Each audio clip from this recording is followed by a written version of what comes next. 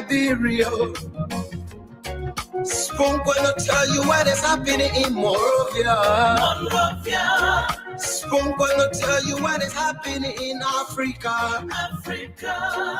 Just to spoon, you ain't know.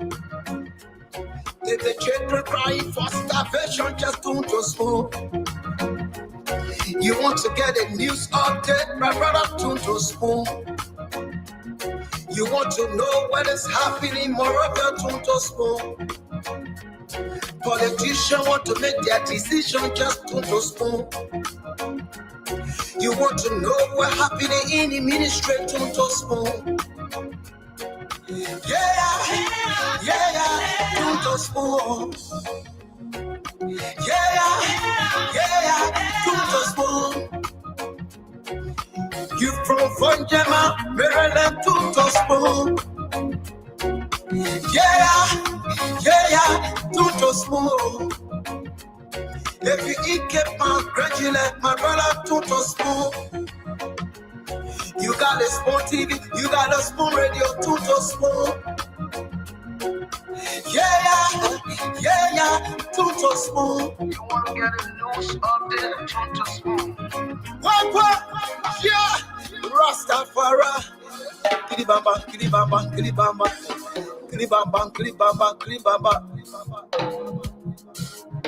What I want?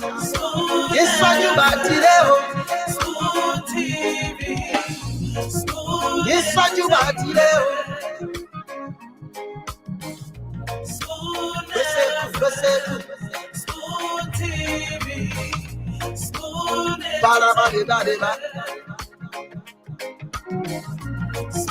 Skidibidi dabado. Spoon TV. Spoon Entertainment. Kua. Wese kua kutuleo. Kutuleo. Toto Spoon. Yes, I information. Toto Spoon. Yes, I Spoon television. Yes, I A special one from the CEOs, Dan coming with the spoon. And your boy, Friday the South and Ben. Charges on the beat. To spoon to get your information. To spoon to be part of our discussion. Spoon television. Spoon radio station. Spoon gonna tell you what is happening in Liberia. Spoon gonna tell you what is happening in Monrovia. Spoon gonna tell you what is happening in Africa. Just to spoon, you ain't know. If the children crying for starvation, just to spoon. You want to get a news update, my brother, to spoon. You want to know what is happening in Monrovia, to spoon. Politicians want to make their decision, just to spoon. You want to know what happening in the ministry, to spoon.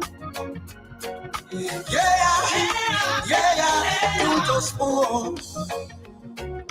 Yeah, to spoon. You from Fonjema, Maryland, to spoon. Yeah, to spoon. If you eat my graduate, my brother, to spoon. You got a Spoon TV, you got a Spoon Radio, to spoon. Yeah, to spoon. You want to get a news update, to spoon. What? Yeah, Rastafari. Kilibamba.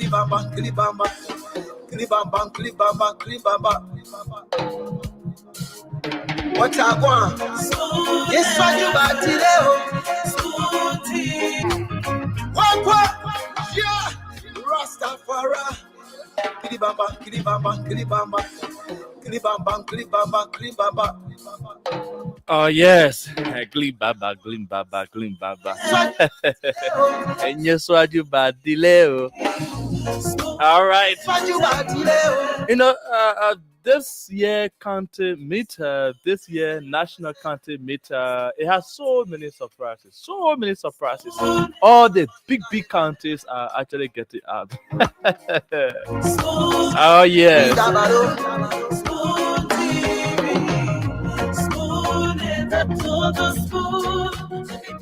All of the big counties. Could you imagine county the Nimba County? It is already out.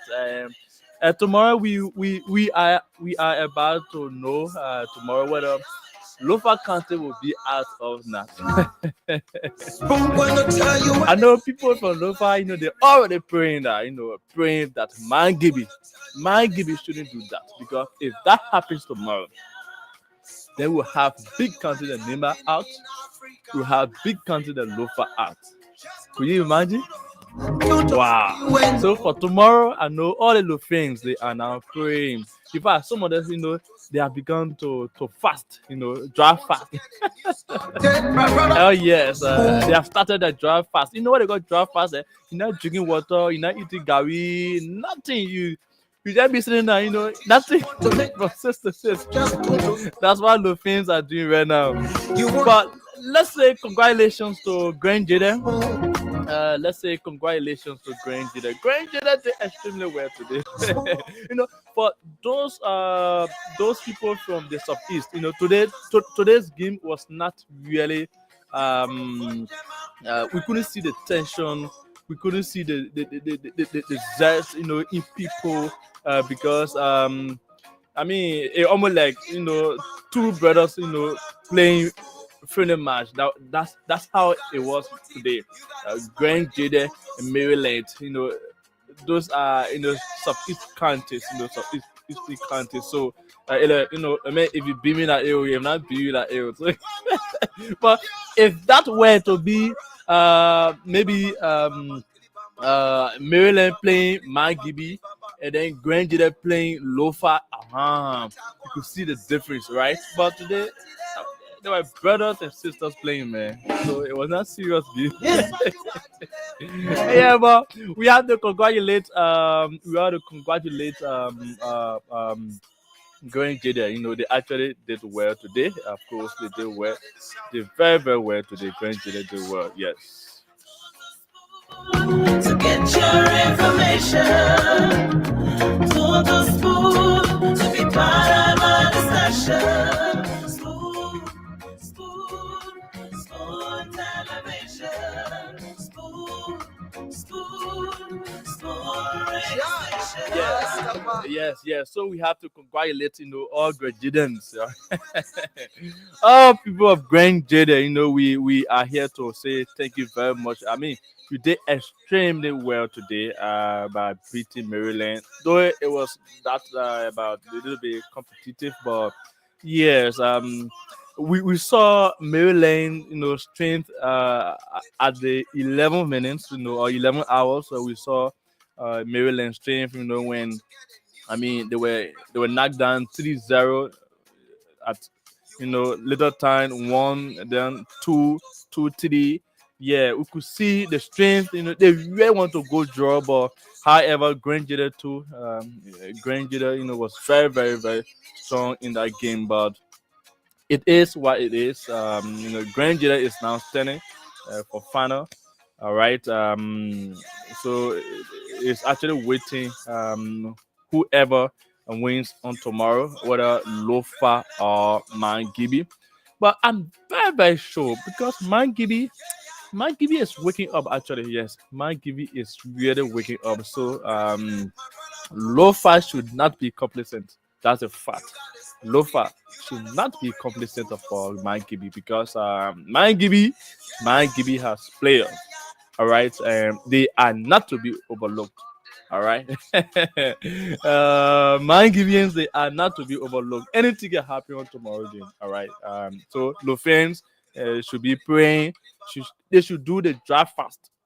All right, Lofans should do the draft fast on tomorrow because Yeah, Mike Gibby, he has strong team. All right, Mike Gibby has strong team.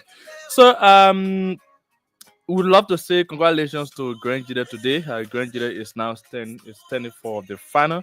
But today, His Excellency President Joseph Nyuma Boakai, arrives into the country today from Dar es Salaam, Tanzania, and I think he brought good news for the people of Liberia. I saw something like GOL submitting about 5 billion energy investment targets. Also setting goal to electrify about 75% of Liberia's population in terms of electricity. I think this is from now to 2030 goal for the Liberian government. So if this is implemented, we imagine from now to 2030, if 75% of Liberia's population is electrified, I mean, it will be actually be good. It will be really really good. We hope that works. The implementation aspect is good. For now to 2030, if we can see 75% of the country's population be electrified, electricity is actually good. All right. Electricity is actually good because through electricity, development comes. All right. You have development through electricity because through electricity you have self employment. Government will not be that more to strain itself to employ more people or employ more citizens. Through electricity people can do their businesses, private sector can boom and what have you. So at the point where you have 75% of the country's population being electrified, I think it will be good. All right, it will be good.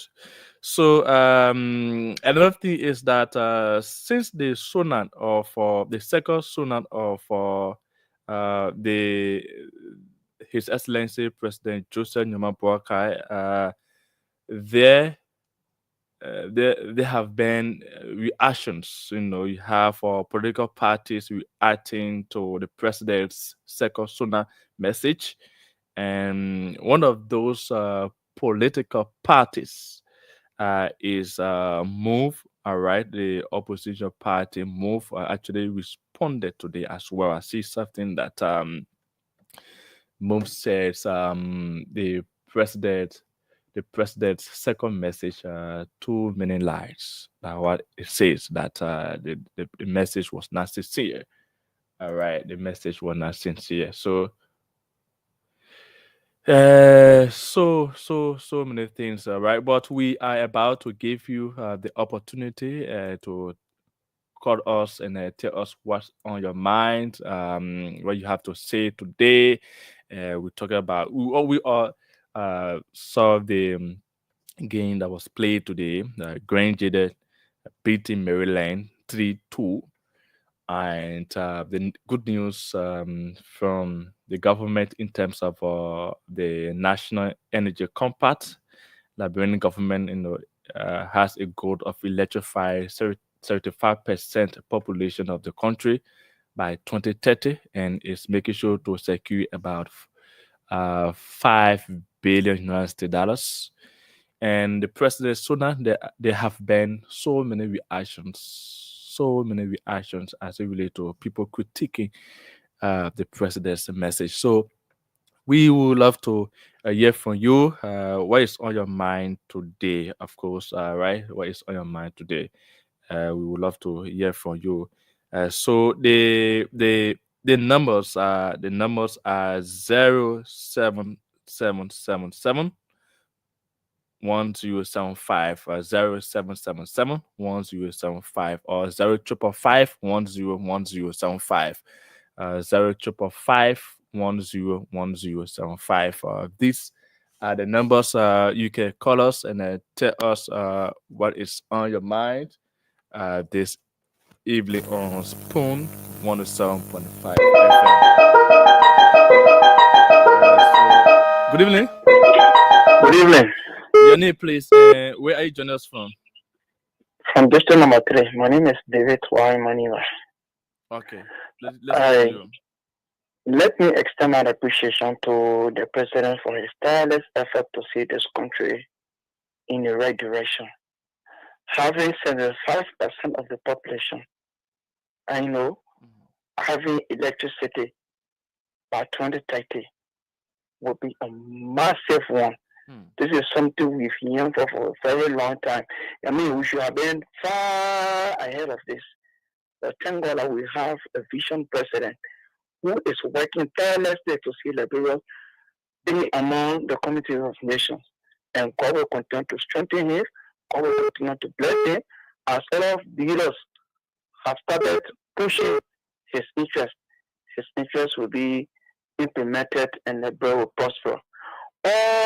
On his sonnet address, look, what do you expect from the likes of CDC, MOVE, and other parties?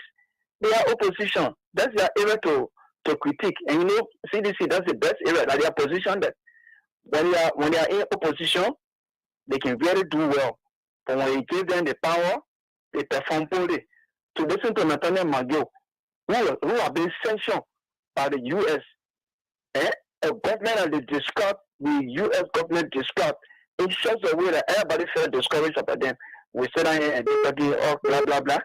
Let them go ahead and talk. That's their area. As they're talking, let them keep the blueprint. So that will do the implementation. Thank you. All right. Thanks so very much for your contribution, your input on Spoon 107.5 FM. Good evening. Hello? Your name, please, and where are you joining us from? I'm James Brown calling from Marshall City. Let's hear from you, please. Mike Gibson. Yeah, what on my mind Oh, is that, you are from Mine Gibby. yes. I mean, you're playing Lova tomorrow. Yes, we're playing Lofa tomorrow. But however, I hear from you, but you can't, we're not in the league again. Oh, yeah. Grand came and beat us long sen. Yeah. Okay, go ahead, please. Yes, I want to say thanks to the people to the government and the people of Liberia for initiating the literacy program. I want to tell the president thank you. I listened to the president at the time he was speaking in Tanzania. I know that you're working on behalf of the country. And also to the so-called rule of law, Lady Coco. I want to make it clear, anybody that is still in the development of this country, or the rule of law, Lady Coco, anybody that is still will use the capital differently. Will not relate. Because it's a rule. See how the government working now. They don't have time. Here is we are looking. But what they want to see, they want for all be in poverty. Now why are you doing those things? You call the president, you not listen to the petty jealousy that they're doing. So thank you, my brother. All right, thank you so very kindly for your input here on Spoon 107.5. Good evening. All right, let's go to the Lone Star line. Good evening. Hello. Hi, how are you? Good. What's your name, please? And where are you joining us from?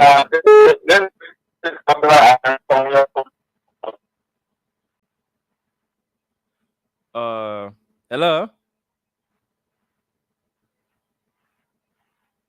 Wow. So the person now is bad. But good evening. Hello. Hello. Please go ahead. Yeah, just stop still in line there. But let's go to the line there. 0777-1075 or 0555-101075 the numbers. Good evening. Good evening. Your name, please. Where are you joining us from? Hello? Yeah, hello. Please go ahead. Your name and where are you joining us from? I'm calling from Lofa, Zozo. Oh, you are calling from Lofa County, from the capital city, Zozo. Yeah, capital city Zozo. Oh wow, it is so I very. really want to talk with Spoon tonight. No, we are about to give you time because calling all the way from Zozo city of Lofa County. That's very far distance there. So go ahead. We would love to listen to you. I will be very, very, very happy when you ever to put money in that college Europe, I spent 1 month now for me to be calling to school at Kenya. And I'm a regular cost listener. All right. So now you have the opportunity. Please express yourself. How is regular caller every night I listen to school. So really Kafala Jakite. I'm Kafala Jakite, put money in or something the day I won't call, you see my number, you please answer me. I'll be very happy. All right. Your number, because you are from a very far away city, Vojima city of Lofa Kate, we are not giving you the privilege. Please go ahead and express yourself. What is on your mind? Zozo City, Lofa Kafala Jakite. My brother, I can just and I even what to do. Every night listen to his school. Because the way school gave up credit, school get. Oh, wow. School. Okay. Yes. Yes. School get all the clerical information. Clerical information that school can get all. I love school more than get like myself. So my brother, thank you very, very, very much. Okay. All right. Because the school, I don't listen to no decision besides school. So my brother, school can do for all. They do great. Water school, all the listeners, the journalists that in school, including you, I enjoy you people so much. But anyway, Liberian people, they have got to know the importance of Joseph Imwabuakai.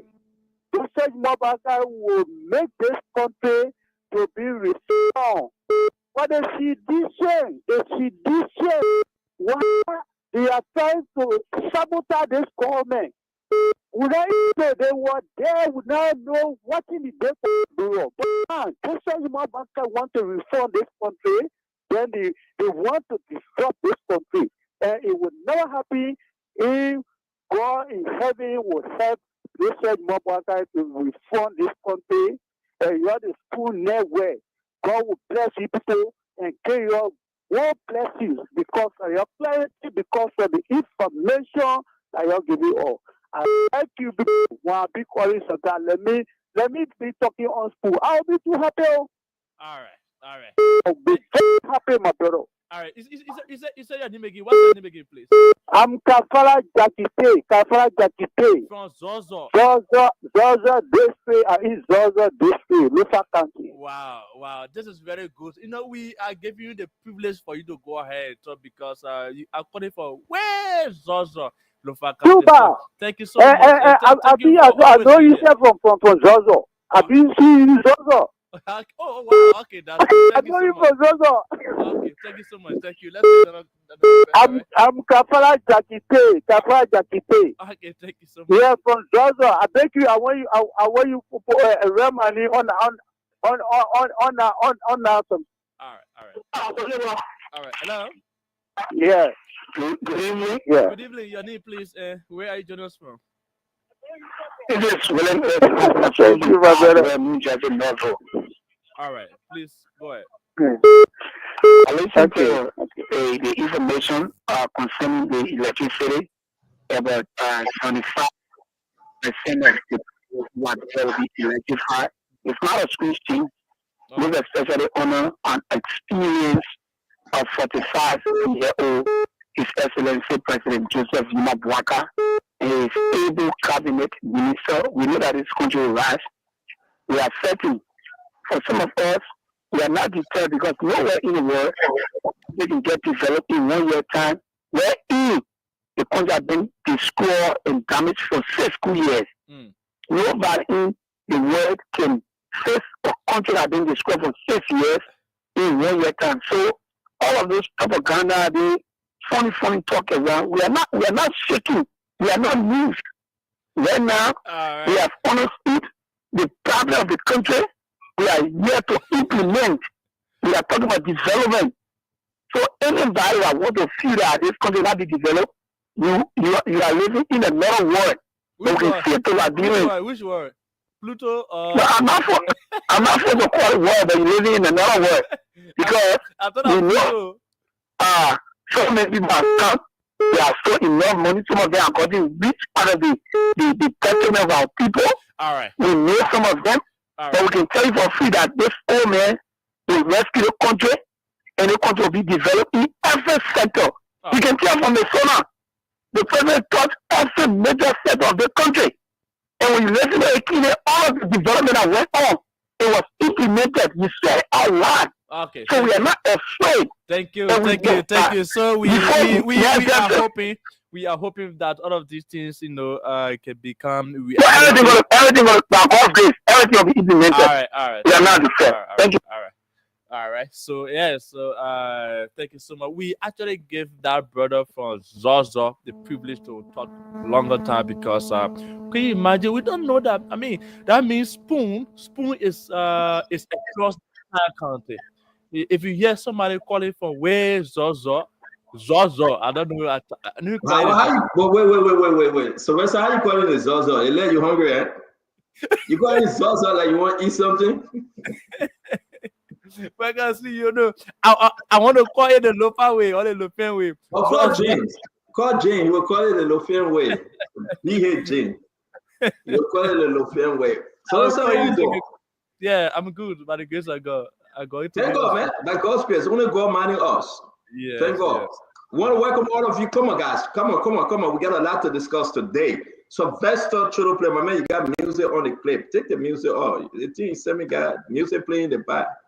Oh, okay. All right. Just redo it. Sylvester, man, I can send me all the bye-bye clip though. And I'll put it in my story. Ivan Gawe, Sylvester send me all the bye-bye clip. Otelo Delon, how you doing? Dubon Sayi, Emma Stowe, Miguel Scott. I want to say Rachel Blackett, Asatu Mensah, Nipo Kotu. Let's welcome everybody. Mohammed Kamala. A lot of stuff happening. Today we're going to have Fadiga and Bauko. We're going to have them today. But something as important. Did you guys watch the confirmation hearing of Henry Samoa today? What he said? The question that was asked by Edwin Mervyn Snow and the rest of the guys. What's going on in Liberia, my people? What was the result from Maryland and Grand Jide? Where Asido? Nobody will give me the answer. I'm waiting for Asido to answer us. Where is Eugene Nagbe? I will tell you what Eugene Nagbe said. He said they were going to beat Maryland 3-1. But I mean, what's the result? Maryland, the counter meet, and Grand Jide. Then tomorrow we have McGibby tomorrow. McGibby tomorrow. Playing Rofa. McGibby playing Rofa. Evelyn Davis. McGibby playing Rofa, Jefferson. I want to understand. First of all, the result from Maryland and Grand Jide game today. That picking they call Sami Do. A lot of he gave in Grand Jide log though. You're watching that man, people coming, the real Sami Do. A lot of he gave in Grand Jide log. I don't know. I'm just saying it. Have you seen? He looked jealous. Samido. But again, he bringing luck to Grand Jide. And my thing I'm saying, be afraid of Grand Jide, Lofa. McGibby, be afraid of Grand Jide. Something is happening. Grand Jide, Aloysius Bobo. I say I don't want to hear the result. Only when I say don't come on the show, then we can hear the result. What's going on? Who won the game? But don't tell me, I'm just asking. Don't tell me. Who won the game? Let's welcome all of you. All of you, Evelyn Davis, welcome everybody. Y'all come on the show. Look at Lofa, I said, might give you 3-1. Look at Lasana Kamara, you're moving. You can't even play football. I will call James for you. But I will say this to all of you. Go on Facebook right now. Share the show. Get all your contacts. Akaris Gray will be on. Gibson Jerry will be on. Glendy will be on. Everybody else coming on. We are about to have a big show because the former deputy director for LDEA, both of them, Bauko and Hassan Fadika, both of them coming on the show. You listened to A.B. Kromah yesterday. You guys coming to talk about what they saw, what led to their firing, what led to that big incident. And you know, they are going to tell it all. They're coming with a lot of documents, folks. But again, this is the Spoon Network. The good, the bad, and the ugly. Are you one of the ugly? Are you one of the good? Are you one of the bad? You have to let us know. Ato Piwi, you from Lofa, that way you say Lofa will win. Ato Piwi, I doubt whether Magibi will say that Lofa beat them, but I will mind my business. Samuel Gatel, good evening to you, Samuel Gatel. Where are you joining us from, Samuel? Pakajara. The namesake can tell you, Pakajara. That nigga can tell you, Sylvester, that nigga coming from straight to Lofa, Pakajara. Oh, Evelyn Davis, I'm Evelyn. How many times you say hello? I don't say hello. I'm tired of Evelyn. But go ahead and share the show. So everybody go on Facebook, on YouTube, on Instagram, and share the show. Nathan Tengbe, Lofa coming for Grand Jide, Roslyn Tenwa, Sally David Clark, Mo Freeman, Mo shot for Mohammed Freeman, Yankwe Malian, Loveti Amani Kromai, Lofty, Daniel Quay, how you doing? Alio Kamara, Alio, good to see you. Saragonsa Collins, Triple C, Mali Allison, Kafosco, what kind of name is that? Satar Hammer, Kwawu, Gloria, Vocal Mobile, Sister Kwawu, how you doing?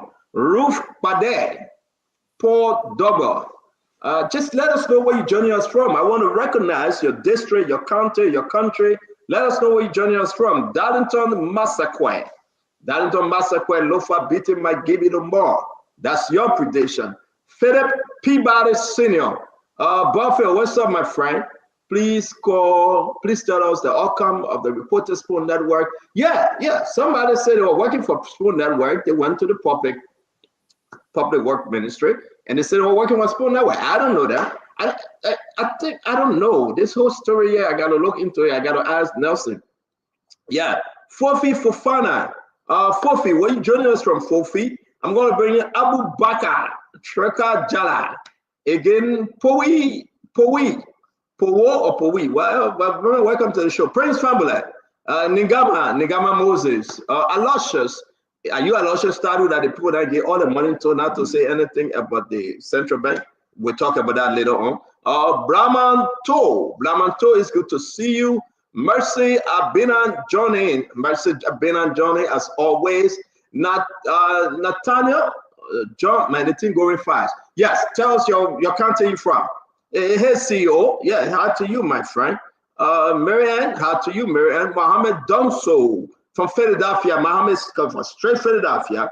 Somebody is watching from Minnesota. Who's that person? Is sorry, it didn't just move fast. Let me put this thing back a little bit. You know, I'm getting older, right?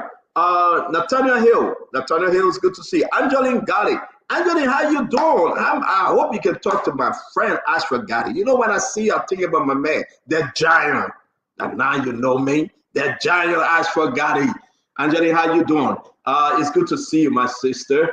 As always, Tikon Dixon, Frederick, Dopo Zoe, Princess Rose, where you joining us from? James Dukley, Everyday Love, James Frank Banga. Good evening to you, CEO. Good evening, Frank. You called him from Magibi. Frank, who's going to win the game tomorrow? You from Magibi. Damon, I'm watching from USA, Minnesota. Damon, it's good to see you. Ayoba Kroma. Now, Ayoba is the one that always call me. My man, I only show you be calling me, but it's good to see you, my friend. Jamel Sa. Jamel Sa has always been. MJ Kamara, what's up? MJ Kamara. Justina Cannon, watching from Philadelphia. Where in Philadelphia you watching from? Where in Philadelphia you watching from? We need to know, Justina. It's always good that you joining us. Asha Keita. I hope now your brother in Minnesota, Asha. That make it give me hot. Miguel Scott. I mean, I don't know where you're joining us from, but it's good to see you.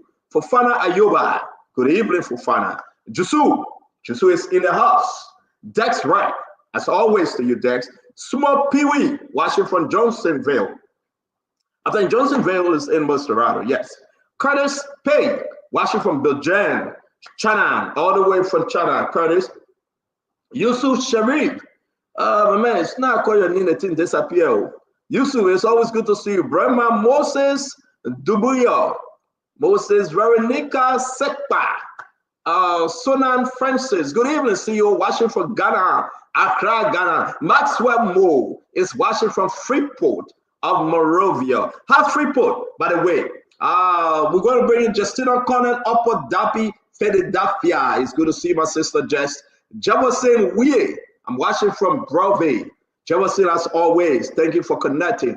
Tell somebody, Jefferson, tell them to come. And when they come, tell them that you invited them. I'm going to bring in Kula Double watching from ELWA. Kolu Double. It's good to see my sister, Louis Freeman. Louis Freeman, how you doing? Let me go back. You said Morris Johnson. Morris Johnson, where you joining us from? Lacra office? No, that's not Morris Johnson. This thing jumping. Forgive me, Morris. May Carter is watching from New Jersey. Where in New Jersey, my friend? I am in New Jersey. I'm here. I'm seated. George Weward Johnson. Georgie, you watching from where? Norway. George Weward is all the way from what? Angelin Smith. Angelin Smith, is good to see you. It's good that we are back. Delta Mill, it's always good to see you. Rosalind Bremer. Come on, guys, let's make this thing happen. Go on Facebook right now. Hit Spoon Talk. Hit share. It's going to go all over. A lot of people are going to come. We're talking about the central bank today. They're about to confirm the central bank acting governor, Henry Samoa. But something happened and we need to discuss today. The acting governor said they pay Aloysius Stadu everything he wanted. They pay all the other bank governor everything they wanted, right? I want to ask you. We asked them, we told the president these people were bad, they ate the money, they stole from the country. But the president, Bushman Keita, Sylvester Gracefin, all of them agreed to pay Aloysius Stadu, pay Yimani Piercy, pay everybody else, and tell us your goal, no lawsuit, nothing. Is that what we asked for? I'm asking you, my fellow Liberians, is that what we asked for? That President Boyka should pay these people. I said, we're going to prosecute them. Seriously. I have all the documents. I asked Kula Fofana when she came on Sunday. I said, Kula, did you guys pay them? Kula, oh, Stanton, you say you get the document, show the document. Kula, did the government pay them? Kula couldn't answer. Let me ask you, Eric Conan, did we ask President Boyka to pay these people money and remove them, or we ask the president to prosecute them? No. What say you? I want to enjoy myself before the other people come on. I'm asking you a question. I mean, you know how much money they gave Aloysius Stadu? A lot of money. I can read everything. I got the document. They gave him a lot of money. Just Aloysius Stadu alone. They gave the man plenty of money and said, my man, we're begging you. Jago said that. This is what I mean. We begging you, Jago said that. Take all the money you want. The man said, I want this amount. They said, we'll give it to you. Wait. Vermont, Richardson. Did we ask President Boyka to pay Aloysius Stadu and the other board members? Or we asked President Boyka to prosecute them? Because the GAC report said there were misappropriation. Fatou Camara, welcome to the show, my sister. I see Governor Clinton in the back. I want to enjoy myself some more before you come in. Musa Boba, what's the question? The question, when we were voting for President Boyka, Barbara Quay, what were your expectations? That Mr. President, job where government people doing a lot of bad things. When you get there, prosecute them. President Boyka said we'll prosecute. Confiscate the property. Go into the bank account and freeze it. Take them to court. Hey, we have to rescue. Hey, the president will do it. Guess what happened? Today, Henry Samoa said they pay those people all the money. I got the documents. I do. I'm hiding the document from Governor Clinton. You better ask me send this morning. I said I will not give him the document. Because you know, if I give it to him, he will carry it to Akari's grave. Akari's grave asked me, I said I will not give it to him. I said, don't ask me. Uncle Sam, they all asked me. I said, no. I will only read this document.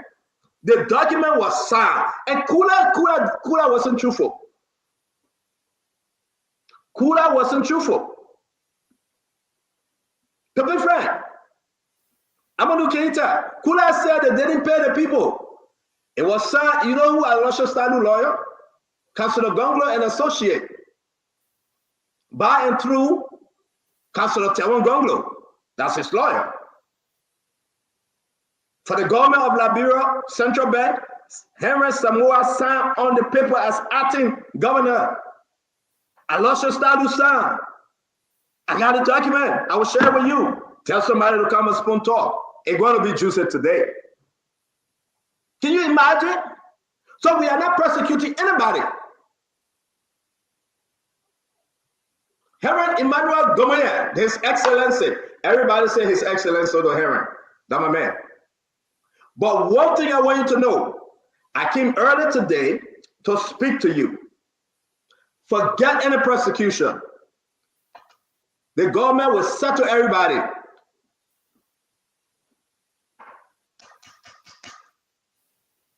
Knock, knock. Who's there? Spoon talk. The government will settle everybody. But Alfred Tamba, you saying nothing again? Alfred, I will not show the document that you say something. I know you're my man, but I will not show the document that you say something. How can we say Alosha Stalu, we got document that he ate the government, the people money, the central bank money. President Boyaki, remove it. He was on tenure. We accuse him of the PSC. We accuse the other bank governors. But today, our government, the rescue government, backing them, say, you please take your money, we're not persecute you. You know another thing? I don't know why government that Clinton keep early today, man. I want to join myself and make it early. Oh, man, that enjoy us here. But you know another thing? The whole fire incident, the government also backing the judge said we got no paper in our hand to charge these people. Judge, we backing you. Give them more time. Anytime they go to court, the judge say, y'all say the people burn the capital building yet. Where are your documents? Where's the story? Judge, we came to say we got to postpone it. We're not ready yet. What's going on? What's going on? Kotu, what's going on? I mean, who's in charge? Who's running this government? Stanton. Who's in charge? Who's no. Governor Clinton, I know you can't spoil my mojo, man, but go ahead. Look, I mean, we said that this government was not. We said the government was not interested in any kind of anti-corruption. It was all charade. The biggest news of today is that the Public Accounts Committee, the Legislative Public Accounts Committee themselves today, or Africa.com, look it up. They are saying that the government is all blah. The government is on the publicity stunt. They have no interest in fighting corruption. And can you write that down? Because after Bauko and Fadiga, we are talking about it. Can you share that document? I'm sending that thing. Who's in charge of Joseph Yima Wakoko Bwaka government? Keke Bwaka. Our own public. Charlie said that gentleman agreement. Who's in charge? Can't you imagine?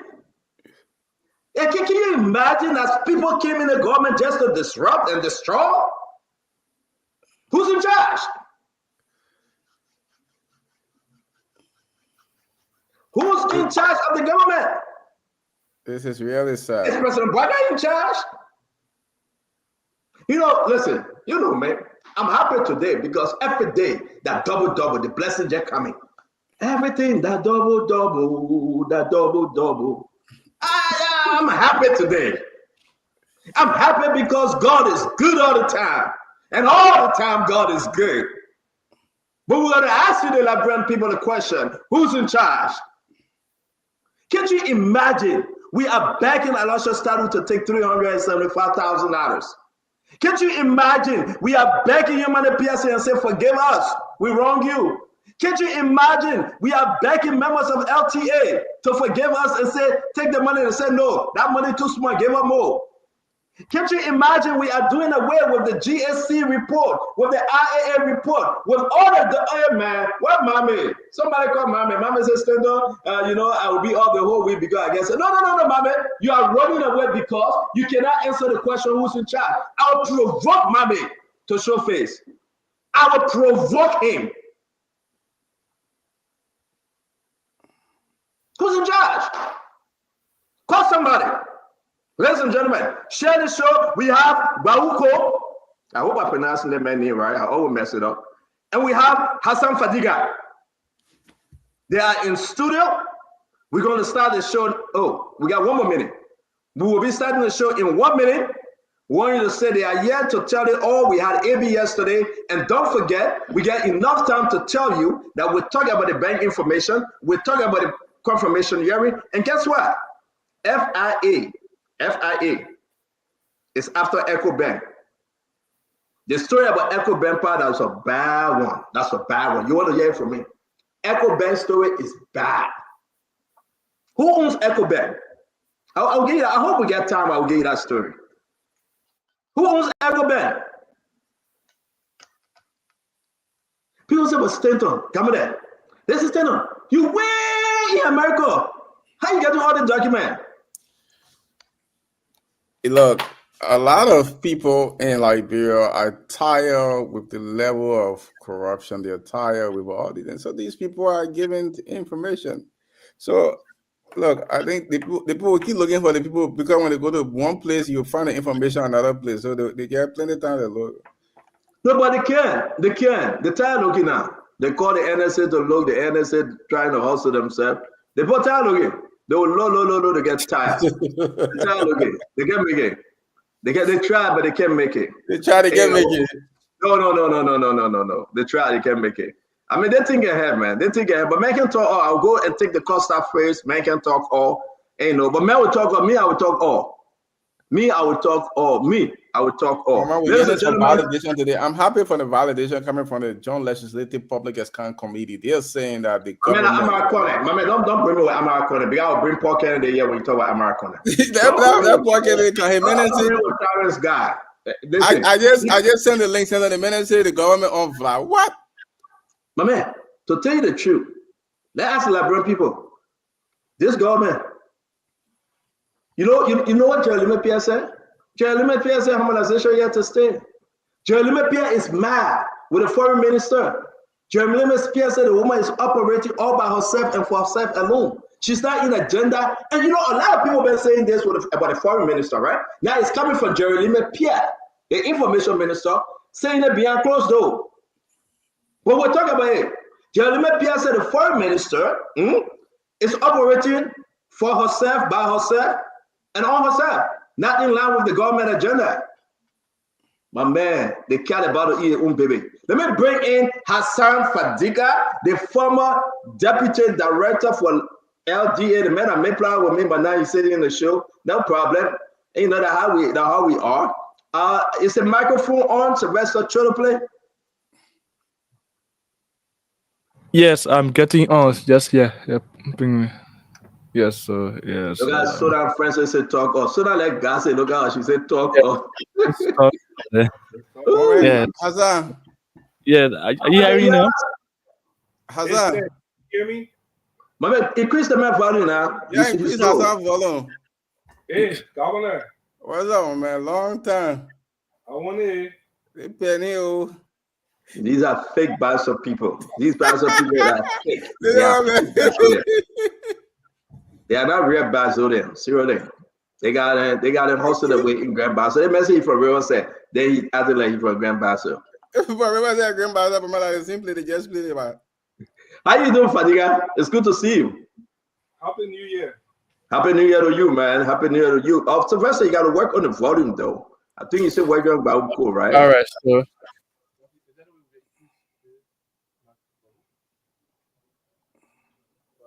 Are you? We're not hearing you also, Sylvester. Now, who in the studio with you? That Nelson? yes, we're trying to increase his mic, all right. But I think that's it. Is that Nelson in studio with you? No, I have with me Johasi. Oh, Johasi. Okay, thank you. Fadiga, say something. Let's hear you now. Is his volume okay now? Try to increase it. Except he speak to us, we're not hearing him. I can hear. I'm hearing him, but I'm hearing him directly from the computer. I'm not hearing him from here. Okay, we try to work on that. All right, so let me put Fadiga in the back while you work on it. Okay. All right, so work on it, then we'll bring Fadiga. Let me hear you, Governor Clinton. A lot is breaking today. A lot is breaking today. A lot of things breaking today. Oh, I mean, what's your take?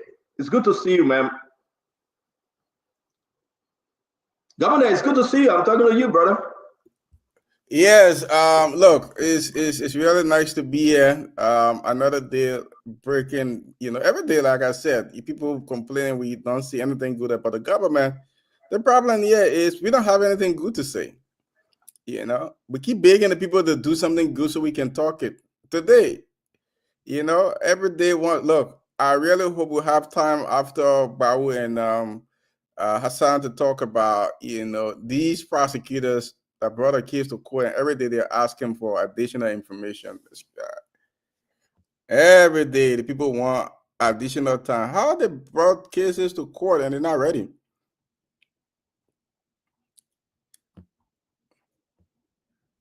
I'm hearing you. Are you done?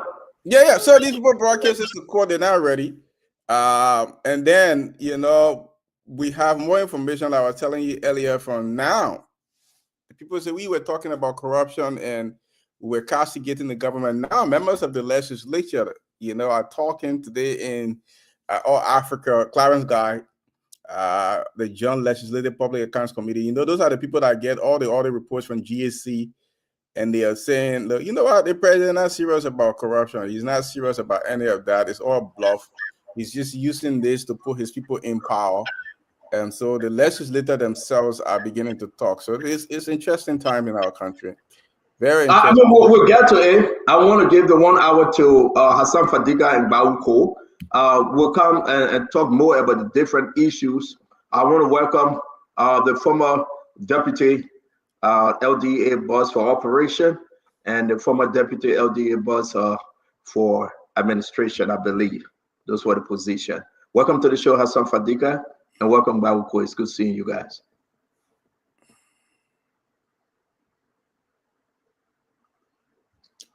Sylvester, we're not hearing them, Sylvester.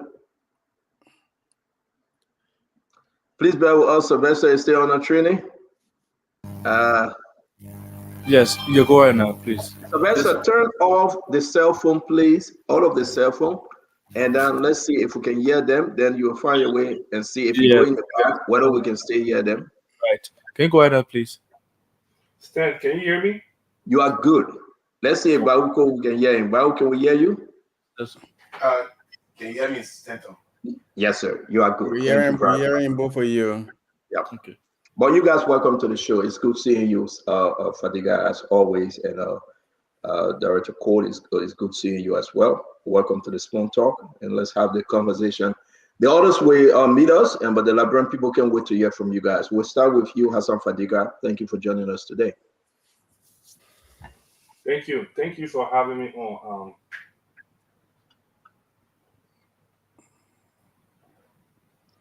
Go ahead, Hassan. I said thank you for having me on. I try to shy away from the radio a lot, but today it's important that we come here to sharpen the contradiction on things that happen at the LDE. And I just want the audience to know that we work in a security environment, and Why we may want to share a lot of information, there are certain information that is closely national and security related. We will not touch it. We will not discuss it. We will be using certain terms, and we are not trying to be evasive, but we are trying to avoid causing more harm. So when we speak, we'll be as candid as possible. We're going to share light on some of the issues. A whole lot of issues, but we're gonna be measured in our tone for all not to avoid crossing our red line with respect to national security. So I just want for the audience to know that, and I'm glad to be here. I'm glad to be able to speak my truth. I'm glad to listen to the panelists and respond to some of the questions they're going to be asking. I'm glad to speak to the consciousness of our policymaker tonight with respect to drugs, and also to have fun while doing it. Thank you very much, Fadiga. As always, it's good having you in studio to talk about the issue. Something is playing in the back. I don't know whether that TV or whether that cell phone or whether that radio. Yeah, I want to welcome you, Bauko. Let's hear you for your intro, sir. Oh, thank you, gentlemen. Um, Let me first say you have a nice setup here. You have utilized technology to the point that some of us who are not very sophisticated in that direction will at least try to, follow your footsteps. I'm very glad to be on the Spoon Talk. I think this is my first time uh, live on your show in terms of physical appearance. So I'm hoping that tonight's discussion will generate new ideas, will clarify some things, and give us a positive direction in working together to continue to fight against drugs and substance abuse. And so I would like to utilize this opportunity to uh, talk about the things that could benefit all of us instead of creating an environment that will become antagonistic to anyone. And so I'm very glad to be here. Thank you very much for the invitation, and I'm hoping that we can have um, an exchange that is beneficial to all of us. Thank you very much, Bauko. We're going to have a fruitful conversation because a lot was said yesterday when we brought in Abi Kraman. He spoke, a lot of takeaway, and he believed that he said it all. So I was glad, to give you guys the chance to come and speak also because what went wrong at LDEA, Liberians want to know, and Liberians want to know exactly you guys' next step. So we welcome you. We say thank you, and to all of our audience. While the guys are staying away, if you have question for Mr. Fadiga and Mr. Cole, push your question. I'm going to read it to them. That I can promise you. But we'd like to start with you, Director Fadiga. You listened to Abi Kraman. What was your takeaway? Well, listening to the former director's statements, I cringed. I I found some of his assertions laughable. Some of them were misinformation. A lot of them were erroneous. And I will start with the Japan keys because I'm sure it was the Japan key he had cited the king on your show to celebrate the success of the Japan keys. If you can permit me to give you a brief history, he said something that was true though. At the time Japan were arrested, we were not confirmed. However, he as Director General, after the case was Japan were arrested, there were a lot of mistakes that were made in the case, and he sought my expertise. And I was instrumental in putting the entire case. I'm sorry, Fadika. Can you please increase the volume of the guests? The folks are saying the volume is very low. Sylvester Chidoplay, can you work? And thank you. So let's adjust the mic. Maybe it will be better. Let's try again. Go ahead, Fadiga. So, in response to your question, there were a lot of statements that were made by the former director. Most of them were erroneous. Some of them were outright lies. And today, we had to throw light. And one of those statements he made with respect to the Japan keys. The Japan, his government name is George Obe. George Obe, after he was arrested, there were a lot of mistakes made in the investigation and in the entire case, from videotaping the entire session seizure to the way the chain of custody. There were a lot of things, and he reached out to me, sought my expertise. I interviewed the 3 suspects that were originally caught. Or there were more, but there were 3. One of them was a minor who Japan was having a relationship with. I interviewed them, and I found out later on that they should be used as a state witness rather than we prosecute them, because there were not sufficient evidence, and it was discovered that they were not directly involved with the sale, manufacturing of the substance that was seized. I proceeded to putting them in custody, and from there, Japan. I will tell you this, Stanton. I'm glad that Japan is off the street, and I think those who we should champion for putting Japan away the most should be the investigator, Connor Mill, and his team, the prosecutor, the court liaison, and all those that were part of the case. I don't want to add myself there, even though I played a greater role into it, but I think those people were the main people that helped with the case. I only got into the process, facilitated the investigation, and also helped. And I will tell you something. Of all the people that I put away during my tenure as director for operation, Japan is the most dangerous guy. Why did I say that? There's something about Japan's demeanor that is difficult to explain. You have to experience it first thing. First, when I got to DEA, Japan was not in custody.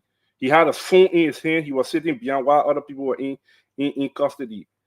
And I immediately proceeded to arresting everybody that was on the ship and detaining them and taking statements from them at that time. From there, he was locked up, but he was a little bit arrogant and cocky, like, who are you to tell me what do all this gonna go away? He was just so confident on himself. And I told him one thing. I said, I don't know who you are, but there's a new day. And look at my face. You're gonna go to prison. Japan did not believe you were gonna go to prison. I took Japan to the court. The case in which Director Kroman is celebrating today, he did everything to honor that case, the Japan case. I took Japan to the court. Japan didn't still believe he was going to go to jail, because during the Weah administration, Japan got away with a lot of things. In fact, we got information that he was providing fuel during the Weah administration to the DEA for the DEA generator. So all the guys knew him, and they respected him, and they were kind of afraid of him. When I took Japan to the court, the judges and whosoever that were in the case, I warned them. I said, if they mess with the case, I'm going to file a complaint against them to the justice minister, if possible, to the president. They didn't want any of that. They ensured that the case was professionally handled. I sent you a video at the Monrovia Central Prison when I took Japan. I, along with 3 people, when Japan handcuffs were on Japan's hand, he started to tremble and tried to look around. And I took it, even in the car, there were DEA agents that were compromised. And when we got to this Monrovia Central Prison, when I took him there with 3-car escort, when we entered the compound, I immediately put those 3 senior the one senior officer on immediate stand down, and I told him to get from the place because he was a dirty cop. From there, I signed Japan over to the Mauritius Center prison official, and then we went. It will interest you to know that the same director of command that is celebrating this guy here, he went to the Mauritius Central Prison to visit Japan. He had a conversation with Japan. He had a conversation with Japan at the Mauritius Central Prison. It gets interesting with the Japan case that this guy is celebrating. After Japan were arrested and taken into custody, in Japan house, the house was under DA control.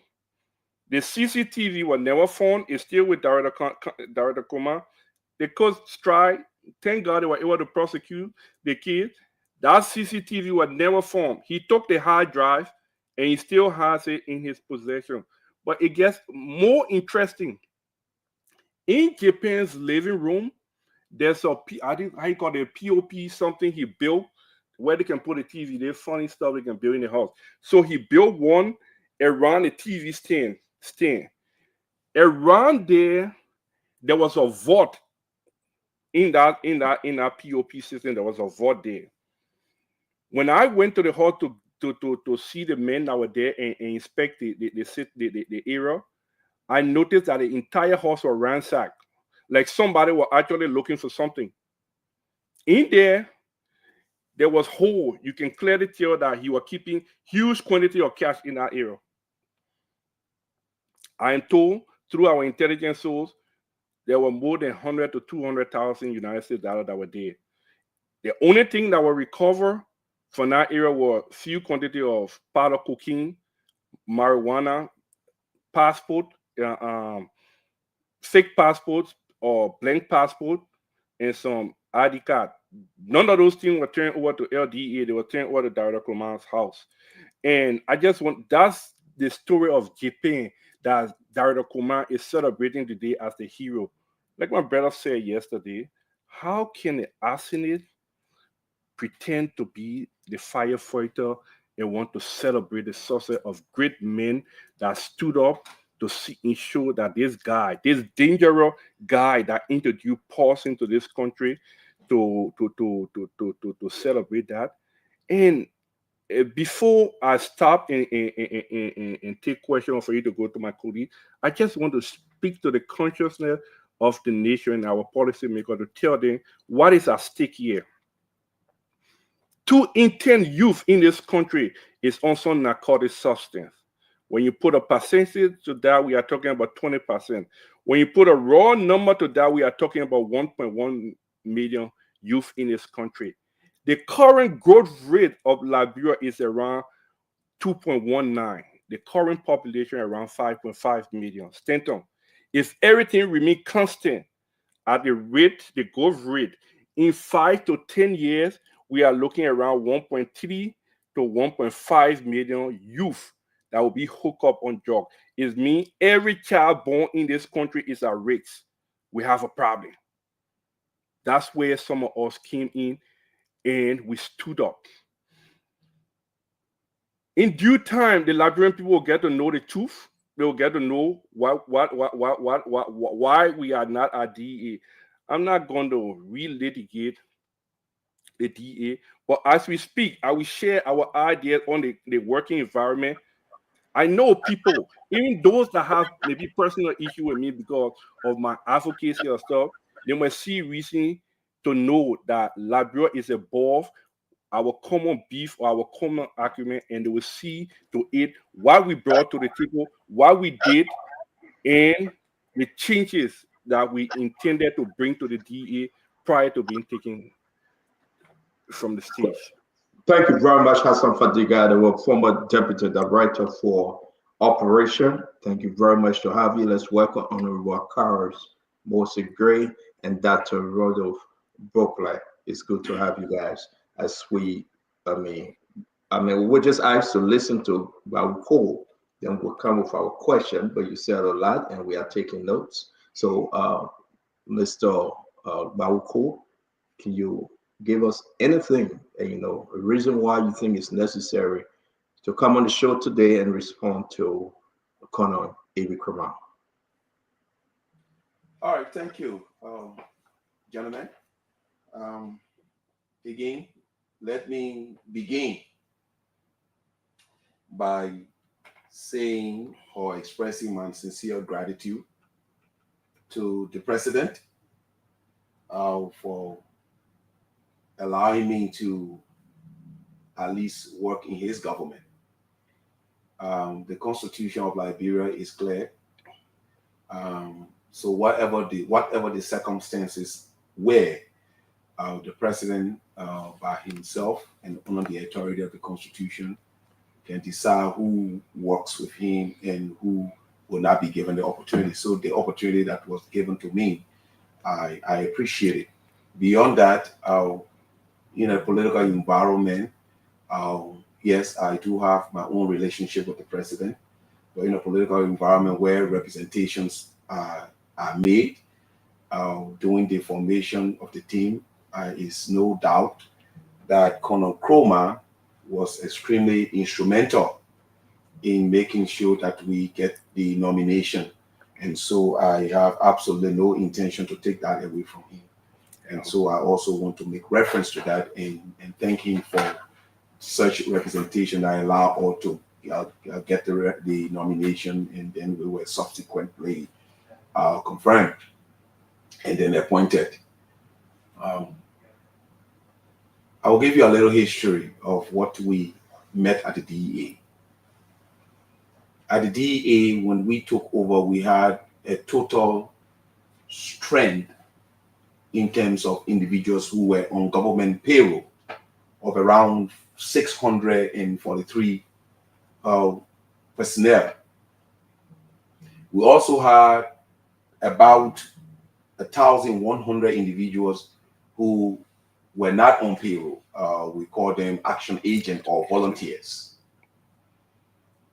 With such an environment, it became clear to who have been extremely difficult. And so as a strategic manager, we had conversation, and I was supposed to lead that process. And so we agreed that we will start our internal vetting, because the number that we are talking about the 643 individual thereabout, we had about 200 and about 201, 202 that actually went through basic law enforcement training or police training or drug enforcement training at the academy. So those that were on payroll, you had just this small, less than 40% of that number that were actually individuals that were certified by the government of Liberia to do law enforcement work in the area of drugs. And so that was something that we had to deal with. And so we initiated a process to do the re-evaluation of the personnel at the DEA. And that process was going well. One of the issues that became a problem at the DEA was that while we were struggling with these 1,200 individuals, who some of whom have been with the DEA for over 10 years, some of them over 10 years, have never been employed by the government of Liberia, operating on their own. There is no real information about their existence.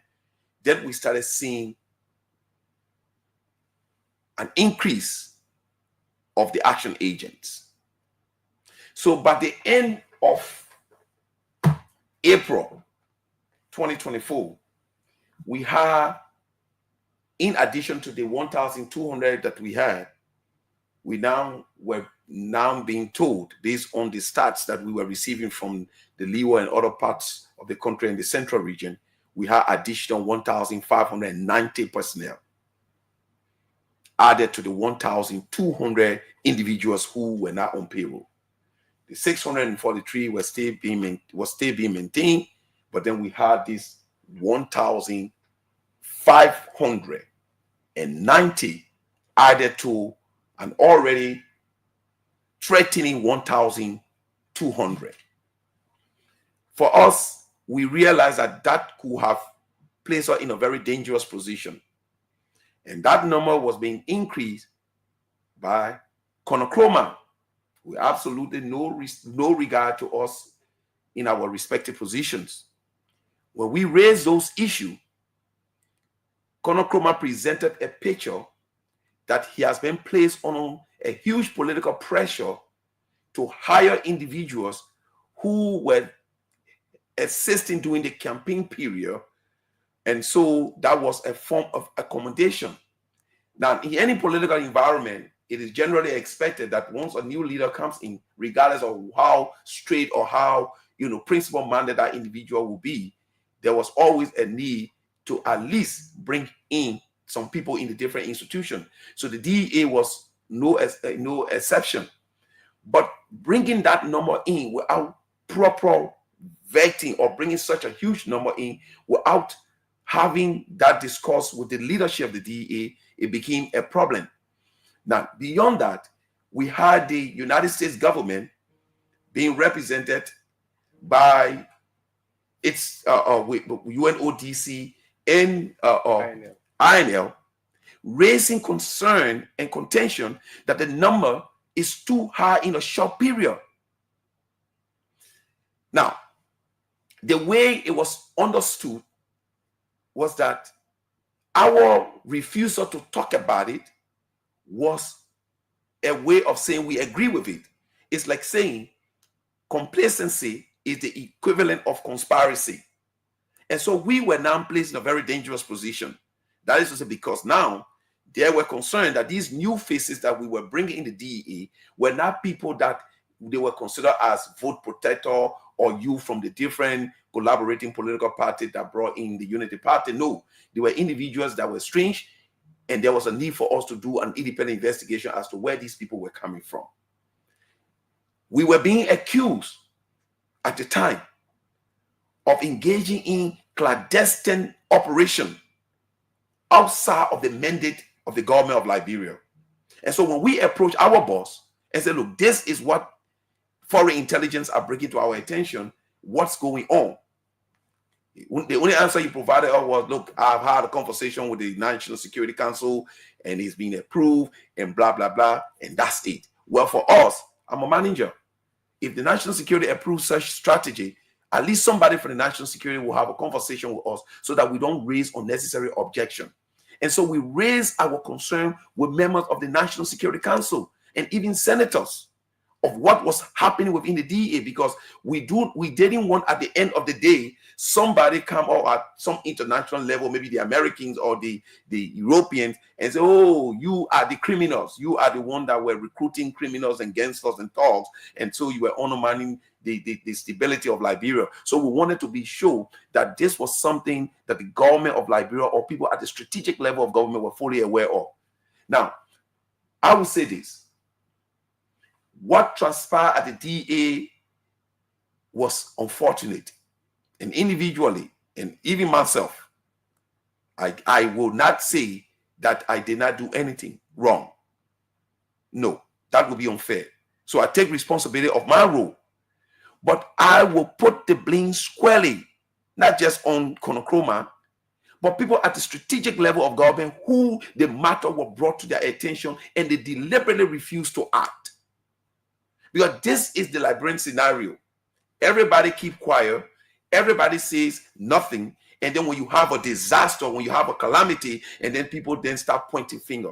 This discussion was elevated even at the level of the Liberian Senate, that we were having some crisis within the DEA, and there were uncontrollable recruitment going on, and we were not. It was important for us to have Konocloma brought in so that he explained the methodology and the rationale so that the government, everyone can be on par. That effort failed miserably. Nobody, and I will say this, nobody within the circle of the president made any effort to bring that to the attention of His Excellency. So we're all on our own. While at the same time, we have French intelligence, we have and British intelligence, we have European intelligence, we have American intelligence right on our tail, pointing finger at us and saying, do you know what you guys are doing? to the point that we were given invitation to go to the United States to participate in an international law enforcement conference. Because of these suspicion, we were rejected. We were refused. That invitation was rescinded. And so for us, we still do have future in this country, regardless of what people would think about us. And so we made effort and engaged Colonel Chroma and said, look, we need to fix this thing. If we are going to have this extra number 1,590 added to the already existing 1,200 individuals that are not on government payroll, the question is, what can we do to make them regular if the government is committed? The budget passed. Then what brought the complication? The budget passed. Not a single dime was placed in the budget for recruitment. That meant we were now stuck with 1,200 individuals who were not on payroll, plus additional 1,590 individuals who we could not account for. Many of whom, again, I will not be tribalistic, many of whom appear to be Guineans. Speaking, some could not even speak English, speaking Soso and other local Ghanaian and Guinean dialects. And so when we made all of the effort and nobody was listening, Colonel Chroma used that because he knew that we were making tremendous effort to stop the chaos that were about to unfold at the DEA. And so when nobody listened, Colonel Chroma used that as a justification to say that the government of Liberia or the president has approved his action and therefore we were insignificant and he could do anything he wanted to do to us or disrespect or in any way and form. Let us be clear. Colonel Chroma was first among equal. We're not street talks and people that you took from the ghetto. Professionals, more than 20 years of experience in law enforcement, very powerful academic credentials and experience. And so now that we were not able to break through to get to the president, Colonel Chroma used that as the leverage to now try to bring us down. So I will go straight to the incident in June 3rd incident. If any of you have any experience in law enforcement or maybe the listening public out there, they understand what a uniformed person is.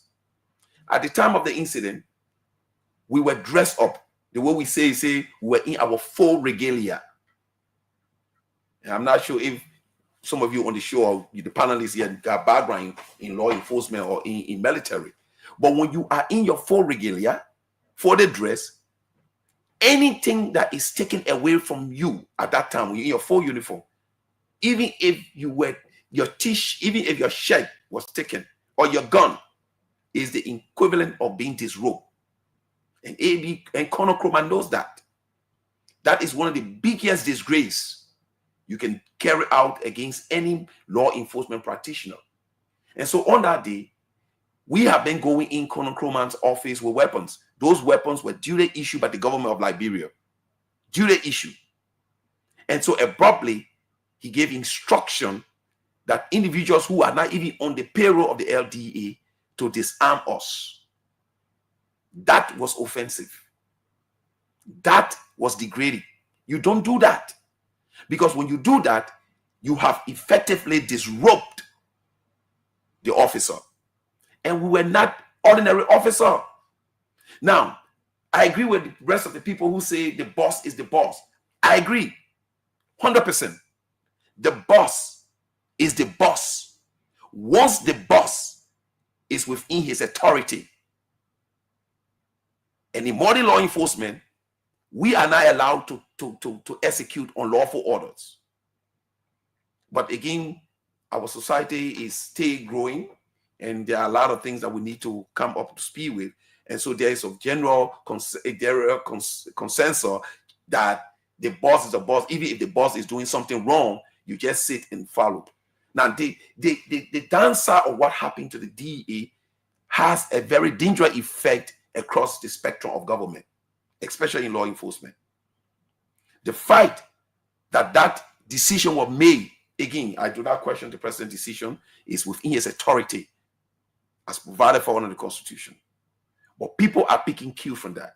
What that means is that when you are operating within an office and you have a boss who is a complete criminal, who is a gangster, who is a thug, who is turning the place into hell, once you are a deputy, you have absolutely no right to contest or to raise issue, because the DA now becomes the reference.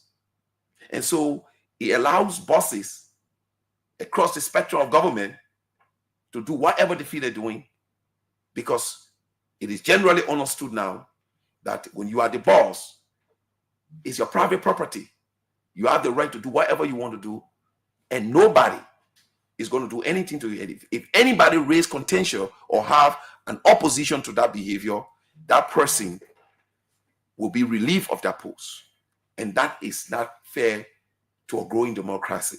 And that's the only thing. And so one of the things that I said, the individuals, the people who are within the inner circle of the president were very unfair. They did not get the message to the president, and so we're left on our own, which made Conor Kromah to believe that he had all right. In fact, that the DA was his slot, like 1990 when they were having a slot. Was gone. We're going to give you guys. Thank you very much, Babu. Thank you, Hassan. We're going to give you guys a chance to come again, allow us to ask questions. We're going to welcome Vendetta Patrick, Gibson Gerald. I want to say to all of you, we have the former deputies for operation and that of administration, Babu Ko and Hassan Fadiga. Yesterday we had Conor Kromah, the former director for LDEA. We are asking you, if you have your question, post your question. We're going to read your question onto them. This is a very interesting program today. Please go online and share our show, and let's have some very, very good conversation. I want to start with you, Babu Ko, and then I will go to Director Fadiga. It seemed like you are concerned about the 1,590 folks, but you pivot a little bit and say, do you think they were all foreign nationals? You were very careful not to say Madingo though, but you said most of them came from Guinea. Can you care to explain I said the ones that we had to interact with. Now, the statistic came from across the country. Okay, all of our satellites, all of our counties, they provided that information. And we will not go to the issue of tribe. This is what I will tell you. Foreign intelligence sources revealed to us that those individuals actually were not Liberians, that those individuals came from across the border from Guinea, and those individuals had some intentions to go back to Guinea for whatever reason. For us, whatever the circumstances were, we were more interested in making sure that we get the right people. Let me hold you right there. And I asked Conor Kromah yesterday on this thing. He denied totally, because I asked him. Let me hold you with my second question on this. They had intention to go to Guinea to cause some instability. Is that what you are saying? Well, our interaction with some of them, again, based on foreign intelligence sources, some of those individuals actually wanted to return home. And so it became a matter of concern for some of us that these individuals were not as Conor Kromah had informed us, because the impression we had initially was that these were people from the ECC, how do you call them? EFFL. EFFL. These were individuals from the EFFL, Unity Party Vote Protection Squad, and all these different collaborating political parties. So I understand that. The Liberians folks are asking you that. You had those information, you had the intel, right? They said these guys from Guinea, 1,590 individuals. Yeah, that's a small group of people. 1,000. Okay, across the spectrum. Yeah, the spectrum. Let's just agree. But you are saying that the U.S. In addition to 1,200. Yeah, okay. I'm not going to talk about the 1,200. You met them there. Am I correct? Yeah, we met them 1,200. Okay. Let's talk about. You are saying that Conor Kromah never had the authority to recruit as per the budget. Okay, so by the end of April, again, by the end of April, the statistics show that we had additional 1,590 individuals who were irregular personnel that were added to the DEA. Already 1,200. So my question to you: all the 1,590, do you think they all came from Guinea? Or they No, were recruited? no, absolutely not. Okay, We so know I that some of them. want you to clear how many of those 1,500 you say Colonel Nkrumah were training to send to Guinea? No, I did not talk about training.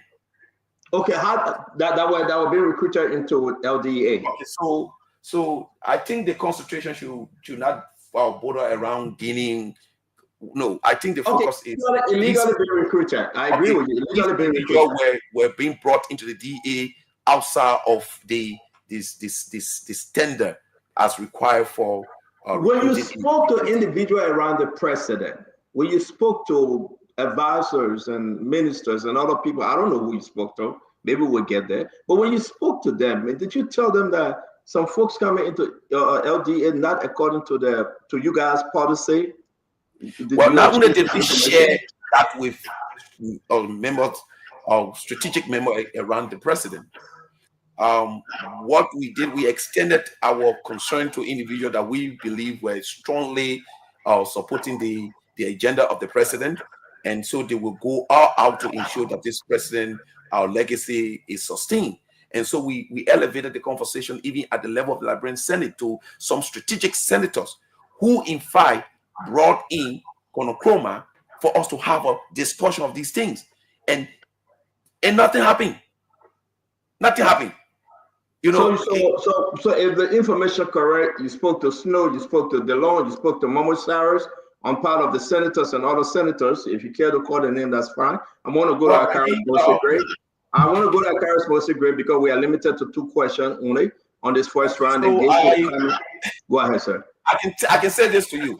Again, we had strategic discussion with senior level senators who I based on what I know about them, are very much dedicated and committed to ensuring that President Boubacar succeed and that his legacy prevail and sustain. And so we directed our concern to them because we felt that they will push this matter so that we resolve the DA internal crisis. And whatever effort they made, again, I do not want to take away from them to say that they did not make effort. I'm very confident that they made effort, but again, the presidency has a structure, and for us, we were not capable of breaking through the structure to get to the president and say, Mr. President, this is what is obtaining at the DEA. We were not provided that opportunity and were not able to do it. Perhaps we never had the capacity to do it, and so it never happened. And the president actually was never informed until the decisions were reached. And I'm not even sure if the president was ever informed as to what was obtaining at the DEA, even up to today. I want to say thank you for my question. I think I can come back. Then I will ask you, Hassan. Let me allow the other guys to come in. Honorable Gray, you go first. I finish now. Yeah. Yeah, my man. I just want work. I can't keep my hustle. I even reach me yet. Oh man, I think okay. We'll slow down, but you got a lot, man. You explain a lot, though. Seriously, I also ask you. Basically, my question is purely non-political. Let me first appreciate Fadiga for coming and bow. And I listened late last night after the show. I woke up and I listened to Colonel A.B. Nkrumah. I just want to set the record straight also before I ask my 2 questions.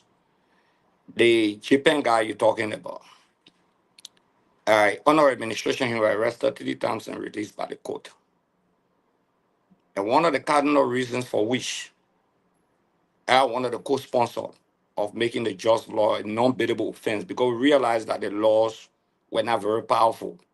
These just guys will be caught and they will be released on bail. So by June of 2023, we have succeeded in passing the just law, and coincidentally, 2024 came and you guys got there. In mechanic view, I don't mince my words. I believe that many of you meant well at the DEA, despite our personal political indifference. I see young people, I don't just bring young people down with the zest, with the zeal, and working with A.B. Nkrumah too, maybe he had the zest and the zeal, and maybe you people have miscommunication. But Bible, you struck a very important national security issue that I've been following because I read other security data across the country. We still have people in the system. The issue you flag about the 1,000, the extra 1,000 that was brought in,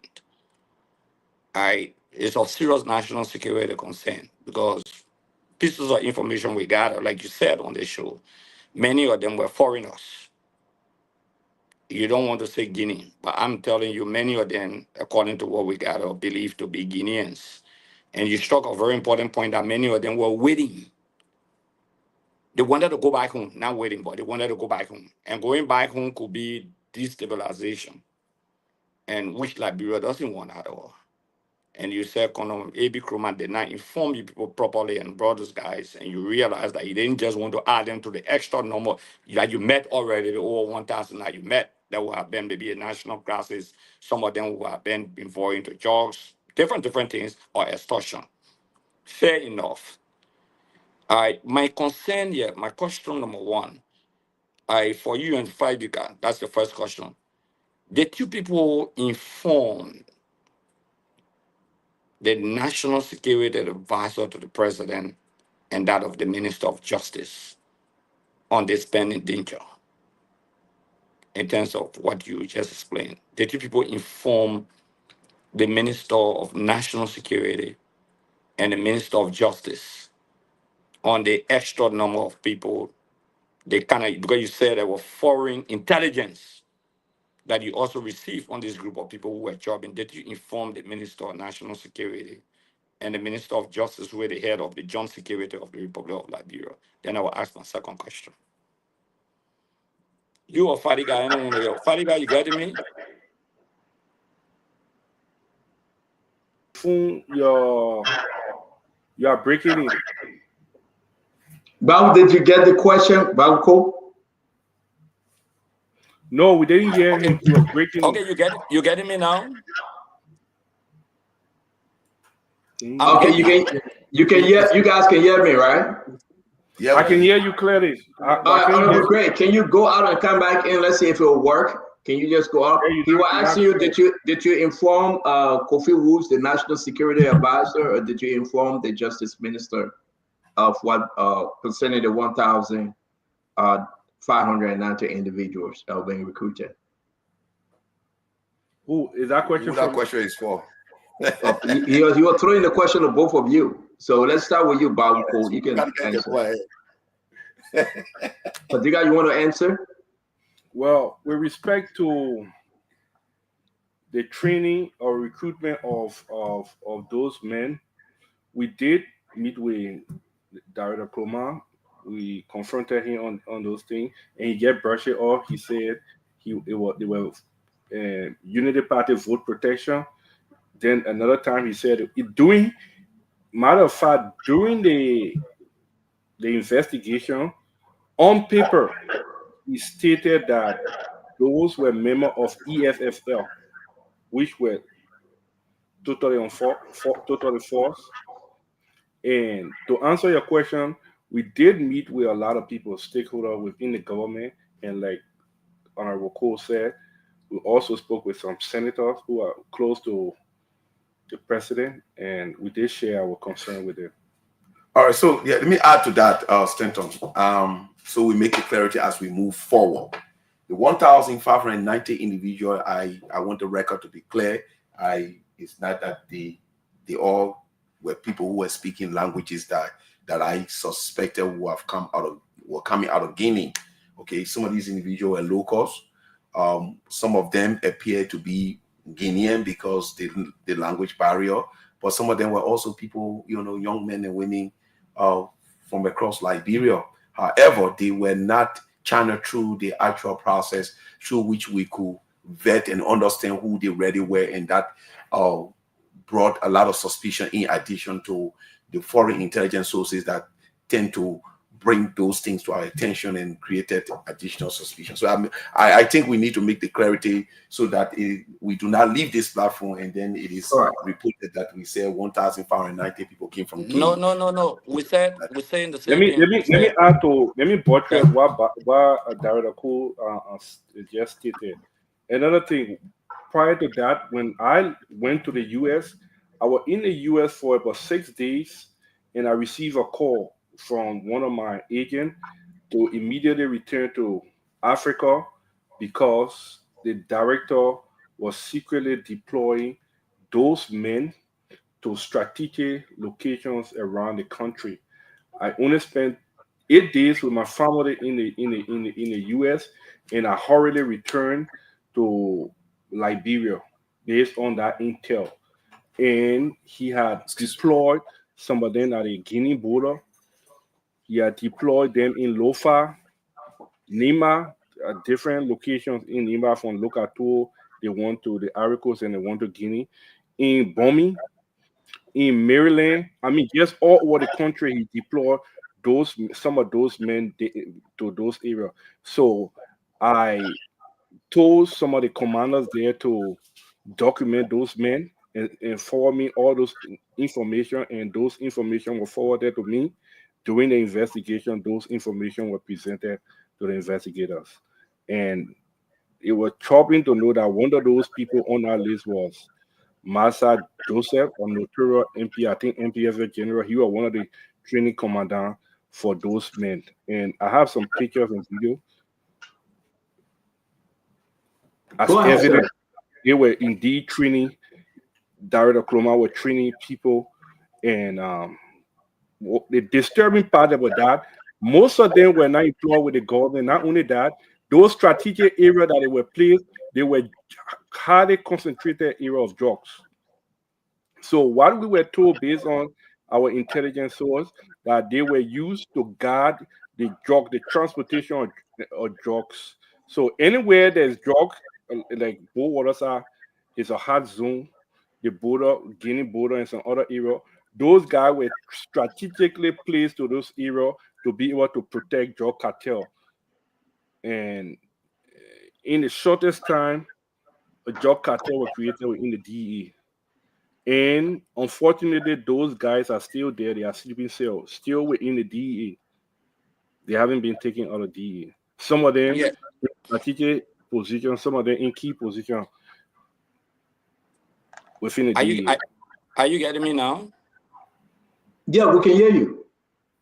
Okay, yeah, because the question Can that you hear Colonel Gray? Guys, Bao, can you hear Colonel Gray?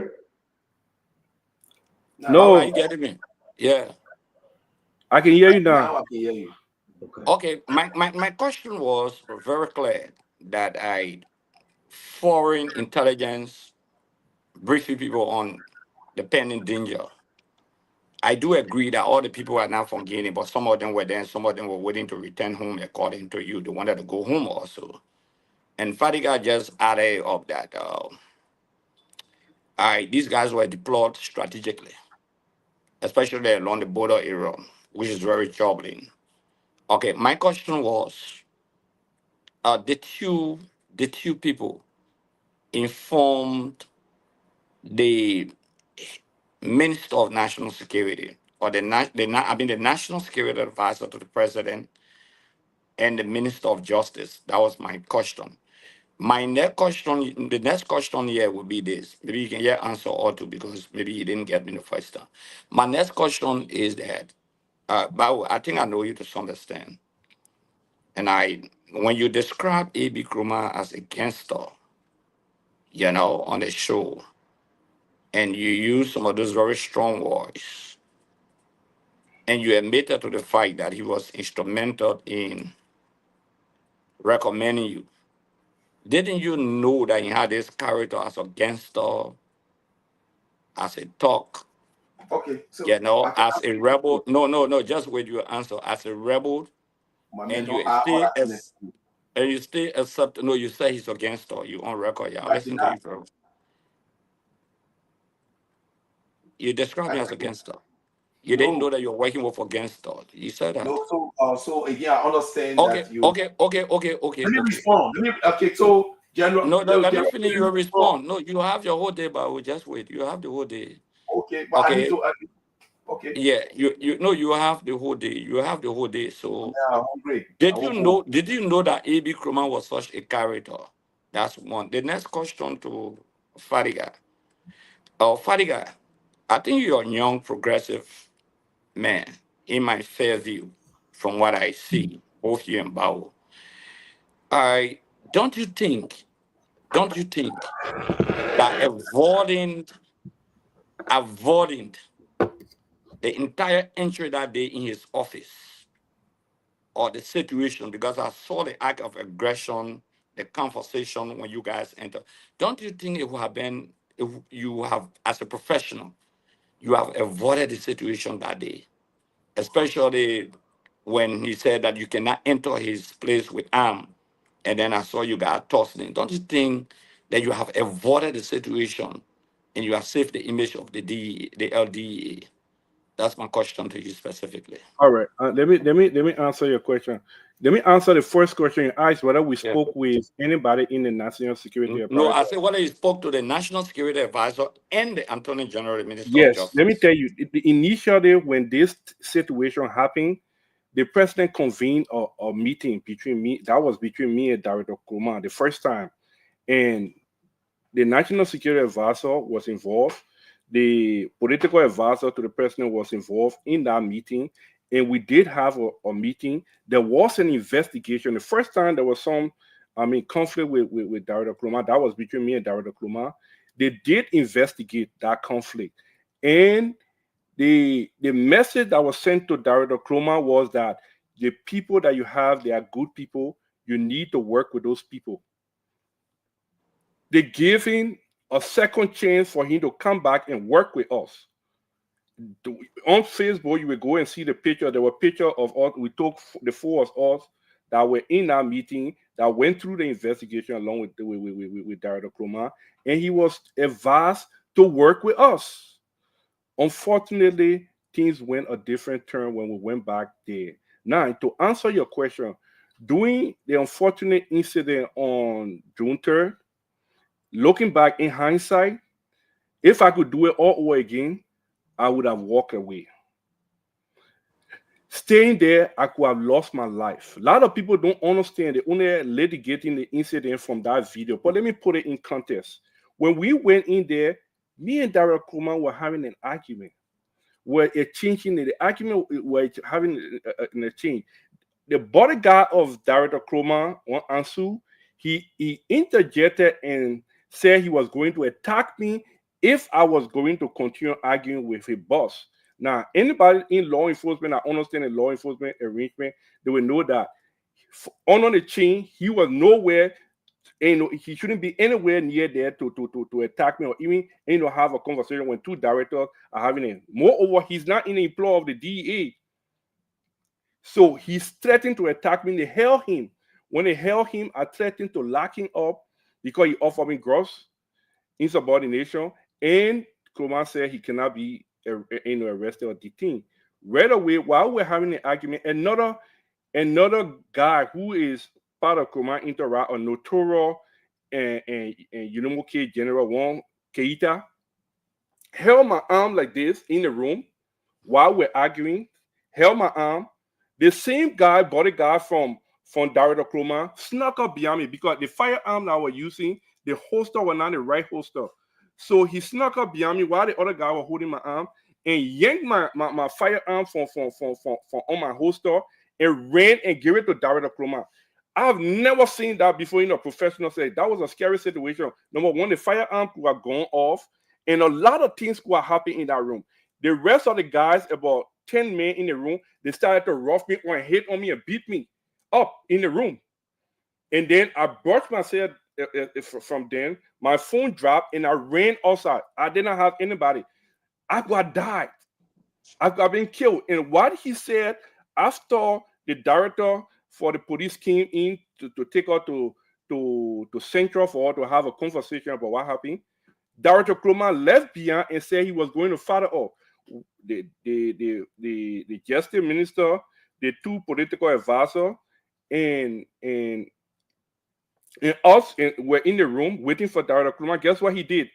He immediately convened an interview. And in that interview, he lied. He said that I was brandishing a firearm and I was disarmed. Now, in the law enforcement context, Brandishing a firearm means I took out my firearm, I was weaving it around like this in a threatening manner. It did not happen. I was beaten. I was hit. I was physically assaulted in our room, and I managed to get away. I could have been killed. So looking back in hindsight, I should have just walked away. And that's where I regret. But again, nowhere in a civilized environment, especially in a law enforcement setting, people argue every day, people curse every day in law enforcement. In fact, I learned how to curse when I started law enforcement. Law enforcement, ask anybody that works in the military in the US and work in law enforcement, I ought to do the course. Thank you, Fatiga. Thank you very much. But we gotta make progress. Let me ask you this question. Is this the gentleman you are referring to shortly? What's his name? Who? That guy name is Cesar Massa. Cesar Massa. He was one of the training officers that Konokoma recruited. Okay. So you say he was from the former NPFL? I don't know, but I know they say he was a rebel general. I don't know. He's from the MPFL. Okay. All right. So we have some information I will be sharing with you. Let me bring in Vandela. From the MPFL, yeah. Sorry, Gibson, Jerry. Gibson, yes, sir. Yes, sir, Babu. Babu didn't answer the question. Okay. Go ahead, Babu, please. All right. So thank you, Honorable Gray, for such I would say technical question. No, man, Babu, that's good question. First thing is that, let me be clear, I have not referred to Konokoma as a talk or hooligan or gangster.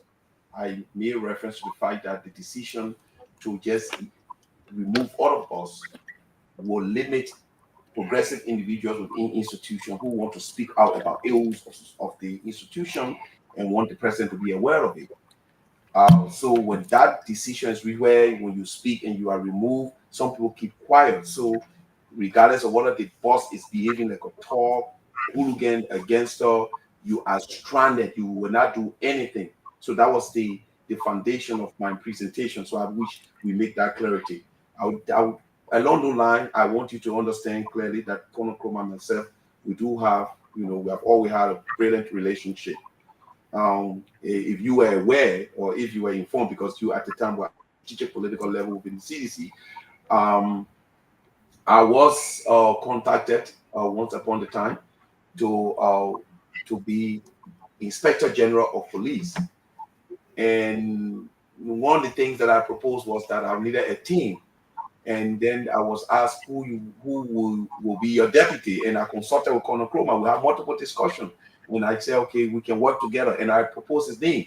Unfortunately, that name actually sent storm all over the place. And the former mayor actually was very clear and said, look, if this is the only guy that you have to be a deputy, it's not going to happen.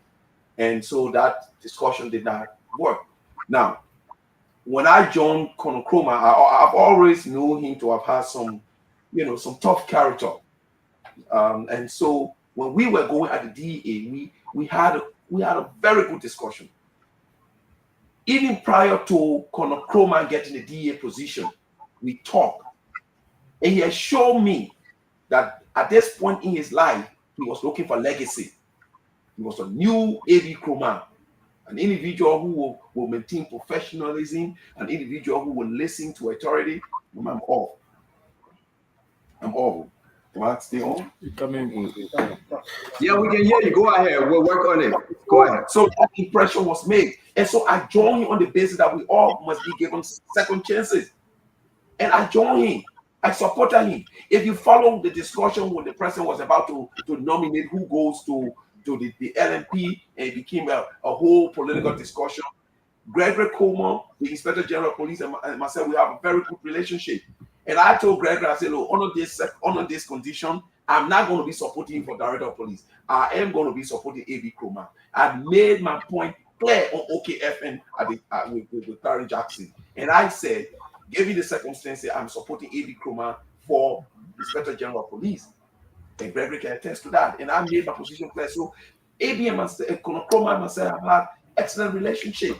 Except that, when we got together to work as a team, then things start to change for whatever reason, whether it was a political reason, whether it was a matter of greed, or it was an issue of misunderstanding, whatever the rationale behind actions, where it was, I don't know. But I can tell you, we have had great relationship. But he dropped the ball. And I'm not going to blame him squarely for everything else because I contacted him many times. Even now, he doesn't answer my call. He doesn't want to talk to me. Had Colonel Crowman taken leadership from the very beginning, from the onset of that June 3rd, and call his team together and say, we are men. Let's resolve this thing and go to the president and see how best we can reconcile some of these things. I will listen to you. This issue would not have been elevated to the level where it has come today. And so that's a problem. So it's not that I hate Colonel Crowman. No, I do not. He's a cool gentleman, and I'm hoping in the future that there will be some adjustment that that he could adjust. And let me ask you a question, Bawuko. Thank you, but let me ask you a question before Gibson comes. Do you think Colonel Crowman is a drug cartel? Well, I will not. I think that question for Fadiga because I think he may. I will not. But the question for me, I will answer it. Well, you see, when people are not informed and they're supposed to have the information and they are left in the dark, and there are a sequence of events that create multiple suspicion, then anyone in that position will want to suspect that Colonel Crowman was involved in or was involved with the cartel. Now, I'll give you a classic example. While at the DEA, foreign intelligence sources provided a whole list. That intelligence came through, multiple local intelligence and the foreign intelligence will work together. They lined up all of the individuals who were the pillow of the drugs operation in the country. When that decision was made by Fadiga for the DEA to stomp those guys or weed them out, Colonel Crowman objected. Now, according to him, that was a strategic, approach. That is to say that these very dangerous drug dealers were now DEA informant. Now, the rationale for such decision up to today, I don't understand. But what was happening at the DEA, drug dealers were now complaining that the DEA was fighting in favor of one group of drug dealers against another group of drug dealers. So to say that Colonel Crowman was involved with drugs, I have no evidence to that, but there are a sequence of events that could create that kind of suspicion. Do you think, again, and thank you very much, Honorable Fadiga, is Colonel Crowman a drug dealer? Based on the information, remember, I was served as director for operations for the Liberia Drug Enforcement Agency. So the intelligence, the manpower, and the entire operation of the Drug Enforcement Agency rested on my shoulder. I spoke with some of our foreign counterparts from the European Union, for example. I cannot call the exact country. And it gives me an intel of a Lebanese national who is a major importer of cocaine in this country. And they told me not to share that information with Colonel Crowman. Do the math. I went and I investigated. It's part of security and providing security for that individual. Every Friday, one of his men who is not in the employ of the DEA, he's currently assigned to the Freeport of Monrovia, which is a drug hub. Every Friday we go and visit that. So is he a drugs runner? Is he a cartel leader? AB is heavily involved in drug trafficking. If he's heavily involved because you was on the operation, based on your intel that I've had, did you report him, Fadiga? Yes. Did you report him to the government that the director of LDA is heavily involved in drugs operation? Our international partners are aware. Did you report him to the government? Multiple people have taken pictures of him sitting down with noon. As a director for operation, did you report him to the government?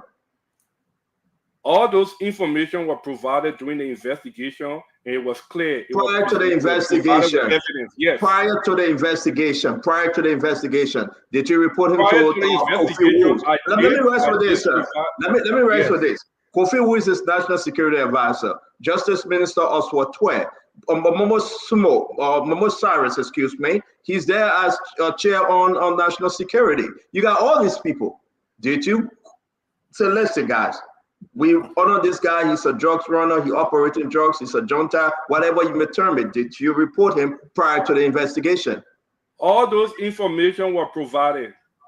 I spoke with individuals, and all those information were provided, not in words, it was also provided in writing. Prior to the investigation? Were provided with evidence. Prior to the incident that took place? Yes. And remember, our goal here was not to go after Conor Coman in a sense. No, I understand. I want to bring the other guys in. I beg you, over 1 hour, I want to say. Let me clarify something. This is what happened. Our international partner reached out to us and they told us this. They said, the onus is upon you guys to do something about your country. If you don't stop Conor Coman, in the next 1 or 2 years, he's going to be one of the most powerful men in this country, and he's not going to be stopped because his operation is to tip the balance of power within the drug cartel. That was the intelligence that we got. That was one of the reasons that we decided to file an official complaint to the justice minister. Well, you filed a complaint. You filed a complaint after the incident, though. You didn't file a complaint prior to the incident. Prior to that, yes, I did meet with people. I even went to. And you tell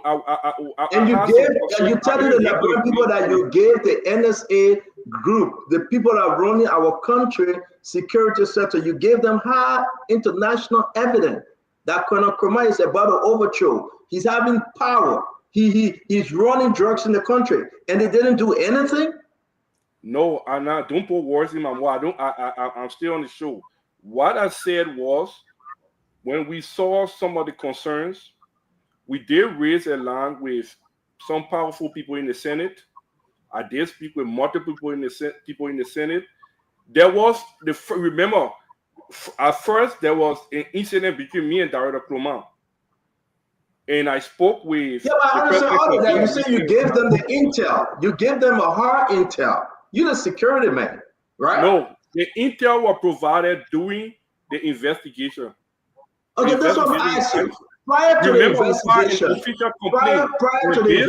Fadiga, did you, prior to the investigation, I'm not talking about the investigation, did you give the NSA group in the country any hard intel from your international company? I didn't know about NSA. Me and NSA never discussed. Okay, not Kofi Woods, Justice Minister. Did you give them any hard intel? Okay, Gibson, come in and we'll go to our. I never discussed anything about national security with the NSA. Me and the NSA never had any discussion. Me and the Justice Minister never had any discussion. The only time we'll file an official complaint and give it to him. But I did meet with some stakeholders, other lawmakers.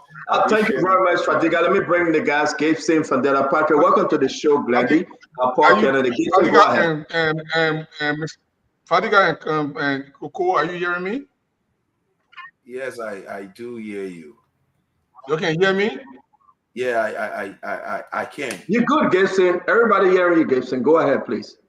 Okay. I'm going to go straight to after AB appeared yesterday. People sent me a bunch of information that I'm going to be asking direct question from. I'm not going to sugarcoat anything.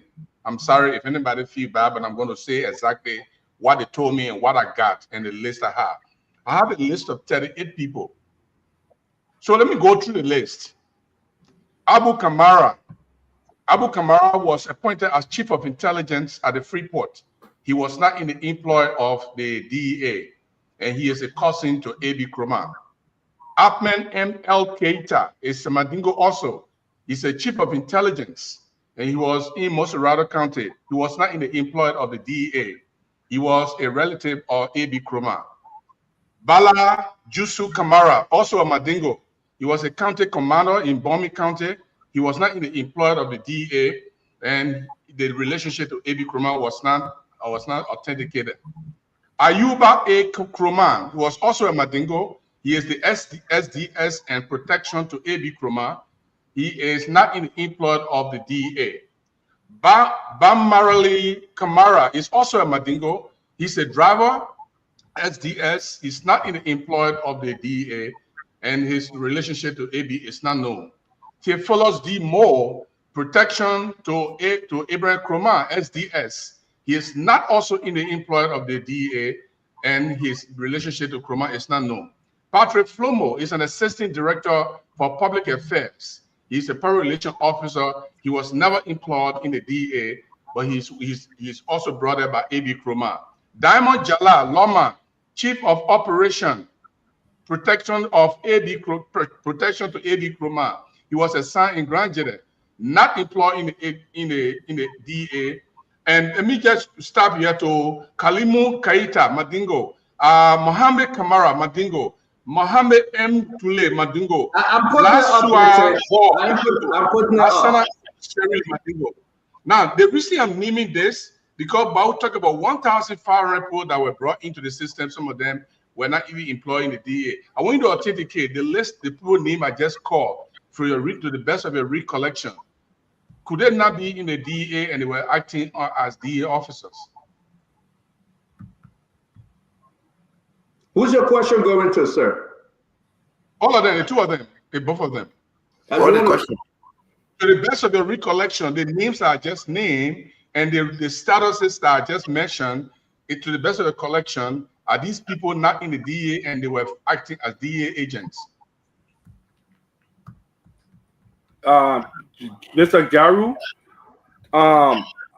as director for operation, honor my duties, I'm supposed to recommend men to the director for the different satellite stations in different counties. Those names were true. As probably as it is, they were predominantly members of my tribal group. And that was another disturbing issue that we raised. In the 21st century, in the 2024, it shouldn't be happening. And you look at that list, they held a strategic position, and all of them were predominantly members of my tribe. The list is true. The list is accurate, and they were not employed with the DEA. And you read the act that created the DEA on the duty manual, it clearly all these things are violations of the act. To serve in some of those positions, you have worked within the DEA for more than 8 years, and you have to grow from within. And most of the decisions were now with the acquiescence of the two deputies, especially the deputy for operation. Thank you very much. Let me ask my second question. The list is accurate. Let me ask my second question. There's a lady that worked at the DA. Her name is God Lord. She is assigned to A.B. Kroma. She is an alleged drug peddler. And another lady who is also close to A.B. Kroma, according to my information, is called Quita. Can you verify these two names so that nobody lies on A.B. Kroma? So God Lord is not a lady. God Lord is a notorious drug dealer who was protected by AB. And I'll give you a specific incident. Mm-hmm. God Lord is a high-value drug dealer that we received intelligence from our international source that he should be arrested. When I put a team together to arrest God Lord, AB said God Lord will honor his protection, and he angrily stated that God Lord should not be arrested. It got even interesting. There's a guy called from Sierra Leone National called Fode Kalon, and all these things can be verified. Fode Kalon is currently at the Monrovia Central Prison. Fode Kalon brought in some consignment of kush from the Sierra Leone side, and God Lord should have paid Fode Kalon $5,000 United States dollars the following day. When Fode Kalon brought the drug the next time, A.B. Kroma, remember with all my acquiescence as the director for operation, planned an operation, and according to him, it was a controlled buy situation, and they arrested Fode Kalon with a G. Fode Kalon was set up and you were arrested with the drugs. Now, on our law, possession, transportation of drug is not billable, is a crime. So he was arrested and prosecuted, and not prosecuted, but forwarded to court, and he was sent to South Beach. Interestingly, the money was not given, and God law were protected. Even the drugs were not turned over to the LDA. The drug were left with God law. Nowhere, no law enforcement institution in the world, in a controlled by situation, will arrest the drug and leave it with the confidential informant. That drug was left with the guy. AB refused. In fact, he put me on stand and he put the whole agency on stand down for God law. He said God law will honor his protection. So God law is a male, he's not a female. Quita is one of the most dangerous female in this country. In fact, our intelligence source put her there about on the list about 5 times. Quita was spotted at the LDA headquarters by one of my intelligence agents, and she was secretly, her photograph was secretly taken. And I reached out to in Konokoma office where another notorious drug dealer to another female who were also assigned within Konokoma entourage. So when they sent the photo to me, I reached out to him. I said, man, this lady is in your office. What is she doing at the headquarters? He said, oh no, she's a recovering drug peddler, and I want to use her as an intelligent officer for all the people. Anybody that know Konokoma, they know his ways of war, how you brush her teeth and something. So I found that very interesting. I said, this lady, I had a search and seizure warrant to go after her. She's not sort of, he said, yes, she's not, and we just brush it off. But he protected her too. To this day, she stay on the street. Gala is still on the street, still under AB's protection. According to my second question, according to so the information there is I don't know, it's accurate. According to one cater who called me. A second or third question. Yeah, no, a second question. You did the list, and then you did a second question about the woman. How you did that second question?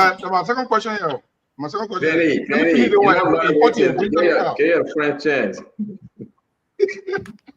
According to one cater who called me, I can't verify his name or who he is, whether he pretending to be a cater or not a cater. He said that there were 465. I hope the figure is correct.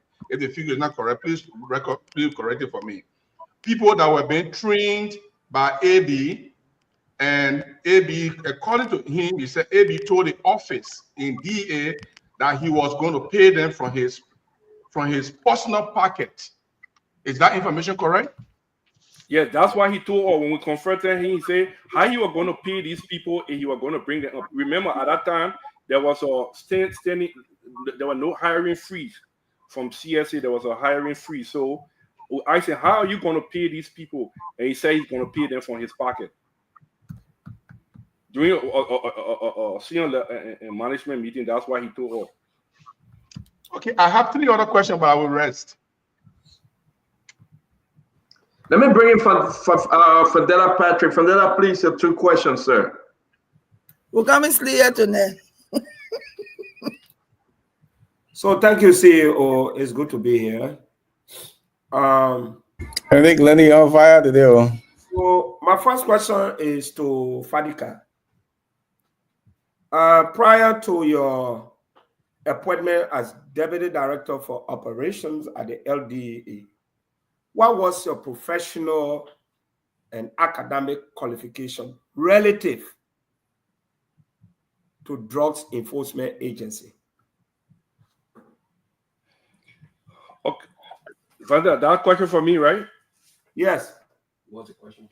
You say what my requisite qualification? The question is, before your appointment as Deputy Director for Operations to run the day-to-day activities of the LDA, what was your professional and academic qualification relative to Drugs Enforcement Agency or drug enforcement, whether you're in Liberia or in the United States? Okay, so I hold a Master of Science degree in Forensic Psychology and Human Service, a Bachelor of Science degree in Security Management and Police Science from the University of Minnesota. Now University of Minnesota, St. Mary's University of Minnesota. I got my master from Concordia University of St. Paul. I got my associate in law enforcement and criminal justice from North Hennepin Community College. I've been to Law Enforcement Training Academy. I work with the United States Department of Justice. I work as an intelligence analyst, and I also work as a drug abuse treatment specialist prior to working as an intelligence analyst. I also work with the Federal Protective Service. I work as a supervisor, and I also have multiple certificates in firearm. I work also as a collateral duty as a FLN recovery training instructor. My law enforcement career stands more than 15 years. And thank you. I come with a unique blend of experience to this profession. That's why I was able to do well in my role in the shortest time, because I understood the nature of addiction. I knew how to deal with the addicts, and also how to go after the trafficker. So, I mean, Fadika, I asked this question because I had no doubt that all of you, professional people who were appointed at the LDA, were people of relevance, integrity. You know, my big brother Bauko, you know, a lecturer in criminal justice. You know, when the government of Liberia, the president appointed you, the whole country celebrated. I'm sure when you say that, you reflect, see that. But along the way, something wrong happened. And let me say that you can draw your question from there. What transpired on that day? The CEO asked you a question. Prior to this incident that occurred, whether there was an official complaint to the requisite authorities within the government, you circumvented that question. It was not directly answered. So it speaks volumes that when this incident occurred, and personally, I must say this clear, not with biases, but that was a very deep, gross insubordination. When your boss stated clearly, don't come in my office with arm. He did not say, don't come in my office, I don't want to see you. Do not go in my office with arm as of today. Nobody knows the situation he was in. And the video evidence is there. The use of undigested words. That was unfortunate. But one thing that caught my attention, I don't know whether some of you read in the comments, somebody keep talking about drug law. I mean, gun law. The information is that, and I want you to confirm or deny, that you arrested, Fadika, you arrested Gorlord after that information was leaked to the NSA, by the NSA, that there are top individuals who are dealing drugs in the country, and that the LDA must keep eyes on them. And that you, Fadika, as Deputy for Operations, proceeded with your men to arrest Gorlord without the prior knowledge of the Director General of the LDA. Arrested him and released him. This is my last question. Was there any point in time you arrested Gorlord and you released him? If you released him, why did you release him? If you arrested him, what was the reason you arrested him? Okay, so with respect to Gorlord, I don't know about the NSA. The NSA did not give her any information. I don't know where you get your information from, but just to clarify that the NSA did not give her any information. But with respect to arresting Gorlord, I arrested Gorlord. So this is how it works. I was proactive as a director for operation. I would wake up around 2 a.m. in the morning, and I would be with my men on the field. We conduct something called search and seizure warrant. So we gather intelligence on certain area or certain individuals that we suspected of dealing drugs, and then we go to the court and we gather search and seizure warrant for those individuals. And what we do from 3 a.m., we start with the court sheriff and a team of DEA agents. will go around certain community and will knock doors, break doors, and enter those places and conduct search and seizure. So God law from I think one of the satellite stations, they gathered intelligence on God law. I don't know the guy. I never met him before in person.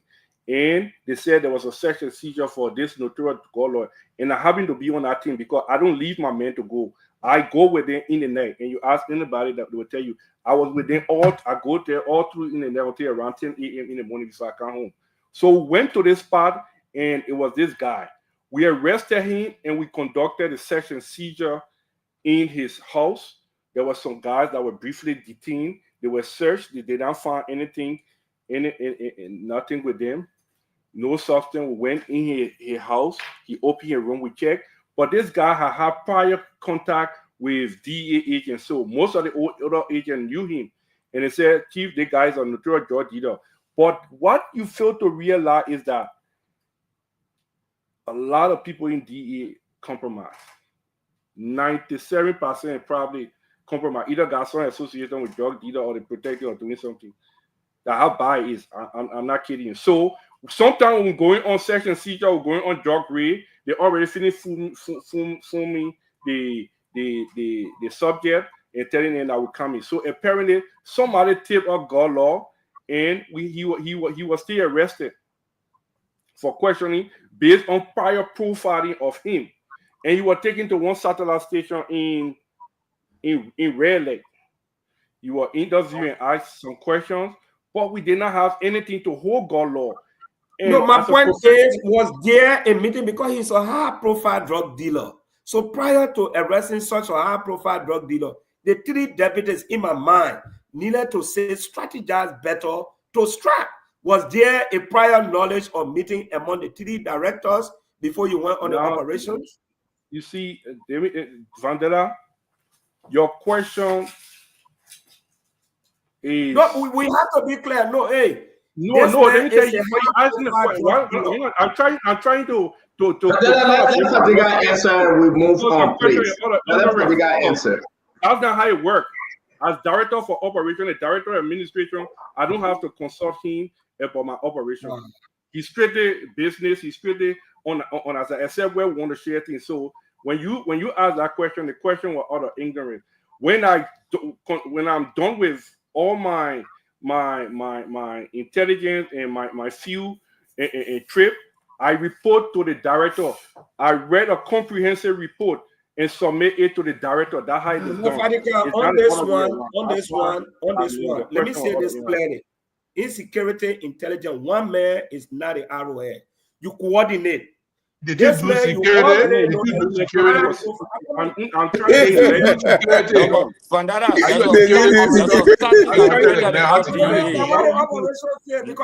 no, Vandana, there's a statute that we're not talking about ignorant. You're not security man. You don't do security. Besides that, there's a statute that created the LDA. The statute provides for the portfolio of each appointed official. All right, so let's make progress. I beg you guys. There's a statute that created the LDEA, and the operation man, the administration man, they have different functions. All right, so we're gonna move on. Conor Gray, please, for Vandana. Thank you very much for your question. Let me bring in our sister Glenny. Sis Glenny, go ahead. Thank you. Thank you, Honorable Gray. Thank you, Honorable Gray. Thank you very much, Vandana Patrick. Vandana Patrick, thank you. Sis Glenny, can you go ahead, please? Lawyer, man, Baba law. No, it ain't about we got a guest here. We will not allow you guys to argue among yourselves. Vandana Patrick, please. I will meet you guys, please. Glenny, can you go ahead, man? Hello, everybody. It's good to be here. Sorry I was late. But I'm glad I made it because I have several questions. My first question to the two of you is, how did both of you get hired to the DEA? What was the connection? How did you get hired? And that is a question for both of you.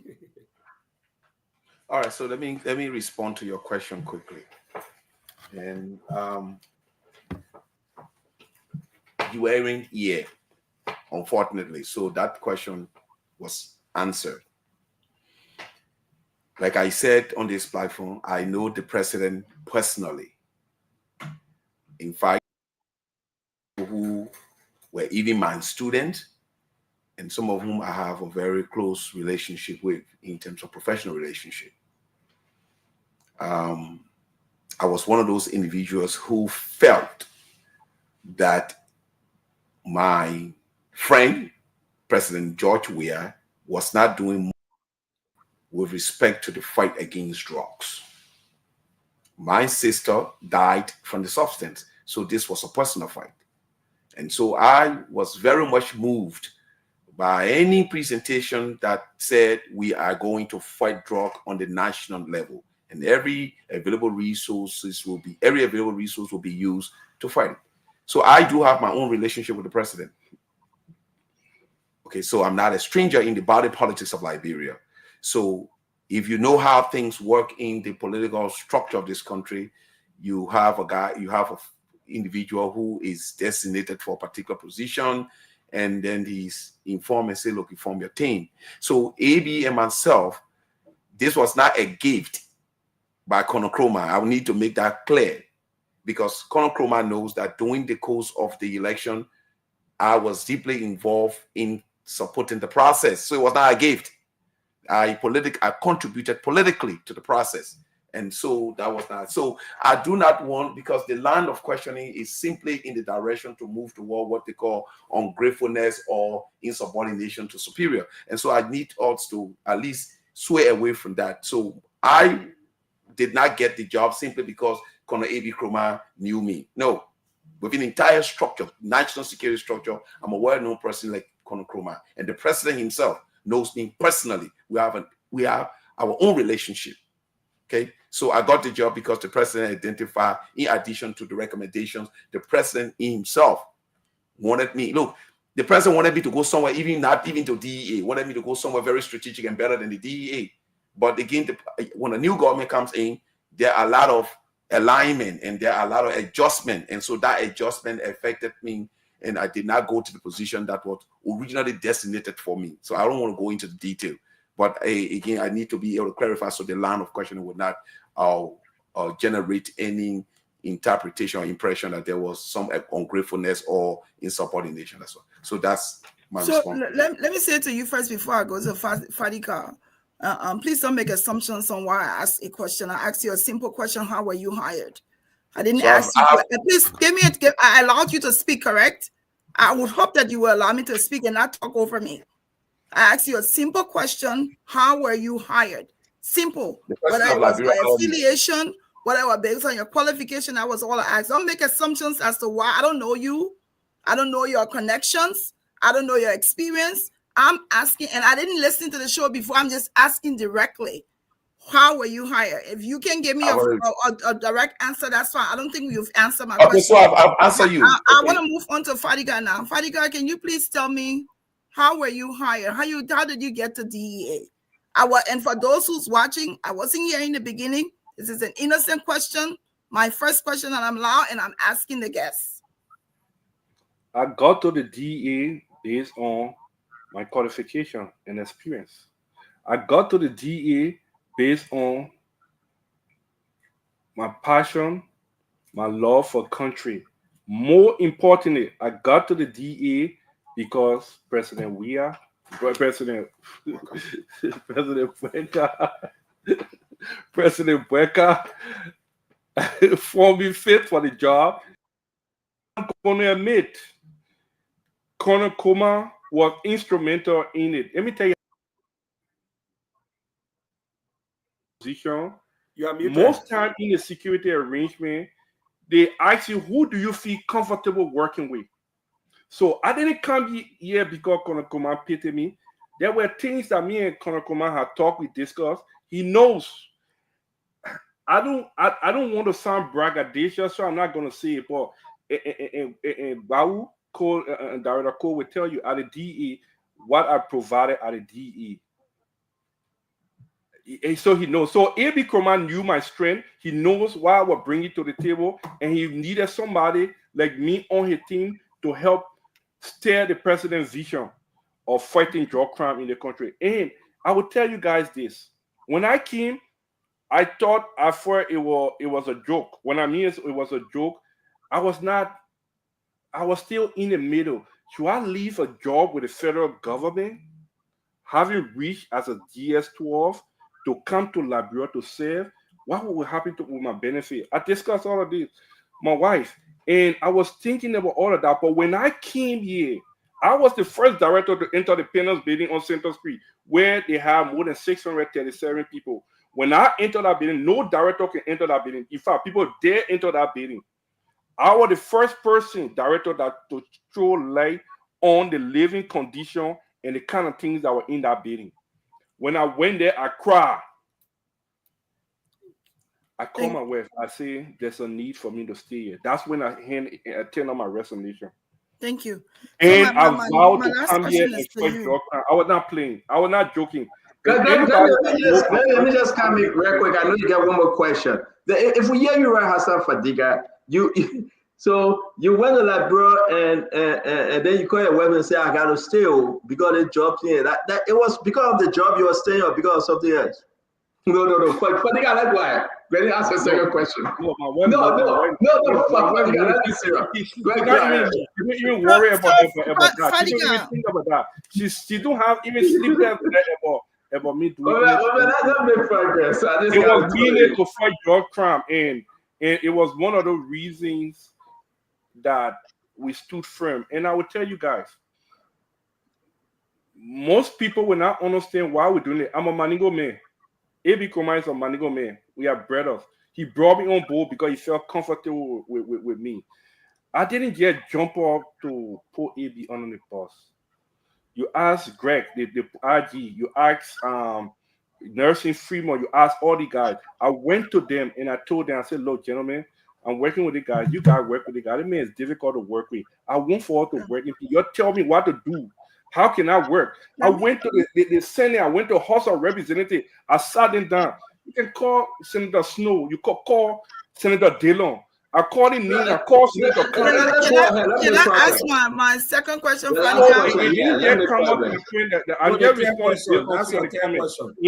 grateful when he said talk about being ungrateful. Look, Colonel Kromah is a nice guy. We have wonderful time. I don't know if you can hear her because he's muted. Can you hear us? Yes, he's fine. He's hearing you. Ask your last question. Can I ask my last question, Fadiga? Yeah.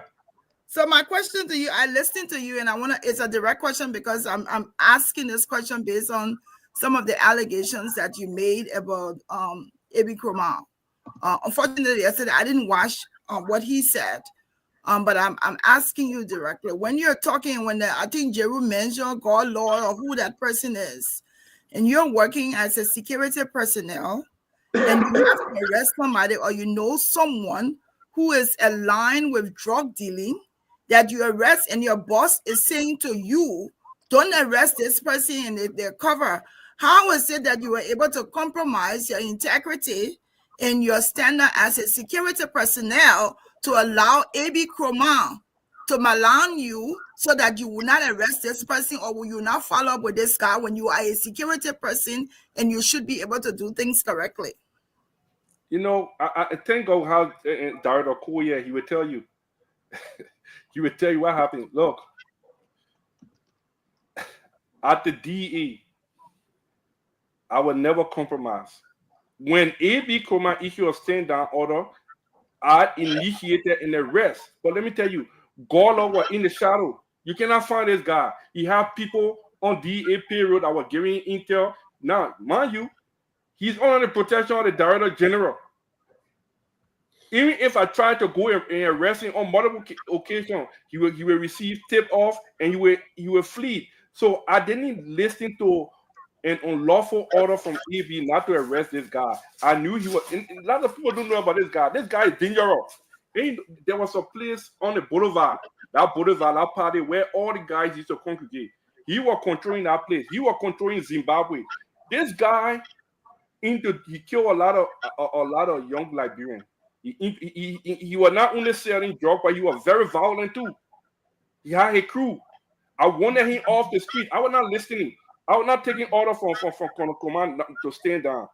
I put in place intel to go after him, and every time I did it, somebody would alert him and he would flee.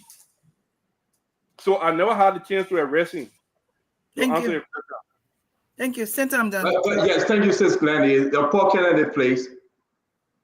Thank you, Stanton. Good evening, everyone.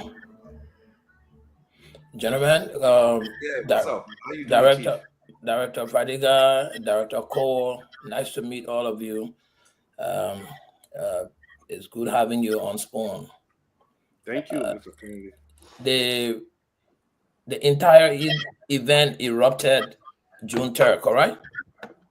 Yes, sir. June 3rd was the date that everything lost scatter, right?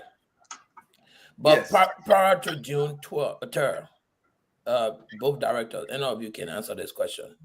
Did any of you, after this list of allegations and the issues that you've experienced working with Director Krumah, and I hear Director Fadiga said he met with several names, he was talking to them. Did you all address Mr. Krumah, call him at any point in time to tell him, look, we work with you, we know the relationship we had coming here, and we think it's getting a strain because of these allegations, point A, B, C, and D. So we want you all to come and let's sit down to iron it out. At any point before June 3rd, did you do any of that? All right, thank you, Paul. I will not want to go through the whole recitation. However, it's important that I respond to this question. We had multiple engagement with Colonel Krumah, multiple. I mean, to the point where it was going to the executive mansion, it was going to the Senate, it was going to the House of Representatives. I mean, everywhere. I would not go again. What I don't want to do tonight actually is to give you names of individuals that we spoke to so that it would not appear like they made no effort. That's why I'm trying to avoid that. But I will tell you this. It got to the point, and Stanton is aware, it got to the point that I made a decision and did a letter of resignation that I can no longer work with this brother. I'm walking out. When I was taking my letter, they saw it, and everybody, including the Fadiga, and said, no, don't do that. T-Max, arrest a lot of people, even for strategic level people can say, look, if you do this, this is too soon for you to do that. This will undercut the precedent. There was look, let me tell you something. I do not like to operate in a hostile environment. I'm a strategic manager. I don't like a hostile environment. Okay? And my objective was to see how best I support Colonel Krumah for him to have become the best director of the DA ever in the history of Liberia. If you ask a single DA officer, A.B. Krumah himself will testify that nobody in his entire life respected him at my level, the same level, or the level I had, respected him the way I did, because I come from a regimented background. But it was just, Colonel Krumah just became an individual who could not be managed. Everybody begged me and said, look, manage. It just could not work. So everything that we did just failed completely. And so that day, that June 3rd incident was just simply that trickle that led to the explosion. But there was a bomb that everybody expected. And that's why I said, it's not AB's fault entirely. No. I also want to at least acknowledge my own participation, or I would have responded differently. But I need to clarify, because again, on the first day when the incident occurred, I heard the panelists on Spoon, they were going, wow, oh, it's cross insubordination. Look at the word, he used the F word. No. Look, we were operating in a law enforcement environment, and perhaps some of you may not know. But those words, the F word, is used to express fear, to express excitement, to express threat, to express approval. So those are standard words that we use within our context. Even when we are training people at the academy, we use those words. That word is useless when you do not use physical force. So again, like I said, I apologize that what occurred at the DA was brought to the public view. That's one of the positions. That is the public had to deal with some people who are not law enforcement practitioners, some people who have never done law enforcement work. Interesting, there are some folks who are making strategic law enforcement decisions who have never been in law enforcement. So when they heard those words, they went, wow, they say, this is my first time hearing word of that, and they stretched it to the limit. So for me, Fadika will tell you, Staton knows that. He even broadcasted it, and I had to come and say, look, it's not true. Because after being consulted by several individuals at strategic level in government, say, look, we'll do our best, but if you leave now, it only costs the president objective and blah, blah, blah. So you got to stay in. I had to tear my letter of resignation. This was the same thing I avoided even during President Weah time. When I was even taped to be Deputy Inspector General of Police, Ono Patrick Sulu, I realized that environment was going to be toxic. And I told the president, I said, look, I know you mean well, but I cannot be deputy or work with Patrick Sulu because it will create complication. I'm aging.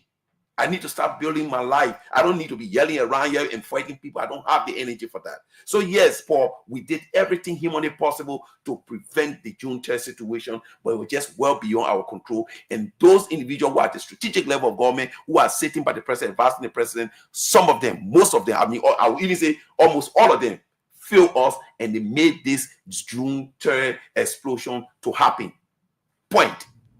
Thank you. I asked that question because in conflict resolution, Director Bao, Director Cole, the parties, all parties involved start with the immediate inclusive party. And in that point, it will be you, Director Fadiga, and Director Kroma. The three of you, had the most opportunity to resolve that conflict among yourself, even besides without it getting out of the room. But thank you for your question. My final question is, Colonel Kroma yesterday spoke about a notice that he put up about, not allowing arms in his office. Do you have, and you can answer this question if it is not revealing to the public, but within the DEA, do you have any protocol of where arms are allowed or not allowed? And if Colonel Kroma put up such notice, according to him, were you privileged to see that notice before entering Colonel Kroma's office? All right, so Paul, what Colonel Kroma said yesterday was simply part of a presentation that anyone will engage in. That information is false and misleading. There had never been any notice given to anyone as to the restriction of Colonel Kroma's office. Beyond that, Colonel Kroma's office was our conference room, because the DEA were having challenges with the general conference there. It was hot. It was having problems. So his office was our conference room as executive manager of the institution. Now, again, let me break it down. The way the IT people will be moving with laptop under their arm, that's how people like us in law enforcement can be carrying weapons. Yes, some will say, oh, they're gun about it. No, in law enforcement, that is part of our uniform code. It is not as threatening as an ordinary civilian or someone who has no knowledge or understanding of law enforcement will see it. It's part of our working equipment. We use it. Now, it will be a declaration of what I would say, it will be a complete disaster for the current Inspector General of Police, Republic of Liberia, to look at his 102 and say, you cannot enter my office with an arm. It doesn't work like that, because we are not like street people. Colonel Kroma is first and more equal. So if you reverse that, was it going to be okay if Bauko sat to his office and say, Colonel Kroma should not enter my office with weapon? Does that make sense? No, it doesn't make sense, because the weapon is there as equipment for the job. It's part of our uniform code. And so at that strategic level, we all were carrying weapons. It is the maturity associated with the weapon. And that's what the government issued it to us. So for Colonel Kroma to have misinformed the world that there was notices or no, never, ever. We were okay. But the whole idea, Konokrama knew fully well that when you look at your deputy in the presence of subordinate officer and you tell him, say, surrender your weapon, in law enforcement ethics, you have disrupted him. It is the biggest disgrace you can give any law enforcement practitioner. You have disgraced him. And that was intentional. It was not about the weapon. It was disgracing, disrespecting, and degrading his deputy to a demonstration that he was the guy in control and nobody can do anything. Of course, if you watch the video, I use the tactical words and I step away. I walk away. Finish. Thank you. Thank you very much. To butcher what Director Cole said, also you need to understand that we were not the subject of an investigation. If we cannot wear firearm anywhere in the building, we shouldn't be wearing firearm at all under the law enforcement doctrine. One, we're not a subject of investigation. We were not on a court order. We were not being reprimanded of any kind. So there was no reason or basis for us to disarm prior to entering the director's office. When we came, apparently somebody from the Justice Ministry told the director that we went to file an official complaint. But when we came back, we saw a bunch of men, strange men at the DEA headquarters. All of them were in strategic positions. And I had a guest from one of our international partners in my office. One of our international partners were in my office. As soon as they left, they called me in his office. In fact, he came to me to call for us to go for a strategic meeting in the director's office. Right at the gate, the guy that even told us to disarm, I don't know him. I've never seen him before. It was a strange guy. Why would I submit my arm to somebody who is not an employee of the DA? I'm not a subject of the investigation and leave my arm. When I went in the room, that's why they beat the crap out of me. Every command man beat the crap out of me and they could have killed me. Imagine if they took my arm and he bragged about this arm and beat the crap out of me. I had to escape to come outside. And I only tried to go back and retrieve my phone. And thank God the IG came and he managed to retrieve my phone. Thank you. Yeah. Thank you very much. We're going to end up with Governor Clinton to ask the last question. He have not asked question yet. And I want to say thank you, Babu. Thank you, Hassan, for showing up. Governor. It's good to meet these gentlemen, two young gentlemen that I know have a lot of respect for. It's unfortunate what happened at the DA. I think there was a lot of hope that you folks were going to do something much better at the DA. It's just unfortunately what happened. But let me ask a burning question that has been on the minds of a lot of people. There's been this report of Khalid Sharif, and and his extradition out of Liberia and his relationship with AB Kuma. What can you tell the public about that? What do you know about Khalid Sharif and his relationship with AB and folks? I'm not hearing you. You're breaking up. What can you tell us about Khalid Sharif? His role, his relationship with AB and folks at the DEA. Am I still breaking in? Well, with respect to you talking about the young man I was saying. Yes, I was just extradited out to Guinea. Khalid Sharif. There was reports he has some relationship with AB and the DEA and stuff like that. Well, yesterday the man stated that he knows him very well, and he spoke about him. Because with that case, I think it's an active investigation and it's being handled by different security. I wouldn't want to delve into anything pertaining to that guy. But I think Director Coleman clearly stated yesterday that he knows him very well. So you can do the math and deduce the relationship with him and the DEA. But I don't want to get into it because I think, yeah. Thank you. You got one for Bauco before the leave? No, that's because there was a lot of reports about that individual that he and his relationship with the DEA and activities in and out of Liberia and Guinea. So I was hoping there was more to just based on what we've heard, there was more to him just being having a relationship with AB, but I understand that based on the security concerns, they're not willing to, comment on that more.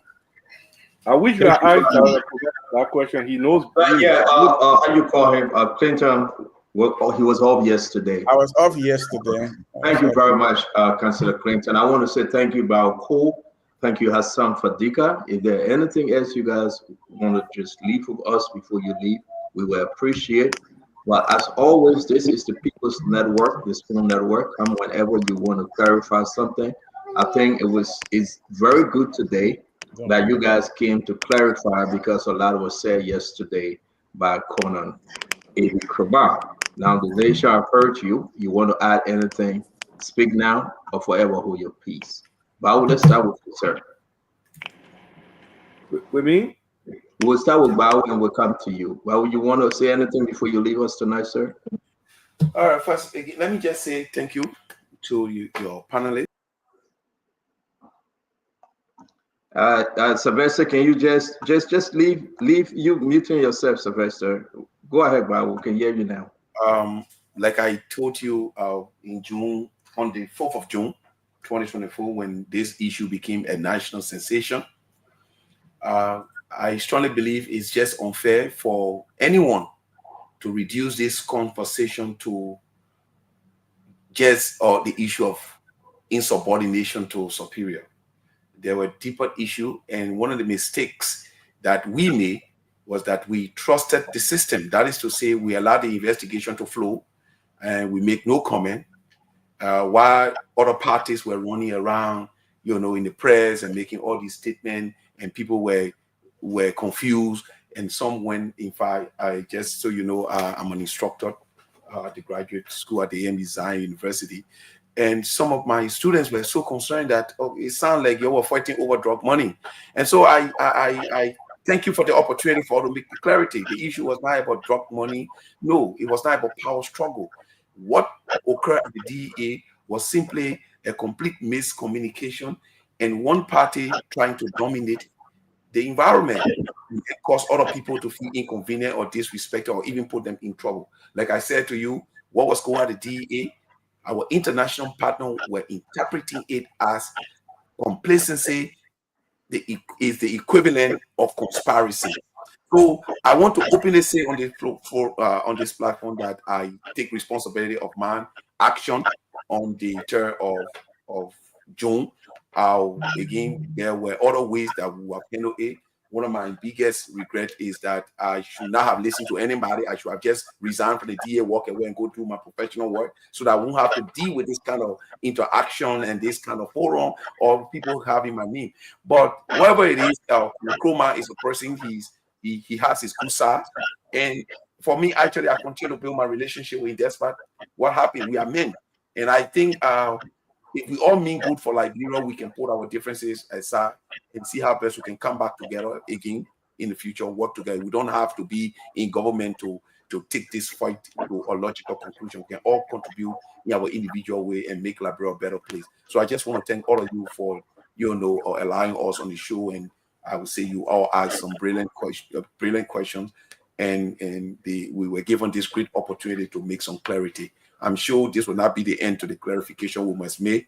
We will have to go forward. Maybe there are other folks who did not hear it, but this is not intended to bring Nkrumah down. It's important that we clarify that for me, Nkrumah is not my enemy. He will never be my enemy. We'll always be men. And in the future, once the necessary adjustment are made and I trust his leadership, he could work with me, I work with him, fine. But what I will not accept is to be in an environment that is toxic, that tend to undermine my own integrity and my reputation. So I want to thank you folks for this glorious opportunity. Thank you. One of your followers, and he really appreciates you and Hassan for coming on. He's saying that if you can answer though, Bao, before you leave, that do you think the president would advise? Do you think Bao called President Barker was ill-advised about the findings of the investigation? I did not get the question. Are you? Can you hear me now? Yeah, go ahead. Let's try. Yeah, one of your fans and on the live feed asking, do you think President Barker was ill-advised on the findings of the investigation? You got a question? Do you think President Walker was ill-advised? Oh, okay. If I'm thinking that the president was ill-advised with respect to the investigation. Well, look, I don't want to come and recite it. I'm very definite on this issue. The president is the commander-in-chief, the chief of security, the first law enforcement practitioner in the Republic of Liberia. And so when there is an incident, that issue should have been addressed directly by the president. The president should have heard this thing from us. But what happened was that individual prevented, the one of the things that I feel funny about is that they want, no, the president is not baby. He has taken a national responsibility. And so raw information should be given to him. People should not be hiding things from him. So the president should have been fully informed. And the president should have given us, they should have created that environment that the president will meet with us, whether collectively or individually, to address this issue and find out, look, gentlemen, what's going on? Because we are all men. And as the head of security, as president of Liberia, commander-in-chief, at that point, he will have first-hand information as to what was obtaining the DEA. But what some folks did was that they created a cycle so that the president will not get the fact of the story, and they will call the shot in the matter, become one of those political things, and an opportunity created for somebody, to recommend their friend or their brother or this, that for a job. The fight against Trump for me is not about job seeking. No, this is a very serious fight, and all of us, regardless of where you are, once you are Liberian, you are most likely to become a victim, directly or indirectly. So for me, like you said, I strongly believe that the president was not provided the necessary information to be able to understand what actually obtained at the DEA. Again, thank you very much, my brother. It's always good, man. I like your attitude and your straightforwardness. I appreciate you a lot. Thanks a lot, Bao. Hassan, you want to close? Yeah. Gentlemen, thanks for having me. I enjoy the question, brilliant questions from everybody. And I just want to say that today, since I have the opportunity, I want to speak to the consciousness of the nation. I want to speak to something so dear to my heart. Having been away from this country for over 20 years, coming back to Liberia, it's a new reality. I work as a professional in America. So coming back, having all that passion with the experience, coming back to serve this country was one of the greatest honors that anybody. For some people, they look at money. I was looking at something beyond money, with the expertise and the knowledge, with everything that I have, coming back here to serve this country. Remember, I'm the first generation of Fadiga to ever hold an appointed position in this country. For other people, it means nothing. For me, it's gold. That's why I was uncompromising when it comes to my job. I wanted to be the best. I dreamed about this every day, and having to assume this role, it was a great honor by the president to serve Liberia, especially someone. I work as a drug abuse treatment specialist. I saw firsthand the devastating effect of drug on the country. And I'm not playing. I will repeat it. 2 in 10 youth in this country is on drug. 1.1 million people. It's alarming. Every dangerous drug known to man is in this country. The candy. You go to the gold mine, they are trading drugs for gold. You go to the factory, they are trading fish for gold. Drug is everywhere in the schools. And yet the candy. Drug, Liberia is a structural hierarchy society, but drug no structure. The rich, the poor, the extremely poor, everybody is involved. If we don't, that's why the president considered drug a national emergency. So when I came there, I came with a passion. Even now, I will tell you guys this.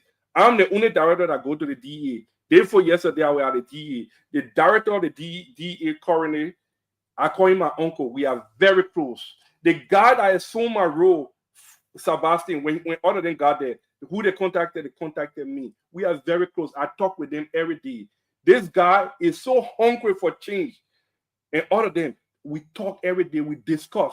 I still receive intelligence from the DEA. I still provide whatever I can do necessary to help them. Not because I'm not a DEA, I will not help. I go there every day. I give whatever I can give to the DEA up to now, pro bono.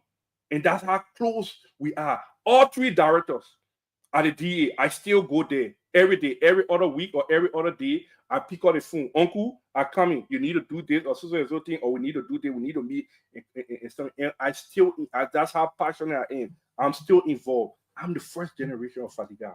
to hold public office. So I hold that. That's why it hurts me with everything that went on at the DEA, and for her to come there. I take responsibility. Like Honorable Grace said, looking back in hindsight, if I walk away, that would have been the best way.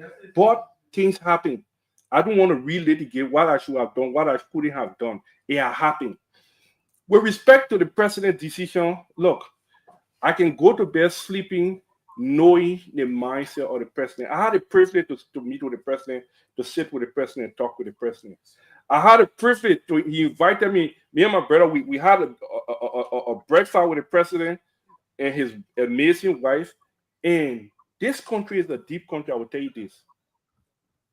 Know people for yourself. Be very patient. Do not be quick to react to things. And study the environment and take your time. I had the mindset that maybe the president didn't like us. The West has something against us. That's why they made us to believe. Imagine how we got her and start doing things. When I sit with those people, I was eating. The old man was laughing and we were just joking. The whole thing, they were treated like their babies. He even invited us to accompany him to Cape Man for the game. And then I spoke with him. He told me something. But because he's the president, I don't want to discuss what we discuss in the public space. But the meeting was very productive. He told me how disappointed he was, in me with the incident. He told me about other things. But I don't want to get into deeply into it. But I have solid that the president still has confidence in me. He still knows that we as young people, we have more to offer this country. And I know what he thinks of me. And for me, I can find solace in the fact that I know what he thinks about me. I'm going to leave it with respect to the president. With respect to AB, look, AB was a dear brother that whom I enjoy as when we're not in the DE. We used to go places. We did all kinds of things together. He's my countryman. Why you think I want to put my countryman on the bus? But look, anybody that follow my advocacy, they will know my passion and they will know we have been consistent all through. Liberia above all. You're not being consistent. I disagree. Liberia above all else. We reach out, we talk. Look, I will go to our international partners. They will give me information. I will sit with my big brother. I will tell you, I say, my man, people saying this thing to all. Me and my brother, you are not believing. Me and my brother never fought for the thing. Say, my man, stupid, something wrong with you. We sat and I would tell the man will say, oh, my man, I gotta go do the one. I said, my man, we need to do the one, my man, we need to do it. Look, they reached to the point that we couldn't get anything from AB. AB became a loose cannon. And I will not risk being the first generation of Fadiga to hold public office. You cannot grab me for corruption. Gibson, most of the guys, they have known me for long. We have held many battles. Corruption and not one of the things. They just did up. Look in the time when you. Thank you, Fadiga. I know we have you again. Money to do a huge amount. They would do everything to entice you. I can tell you this much. I know we have you again, Fadiga. I've never even been to any businessman to say I stood up in front of them to take something for them. That has ethical and professional awards in my role. So I just want people to know that what happened at DA is not a reflection of our character. What happened at DA was unfortunate, but it's way deeper than that. It happened. Thank you very much, Fadiga. Let's end it there. We appreciate you. We say thank you very much for coming on. As always, you guys are welcome. It's good having you on this Wednesday, I believe. Yes, sir. There were some allegations by Colonel Kumar yesterday. Somebody just letter me about him giving me money. Please. To go to my family, I think I deserve to clarify that. That was a blatant lie.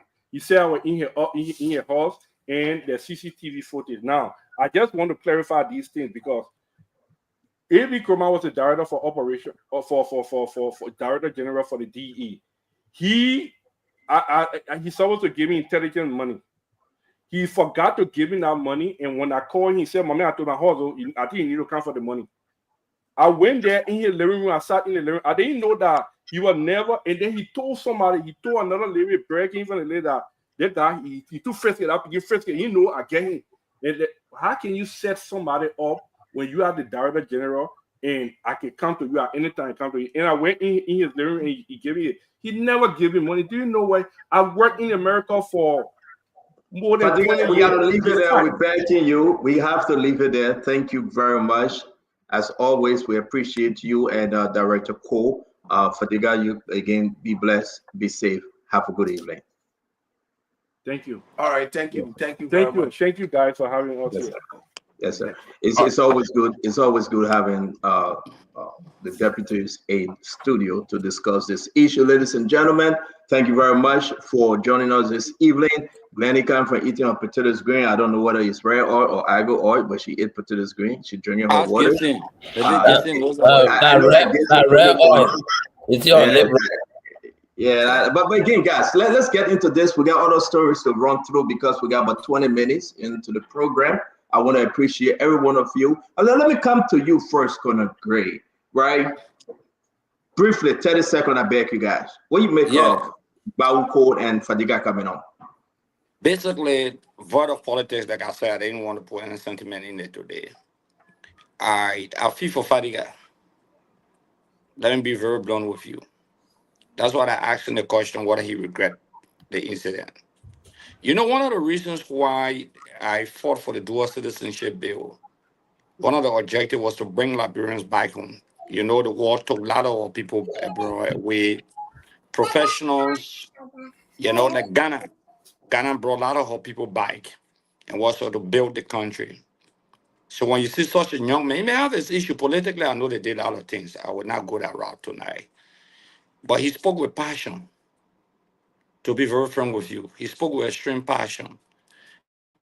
Bauko, I've known for some time, and a very professional and young guy. The situation was just unfortunate. But I would say, in conclusion, the DEA is a national security threat for two reasons. Fadiga said something very important, that like 97% of those who work with the DEA are involved with drug dealers. That's a serious national security threat. The next thing here is that recruiting people who have intention, mercenaries, quote unquote mercenaries. That is a serious national security threat that has to also be investigated. For the safety of this country is very important, not just only drugs, but also the issue of security, exporting war all over Liberia, importing war into our country. Those are very grave concerns in terms of the issue of the drugs on one hand, and at the same time trying to export war all over Liberia into Liberia. I mean, I respect A.B. Nkrumah, don't get me wrong. In fact, he's my veteran from the University of Liberia. I got a lot of regard for him. I would advise that you bring A.B. back on the show, because a lot of things were said. It's very important to make some clarity also in the future. Maybe I hope you listen. Great. Thank you very much. 10 seconds for you, Gibson. What do you make about the presentation tonight? Young Bay. Give her the minute on Young Bay. The dog that can hit first. The fighting dog. Look, Central, let me be honest. First of all, I really appreciated Bao and Hassan, who regretted the action. I think it shows humility. I think they understand that what they did that went in the public glare, it showed a different picture of them. So when they show humility like that, they show a good side of them. And I also do believe that Hassan really regrets the decision that the president removed him. I think he cherished that position. And I think he spoke with passion, like Grace said. Everything that we said tonight, one thing that really concerns me, it has to do with the modem of employment at the DEA. You see, when you call people tribe, they think you tribalistic or you something. Those of us who even run institutions, we don't employ one tribe from our tribe. I got more than 30 people in the radio station. I only get about 4 Crown people there. I get about 6 or 7 from Nima people. I get Gisi people, I get Bassa people, I get so when you are employing and out of 38 people and almost 26 of them, all Mandingos, it creates concern. Even if you're not doing something bad, it will be a concern, especially at the DA level. So, I'm just concerned about that.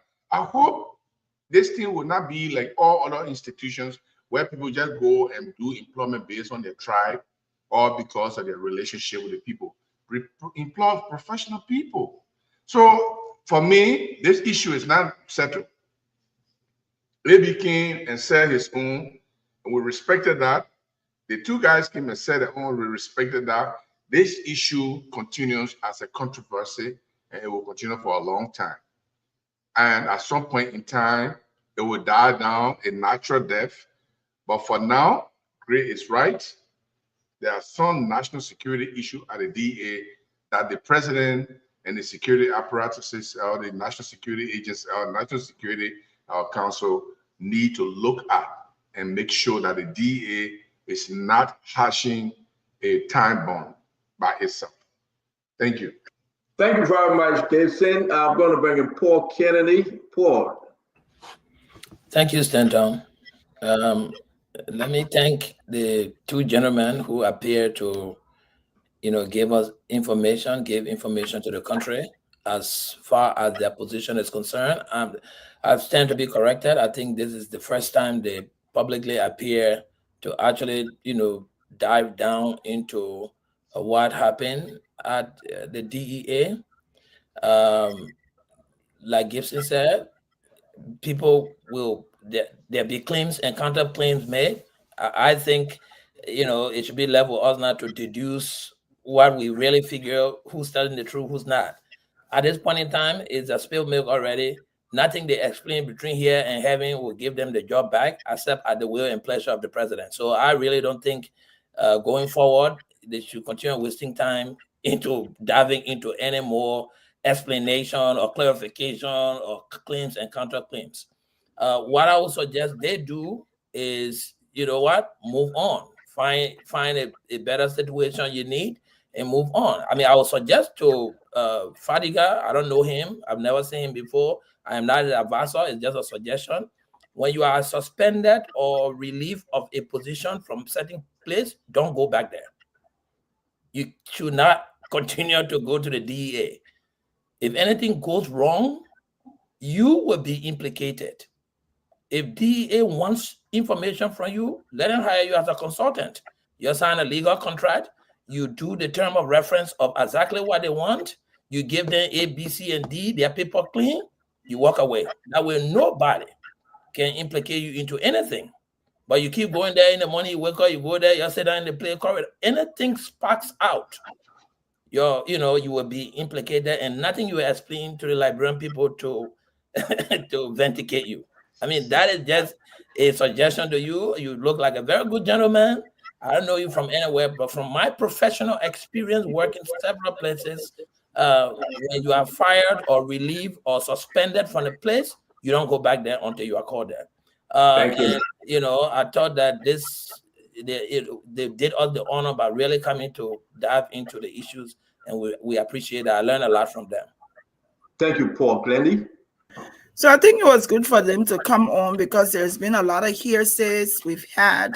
And then I think in the initial setting, A.B. Kromah had an upper hand because he had opportunities to go to different news agencies to tell his story. So it was good for them to come on so that the Liberian populace will hear them.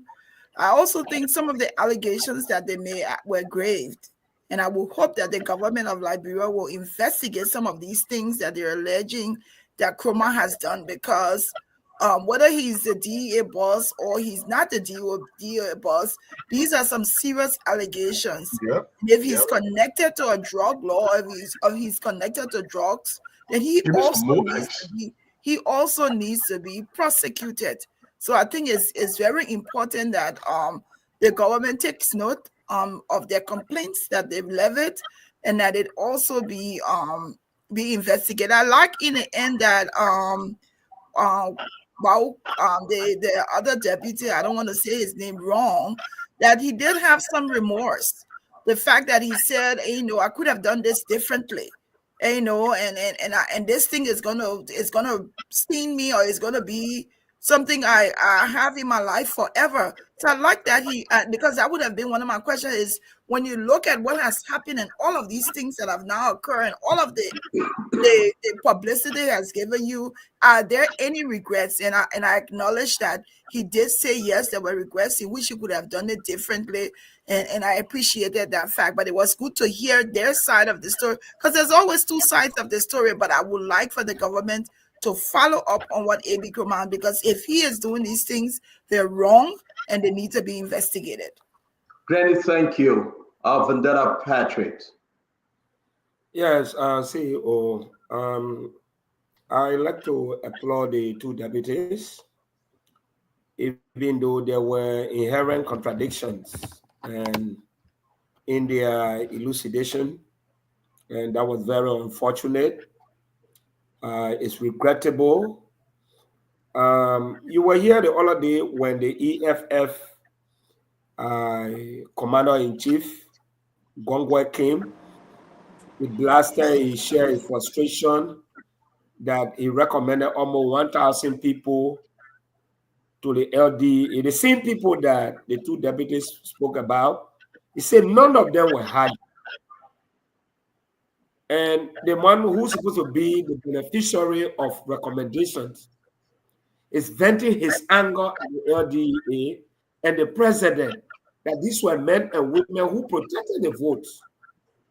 Unfortunately, they were not accepted. But the two deputies came here and said they have 1,000 persons. Hey, man, look, we got to be careful. Another thing he talks about, these people, I think somebody asked a question as to whether they were verified to be foreigners. Hey, man, we got to be clear here, too. You are the deputy for administration.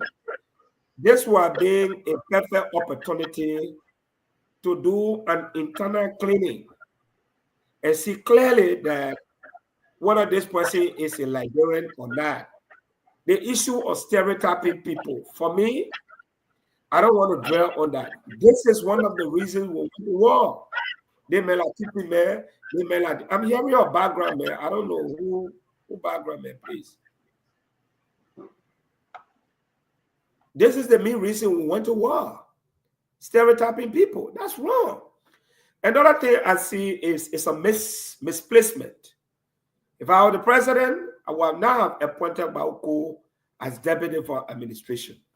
He's more of an operational person. You need his diction, his body language. You can tell that everything reflected in his command and control strategy is more operational. Fadikai is more of administrative than operational. And I think, in any professional institution, AB is an operational person from 102. Everybody saw what he did. So I would have preferred a female to have been appointed deputy director for administration at the LDA.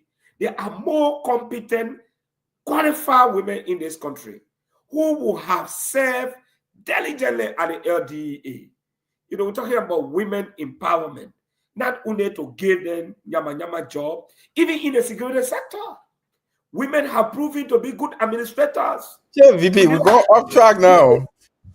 So again, let me just conclude on this. Thank you. Let me conclude on this. Let me conclude.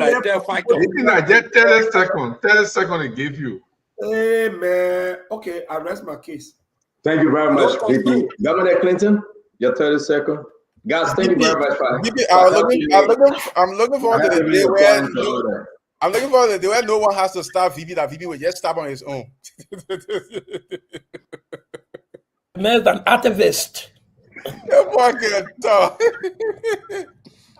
Look, as far as I The think man talking more and here coming for you to talk. It's the man transcendent. the man jump on the way to appointing female to the deputy to the misplaced man. The man bringing female. Now you trying to get an analysis. Some of the I got one more important information to talk about. Governor Clinton, go ahead. I was trying to learn. VP, we apologize. VP, we apologize to you. We apologize, VP. Governor Clinton, go ahead, please. Look, But this is somebody dream. I think the situation, right? I think the entire situation is unfortunate. But yellow. I think the entire situation is apple juice. Apple juice. You know? I can't do that. I'm not crazy. Bau call Hassan Fari guy, and I'm on 1 minute. You can't put ice in any beer. Hey, but guess you lead that team back. We understand. Yeah.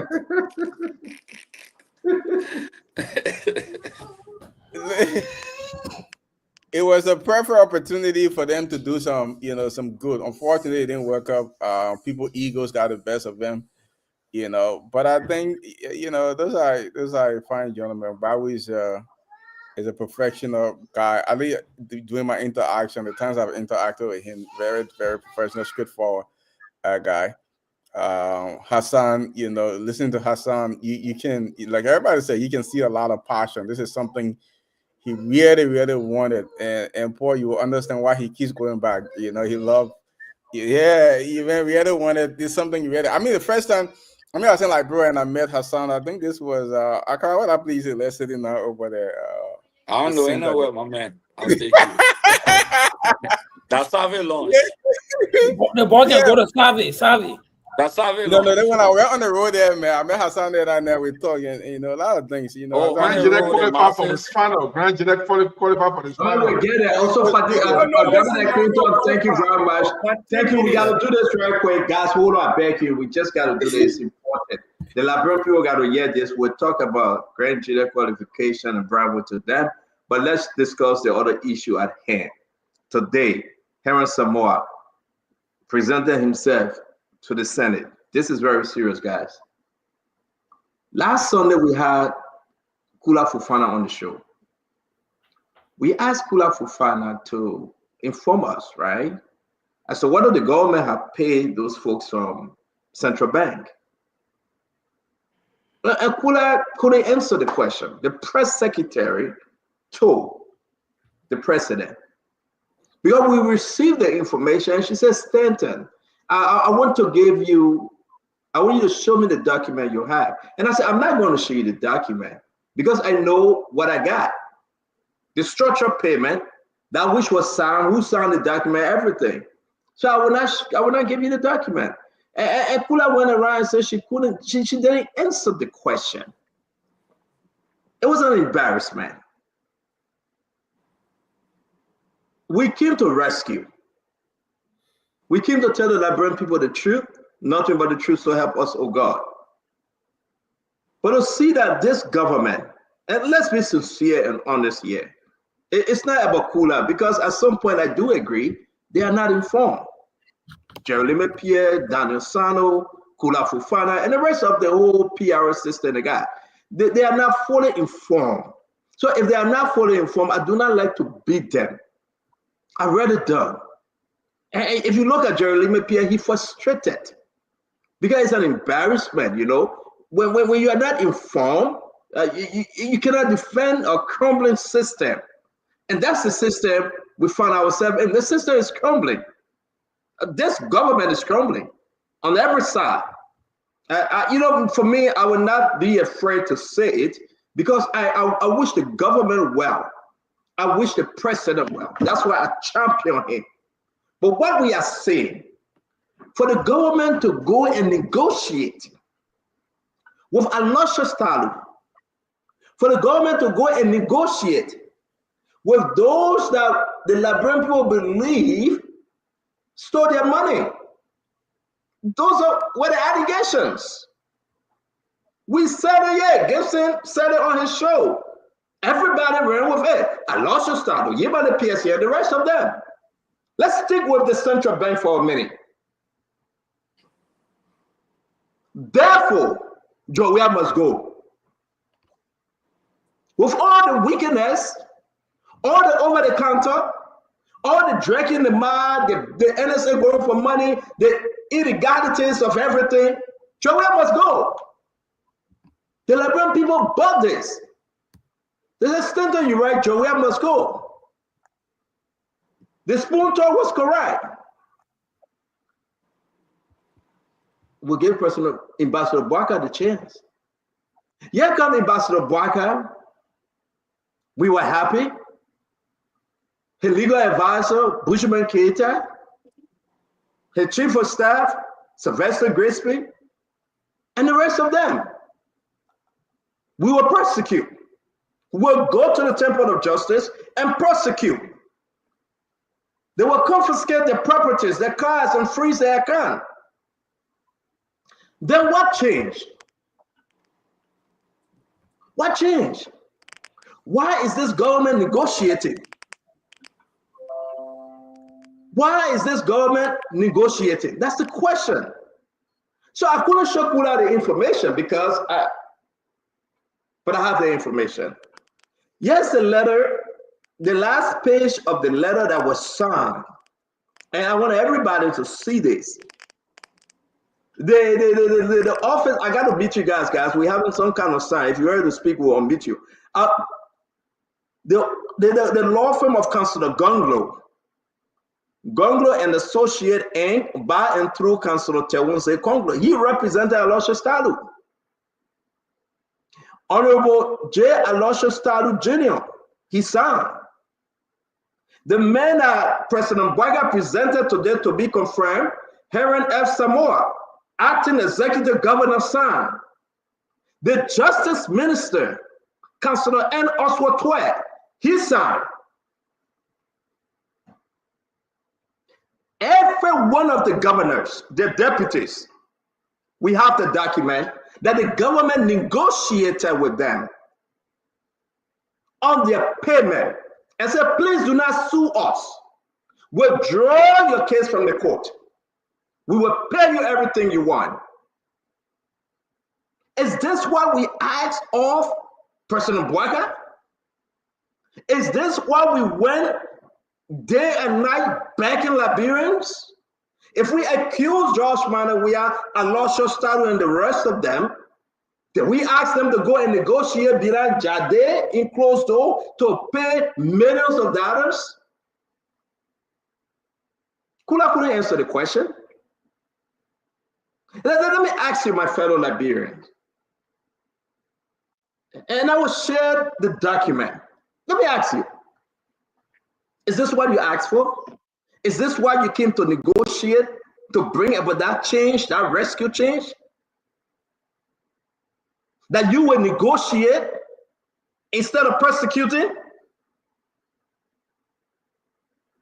And after the central bank, they are about to spend millions of dollars on LTA people too. After LTA, they're going to NASCAR, you remember? They took the lady from there. And after NASCAR, they're going to national ID, identification. They are going to negotiate with every tenure position, regardless of what the GSC report is saying. That some of these people were involved in massive destruction of our financial resources. But here we are. President Boakai, we trusted President Boakai. The young people believe we're bringing that transformation. But no. The president and his team believed they would negotiate and they would send Henry Samoa.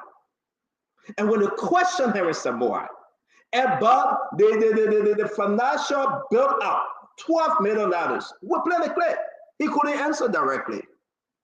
When they questioned Henry Samoa, did you pay Aloysius Talu and the rest of them? He admitted, yes, we did.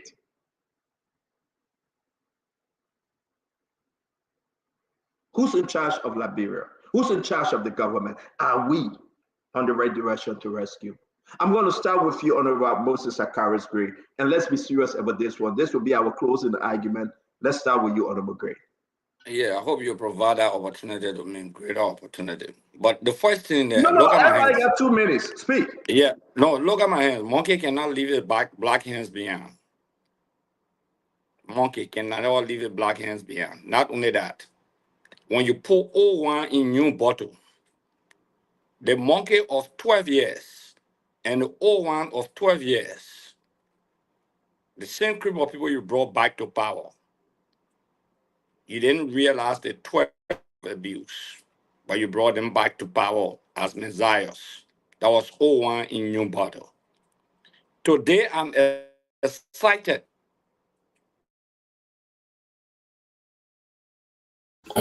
The internet is harmonized. He's excited in darkness. They sent LT and NSL.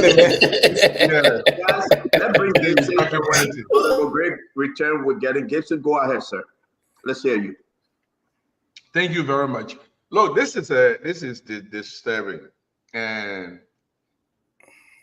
the reason is even more disturbing is if the government believed that these people were found to be corrupt, if they have misused state resources, if they are acted in any way, manner, or form that was unbecoming, improper, and you initiate an audit to verify the action, and you have audit report that prove your that confirm your suspicion, there should be no reason to compromise that result. There should be a dismissal, because the law calls for dismissal if you have reasons to believe that these people are involved in bad behavior or bad acts. I think they have nothing on these people. Because if you can't have something on people as credible as corrupt practices and you abandon that, and the man take you to court instead of you being even happy to go to the court and say, yes, we did that because this man, he did it according to our audit report. These are the evidence. The court will have thrown that case outside. You don't need to negotiate with them. You don't need to give them money. But my brother, the way I look at it, I begin to think that people didn't do anything. I think the audit report is made up. If it's not made up, they should have gone by it. If it's not made up, they should have executed it. They shouldn't have compromised. But these guys now going to get their money, or they got their money and gone. So this government is doing something very, look, they are setting a bad precedent.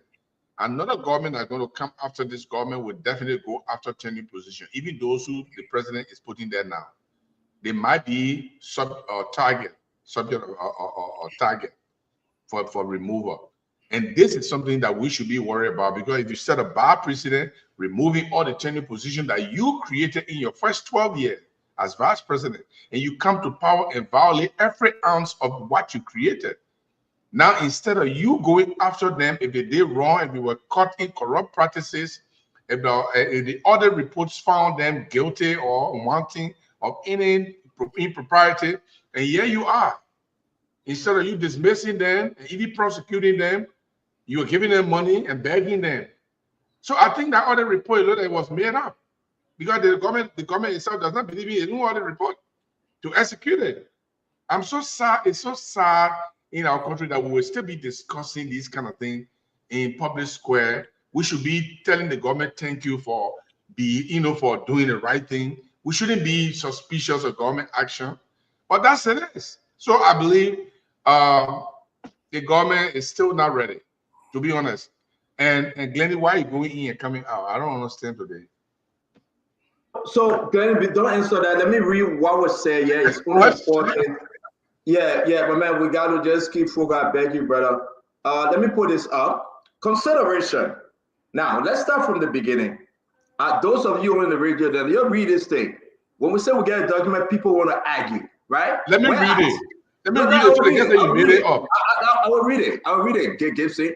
Whereas, pleading having rested following the filing of the government returns by the Ministry of Justice. The Justice in Chamber subsequently heard the petition issued the writ of prohibition and forwarded the matter to the full bench of the Supreme Court due to the constitutional issue raised in the petition. And whereas the parties have agreed to amicably resolve the dispute to avoid protracted litigation. Are you serious? Are you serious?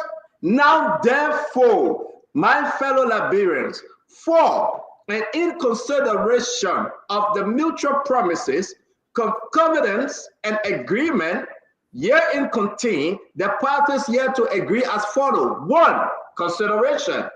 The Central Bank of Liberia, under President Bouakai by and through Henry Samora, agrees to pay and honor Tadu agreed to accept the amount of $374,239.24, representing compensation for the unexpired term of his tenure, net of all statutory deduction. Guys, you got to listen to this thing. I like this other consideration here. The term of this agreement shall remain confidential except as required by law to court proceeding, and the breach of this provision shall result in the breaching party paying damages of US $100,000 in addition to Anthony's fee. Well, they can find out who breaches other agreement. But you can tell me $100,000, no, they're not talking about you. They're not talking about you. The two parties. No, They say the two parties.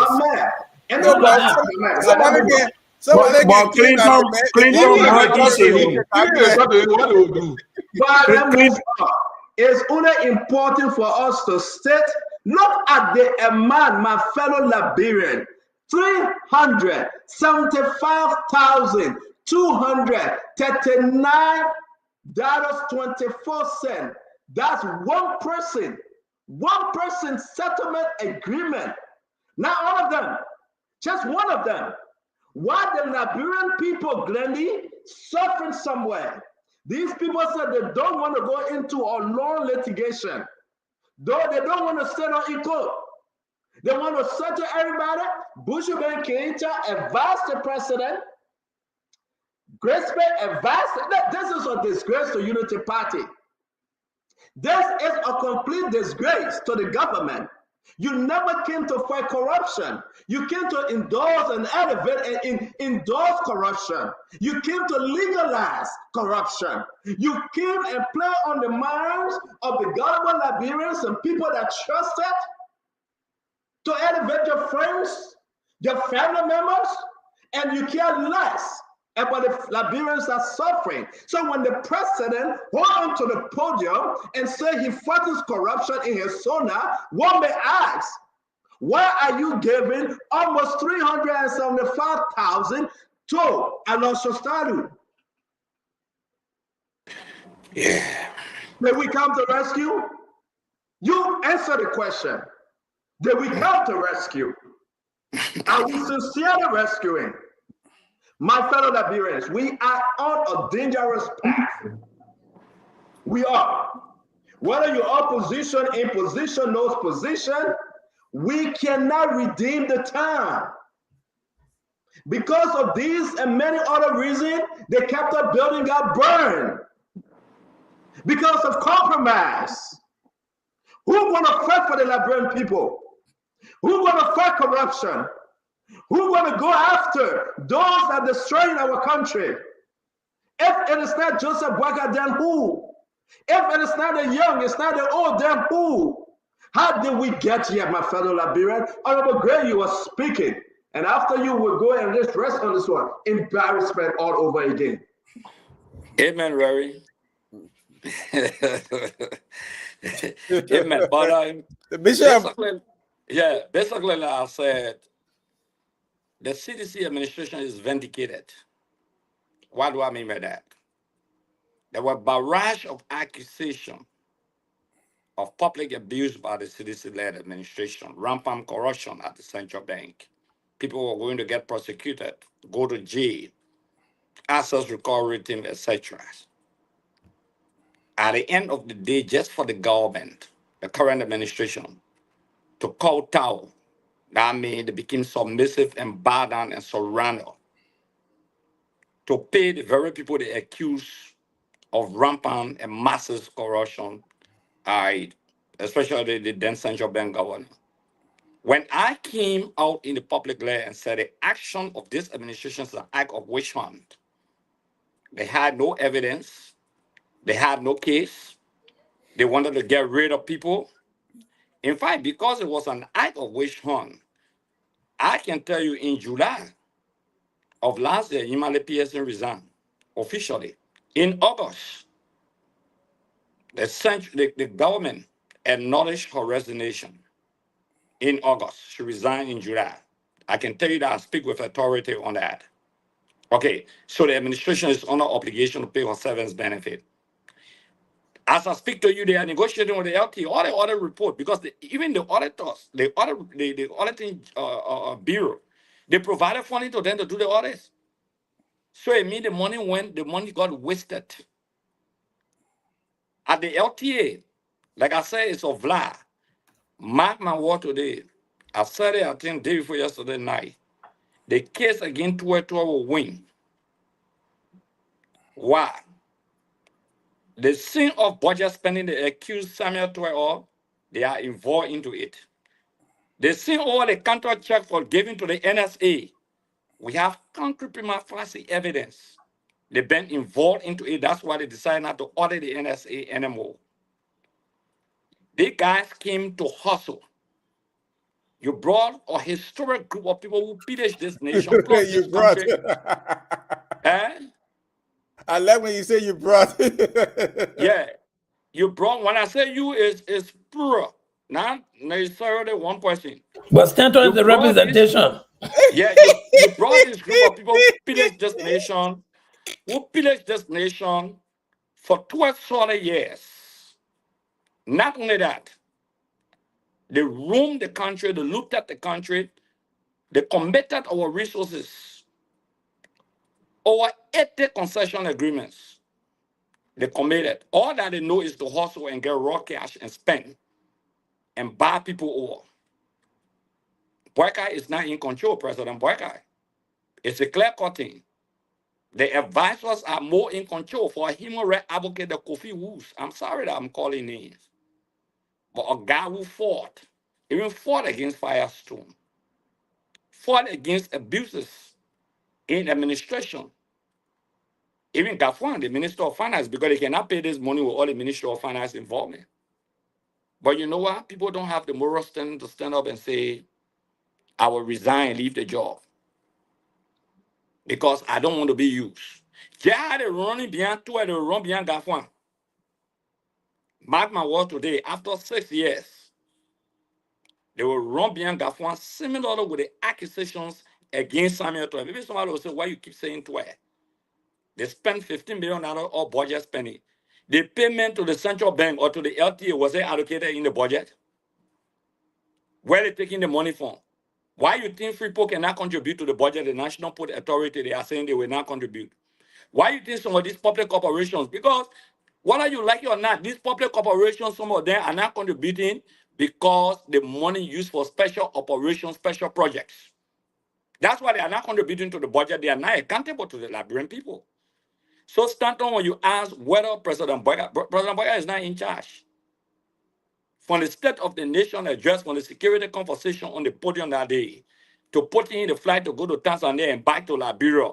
We will end on that. Let's move on. Let's stick with this. Let's stick with this central bank issue. I'm concluding. We're talking about the flag. We're talking about the State of the Nation. I know. But I'm just saying to you, I put the State of the Nation aside.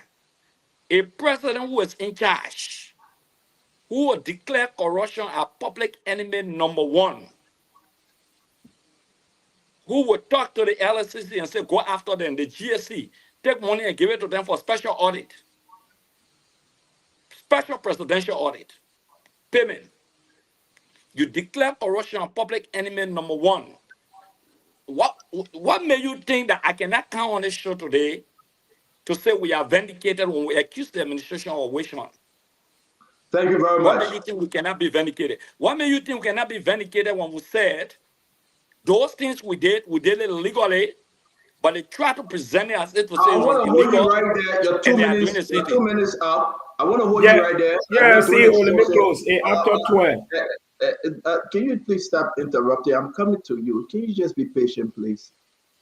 Again, I just want to say to all of you, it's only important. Let's do the 2 minutes. Those that want to stay. Then we'll come back and do our final closing. Vendetta, go ahead. I mean, Jimbo Well, was not CEO, against thank this you. thing. No, General Gray, let me respectfully disagree on your opening statement. You always disagree because you need a third factor.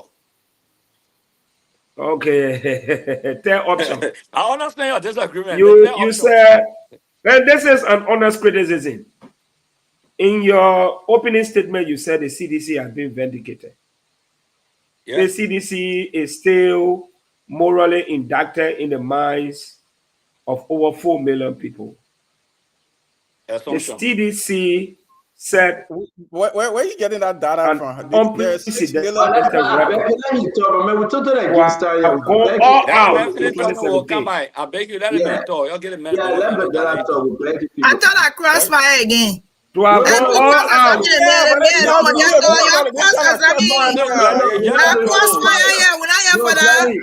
we're not doing crossfire. Let the man talk. We'll make you. Go ahead. Yeah, man. Glenny, go ahead. Every 7 o'clock should be crossfire.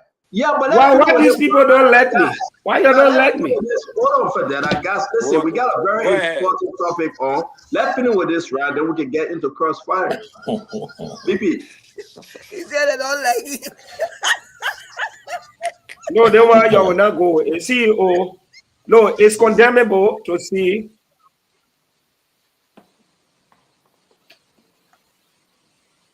CEO, I will not talk enough because you are on record to protect all of speakers.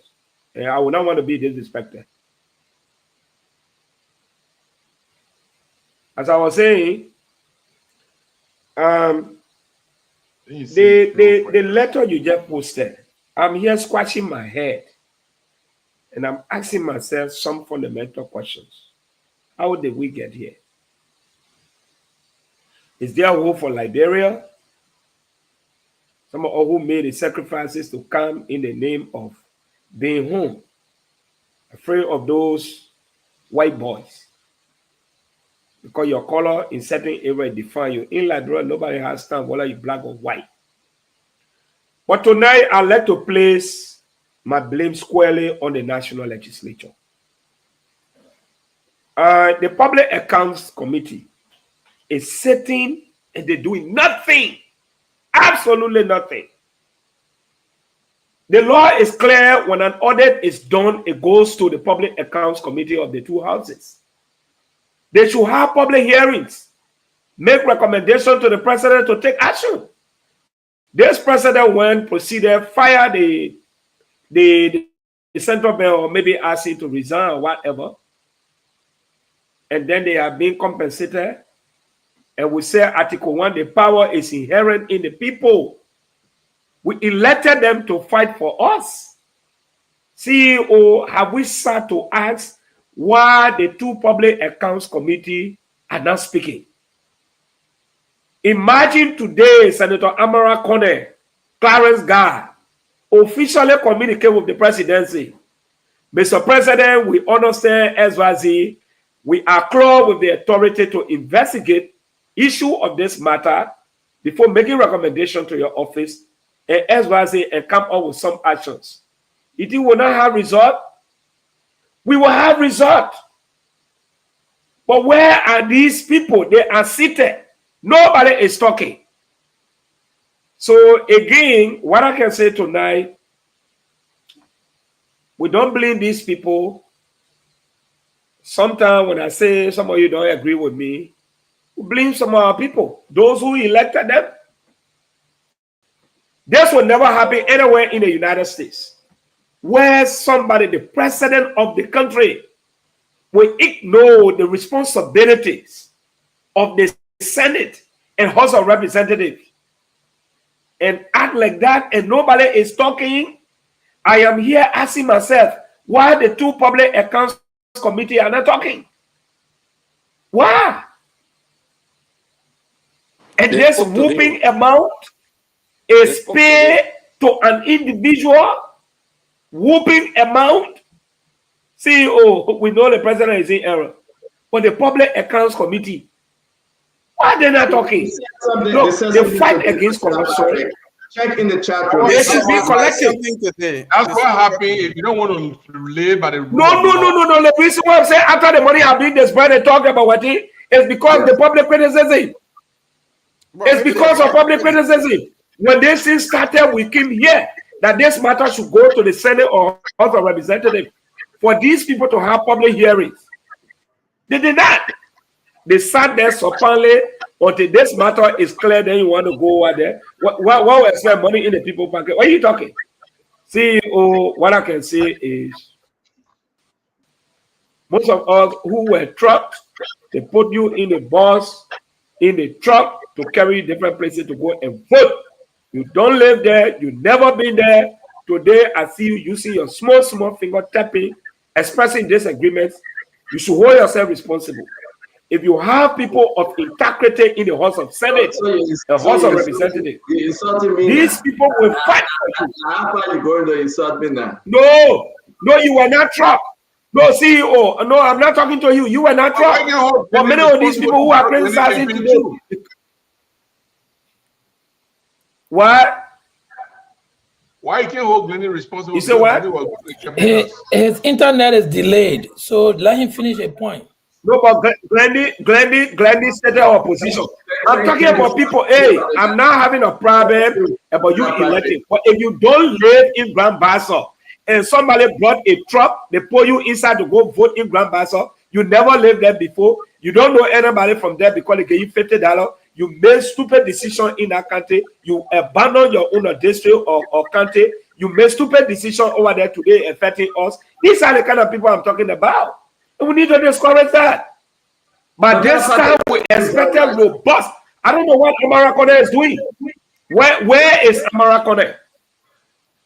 Again, where is Amara Kone? Conversation more because the poor Kennedy, like your senator, where is he?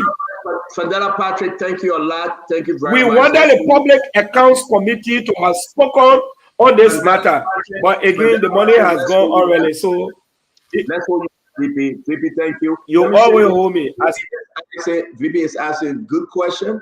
When you the PAC, the committee, put in for $3.6 million, but they themselves using over $13.9 million.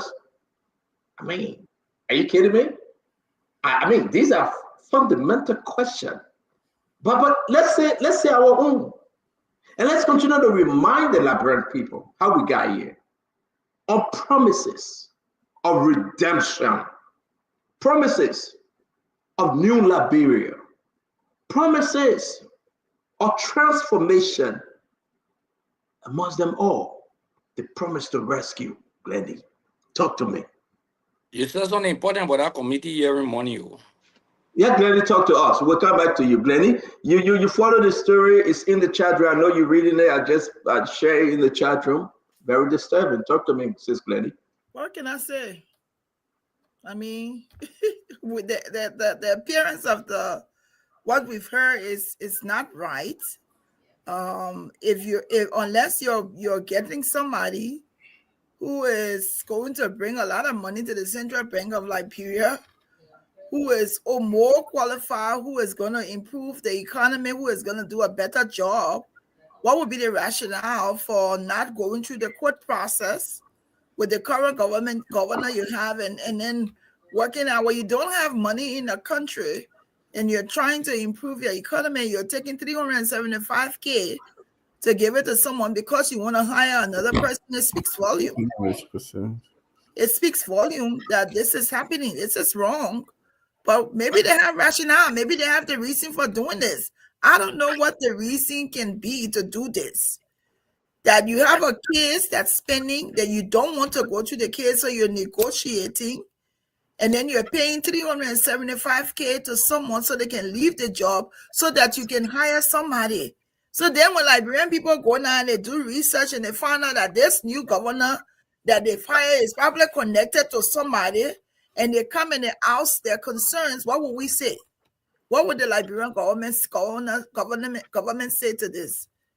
I mean, I think some of the things that they're doing, they shouldn't be doing it. You're talking about people, schools, children, sitting on floor. You're talking about hospitals.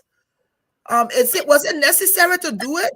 To pay Talu $375K so you can hire somebody else? So you say because you don't want a lengthy process. And then another thing that's key is I watched Kula Fofana on Sunday, and I'm a little disappointed to come back today and to hear that after you pressed her several times. I was very impressed with some of the questions, the way she answered, but this question she avoided.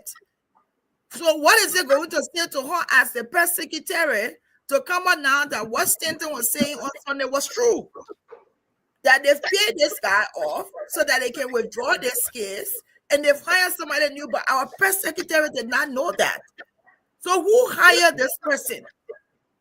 I mean, we got to be able to be truthful to people. As much as I love and appreciate Kula Fofana, that question, not being able to know the response to it or evading answering. She probably knew and didn't want to answer it.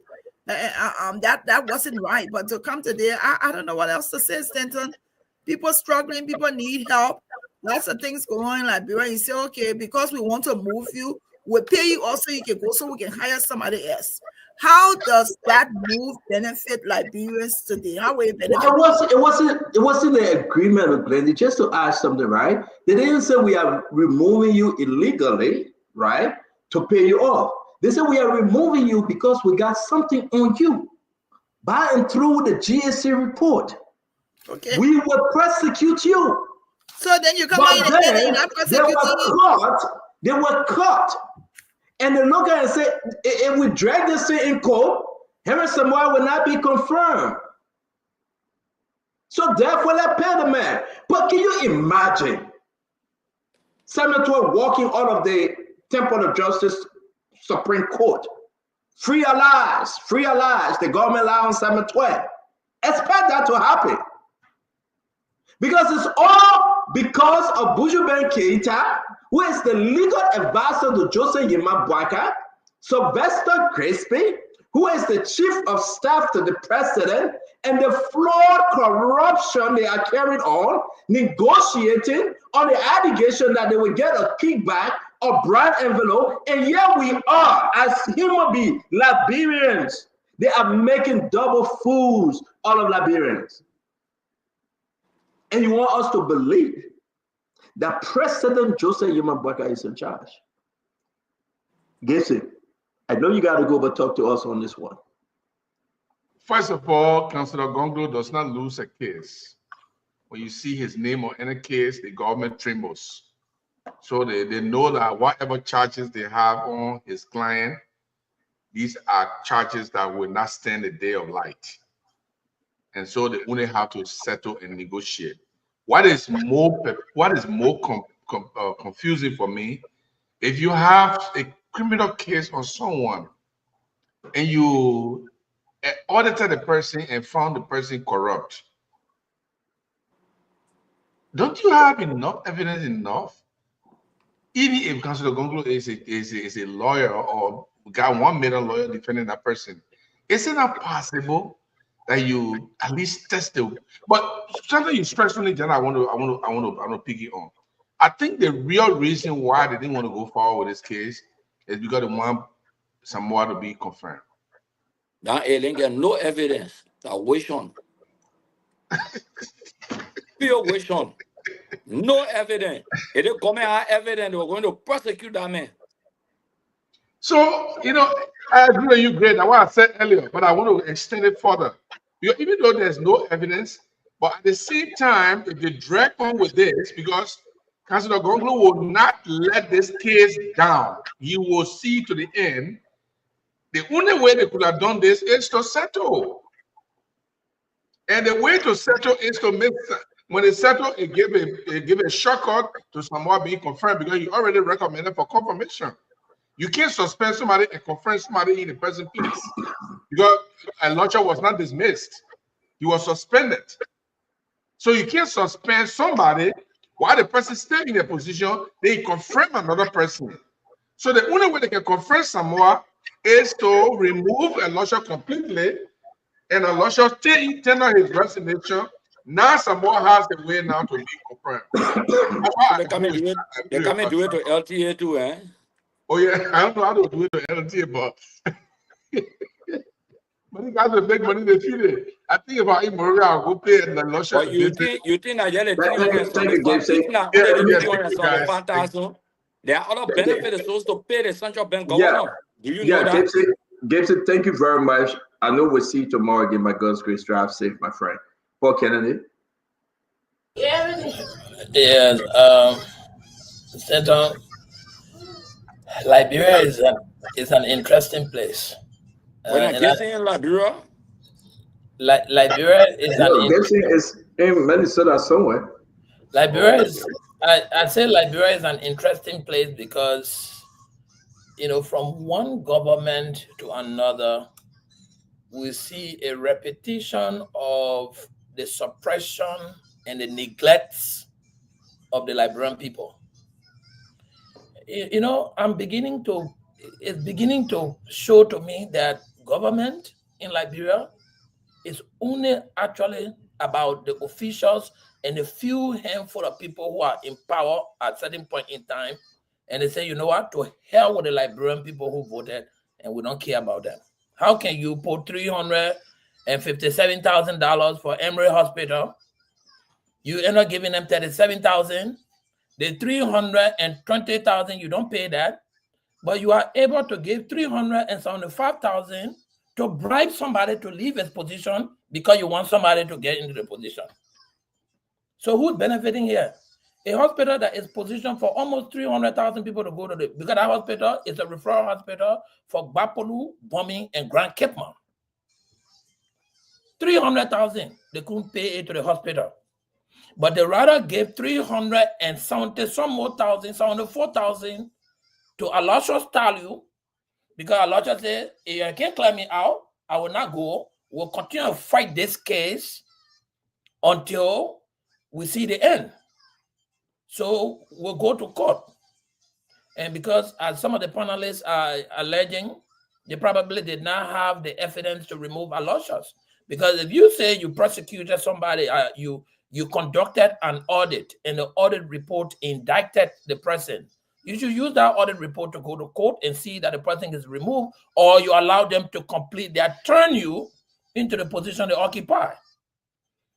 The central bank is a turn you position.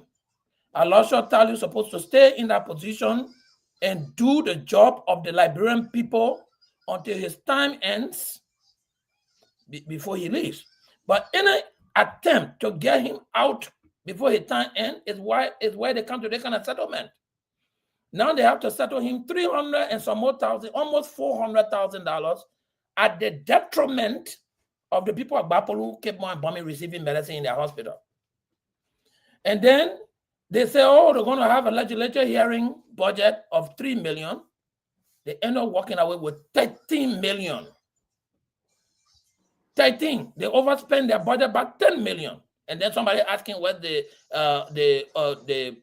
Senate Committee on Accountability, or whatever the name is called, the Senate Committee started being corrupt from the beginning. So how can they hold other people who are practicing corruption? I mean, somebody's taking 10 million more than they are allowed to take, and then you ask them to prosecute somebody or inquire somebody who's taking 300,000. They're going to be asking you, what happened to the 10 million you took over budget? So Liberia has just turned out to be this big elephant meat where only the strong people will survive. When you get big collar in your hand, you go collar your own and run with it. This is what they have reduced our country to. And I'm beginning to lose complete confidence in both the CDC and the United Party. Both parties have really dragged the people down. Let's find a better option. Let's find a better option. The SCDC or the United Party that have done Let me finish my point. My man, You're interrupting me. Let the man finish by begging you. I can respect everybody on the podium.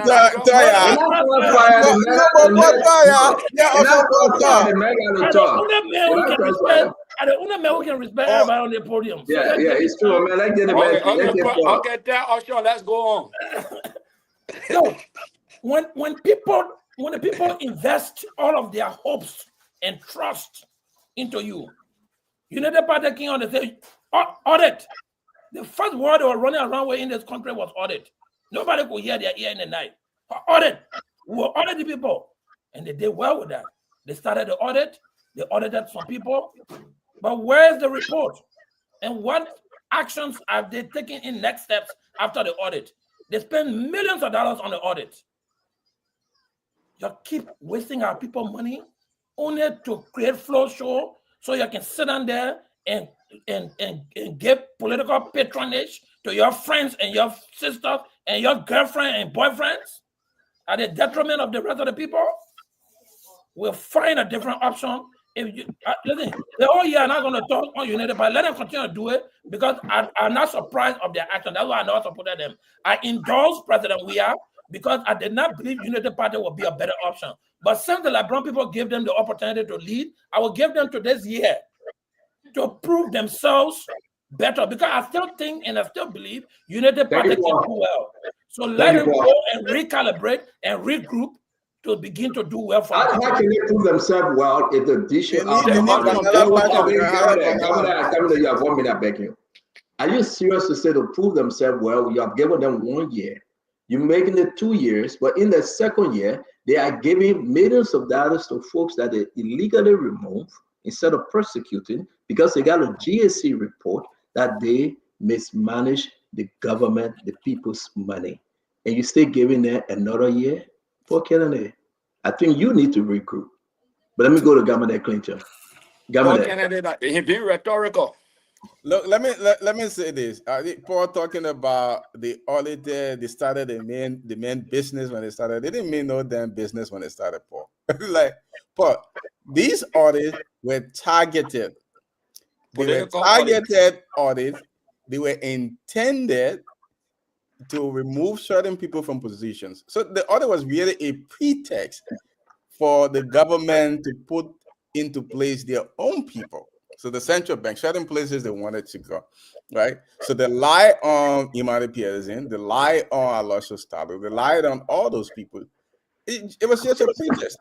All they wanted to do was to fill their people with these positions. So all the things they were criticizing, giving money to NSA, yesterday appointment to the ambassador Alash. Right. So everything was a pretext. They wanted to put the appointment off. Guess what happened? Right? I mean, I see this man talking so long. We got to go on a grade. Let him finish. Look, let me tell you what these guys wanted to do. Look, you remember the president started the audit, he said NSA? He included NSA. Somebody went to him and said, what's wrong with you? You don't know that place we can get our money from. And the next day they removed NSA from the audit. Today, everything that they criticize the past government for, taking money over the country. Can I correct you though on the NSA audit? NSA was audited. They didn't remove NSA. No. Didn't the president announce that we're not going to do NSA audit again? I beg guys. Anyway, I'm trying to give you. So I don't know that information. I'm not going what the government said. The government I know the road that said decommission the audit. That was a flash, but NSA was audited. A lot of money was shown, and again, it's a cartel operation secret.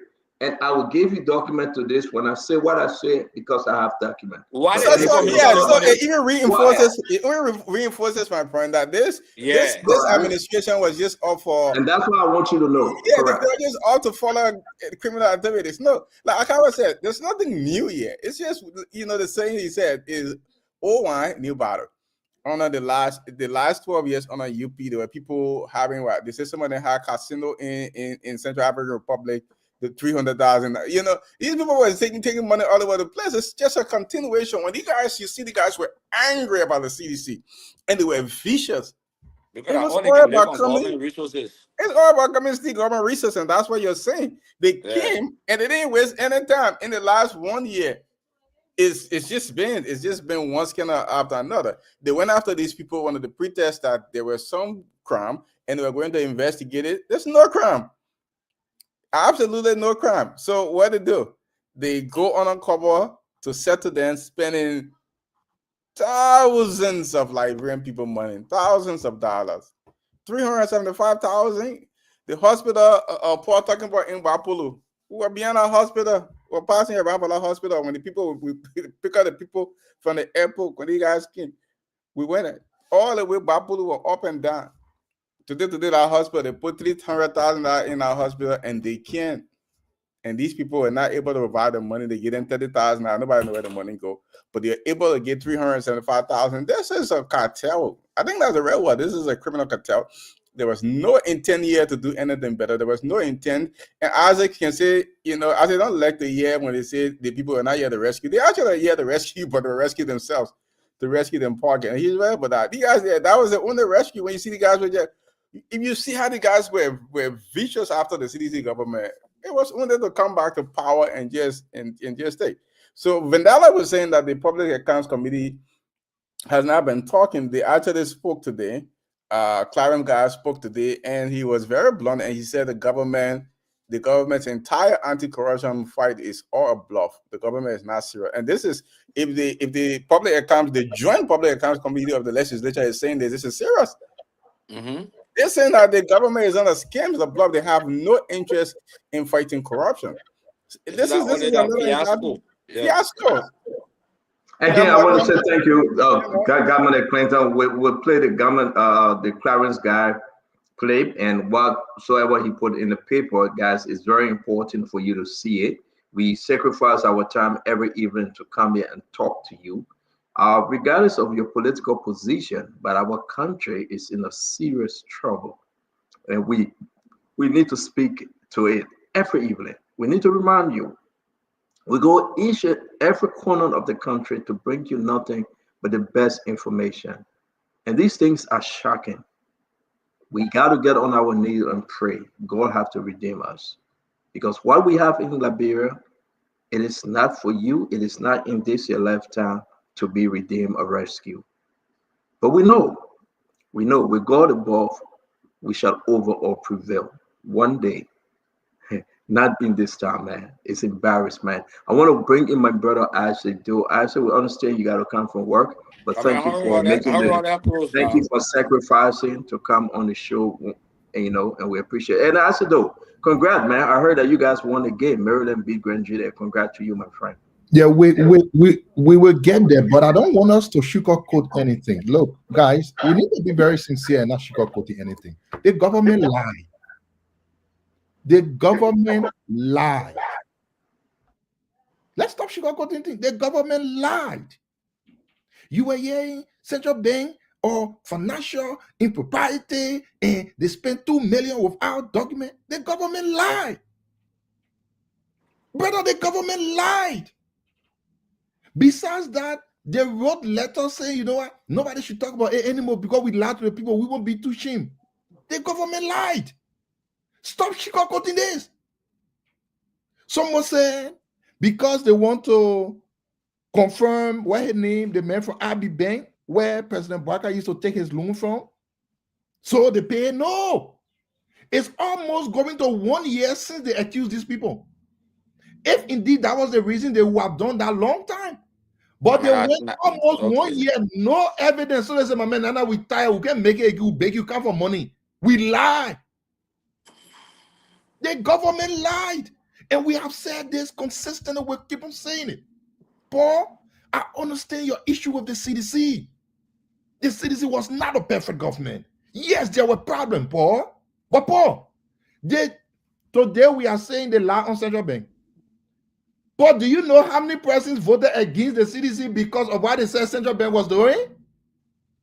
So, Paul, how can you blame people for the lies others told against those people?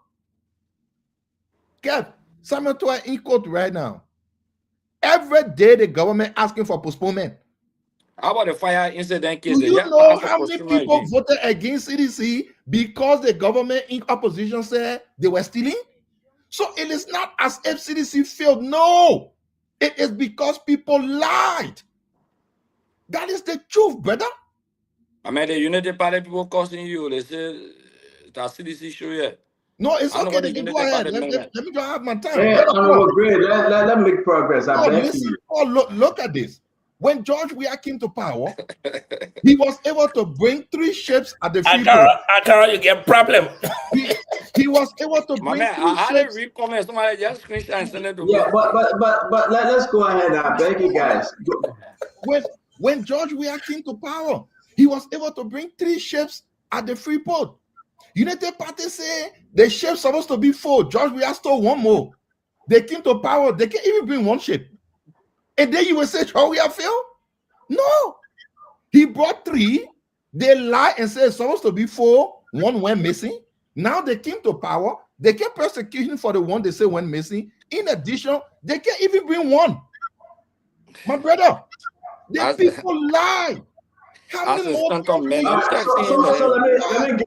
let me give this announcement. Hey, listen, let me give the announcement. I have to give this announcement. Thank you very much. This is important. The 374,000 is as per every budget year for the next 3 years. So they are not only giving Aloysius Stadu 374,000. They are giving Aloysius Stadu 374,000 times 3. In every budget year, he walk away with 374,000. Let me tell you what. Yes. Wait, let me give you the information. No, but I will tell you why. But hold on now, Honorable Greg, give me some more chance, please. Yeah, again, you still pay the Central Bank going on with the resign. Wait, my man, but I don't like when you interrupt me. I beg you. It's My very man, you important. you can put your friend in down by. No, if I didn't fly like that, you want me to crash. You don't like me. You want me to crash. And I pray not to crash. But again. Listen, go through the document, right? Something is happening with Liberia, and we'll do the story again tomorrow. Listen, the settlement, Aloysius Stadu, the budget year 2025, and people got to ask Augustine Payne-Gaffwan. This is on his record. Who is advising President Boyka? Can somebody do 375,000 times 5? That what? That 1 point what? Everybody, somebody do that math quick now. 375 times 3 is 1.1 million, but the truth is the total package is 1.3. It's 1.1. Exactly. I'm coming there. So let's make progress here. Let's make progress. And Liberians, we will not bring no guests tomorrow. We got to dig into this thing, Honorable Greg. Because almost $1 million you're discussing, it will be 1.8, something like that. The issue is that it's not only Aloysius Stadu, it's the other governors, those deputies. They were listen, to bring in Henry Samoa, the president spent $12.4 million to build that bank. And then the president have agreed to pay those individuals almost, God have mercy and I am shocked. Conor Gray, Akaras, can somebody take the government of court to prohibit their actions on this? No, I will tell you why. You know, wait, the act that created the central bank, when the governors resign, they should be penalized for a certain length of time as per the percentage of what they made. Yeah, that's the law. Just hold on. Because the whole setting, top secret and key, top secrets to the banking system. We'll continue tomorrow, guys. I gotta go. LTA. That's the LTA. Let me just tell you this. Like the LTA. I'm telling you what you don't know. So No, when Honorable you Greg, hear I say want they us will, to do them more because just 1 we minute, I got to beg you, run. Great man, just 1 minute. When you hear say every year they will pay certain amount of money, it's like every month they're supposed to pay you. So That's it like severance. like former presidents, a Yes. percentage of what you make, yeah. So they got to pay him like that. So maybe by the agreement they cannot pay him all in 1 year. So they decide to pay installment by year. We $375,000 have to go, guys. per year. Nelson, can you come on the But show? he's not the only central bank governor. Even the former central bank governor, Mills Jones. The former Milton making $375,000 a year. I don't know No, the amount. all depends. No, all depends when they left, I how don't long know the the amount. term was. Okay, But it's not an issue, right? Paul Kennedy. It's not But my it's Paul not- Kennedy. I for beg me, you, the allow me issue to ask here- you this. It is an issue. The issue that the man is saying is that you charge somebody for corruption. That's my point, Paul Kennedy. It's not You about disgrace whether them. they are qualified. Yes. We went after human piercing. Alonso Stalu. That all these things were illegal. That the GSC report on them, they squander resources of the country. Go to LTA. Even the LTA director that is there, the commissioner chair, Abdullah Kamar, stole $2.6 million on GSC report. That President Boyka is okay with it and negotiating that these guys need to be paid. Nelson, come on the show, please. That these guys need to be paid for them to go quietly into the gentle night. Can you imagine the situation we find ourselves in? But guys, let's continue this tomorrow. My head is hurting. Man, nobody else stole money from Central Bank or CDC government. A pure political wish on that while they paying the people their money. Nelson, come on the show. Look, I agree. We need to rewrite the laws, man. You can't give. I agree with you that people in certain positions No, should be there are certain severance. technical positions. I agree with you. It can't be to that. And not Nelson, 300,000. No, I don't know the amount. The money too We much. want to say this to all let's of you. research and find the Paul amount. And Kennedy, maybe a part of resignation too. Say, okay, my Paul man, Kennedy you is say in we'll the give you chat this. room. And the only thing I will ask you guys, no, when I say maybe, because the document in the chat room, you have the document. No, I'm not saying what they gave him. I'm not questioning that. I'm No, saying the maybe the reason why. negotiation. No, the negotiation there is in the chat room. You got it. The negotiation, Yeah, everything they there. got good lawyers now. That 3-4 pages letter. You got It's to pay the shocking. lawyer and all. So they refused to pay the lawyer $187,000. The lawyer charged this amount, but they refused to pay the lawyer. But let me say this. But the client will pay the lawyer. My man, I will say this to all Liberians. We ain't going anywhere. We come here every evening and we make the case for the Liberian people to understand. This is embarrassment. Whether you're in Liberia or you're outside of Liberia, we have to begin to think twice because our country is going downhill. The president needs to explain. The information minister needs to explain as to what led to the decision. Bushmaker, those guys, then they're looking for the retirement money. That one, when Kula came on the show, she couldn't answer. And I told Kula, I said, Kula, I got the document. Don't push me. No, but And maybe here we Kula are was not today. informed, man. Maybe she wasn't informed. May God save our state and may God bless you all. Wow. Honorable Gray, thank you very much. Thank you, Honorable Gray. Yeah, thank you, man. Stanton, to be frank with you, I would love to appeal. This show here, that the Unity Party send their best. I want people My saying man, Mo Ali is not the best. Mo Ali is being natural. He drank from But the man, fountain of let go by. let it bring the other people. Bring more people. More Ali can But the defend problem everybody in is, government. let me go to what people will say. Y'all bring PR now. You cannot forget what PR, man. You cannot. You can talk about PR. Paul Kennedy, you still seeing the thing? PR is not informed. for LPS now, Fagon. My man, but stop. But let's make progress here. What do I do to you? No. You still seeing the lies and you still talking about people stealing, brother. Nobody's. But man, I beg you, I said, don't let go back. Honorable Gray, let's see you tomorrow. Yeah, thank you for coming today. Thank you very much. Yeah, good night to all. Good night. Paul Kennedy, let's see you, my friend. Thank you very much, Paul. Governor Clinton, as always, my man, I wish you and the family well. Have a good night, sir. All right. Thank you to all of you that joining us. Sometimes we got to squeeze all the guys then because Piggy and myself want to go. I am hungry, Nelson. But it was a beautiful show. Thanks to Fadika and Bauko. Thanks to all of our many Liberians. Again, we want to say we appreciate you. To all of you, we say thank you. Continue to follow us. Continue to share the show. Continue to be part of the discussion. These two will only make Liberia better. Yes, indeed, we champion this government. I pray to the Lord that President Barker they gave 100 more years. But I pray even more that God can give him the wisdom that comes with boldness. And many people trust President Barker. They believe that he can deliver Liberia all of this mess.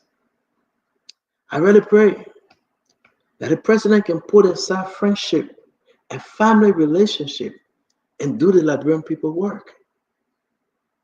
I really pray that the president can look at our country today and know that we are declining.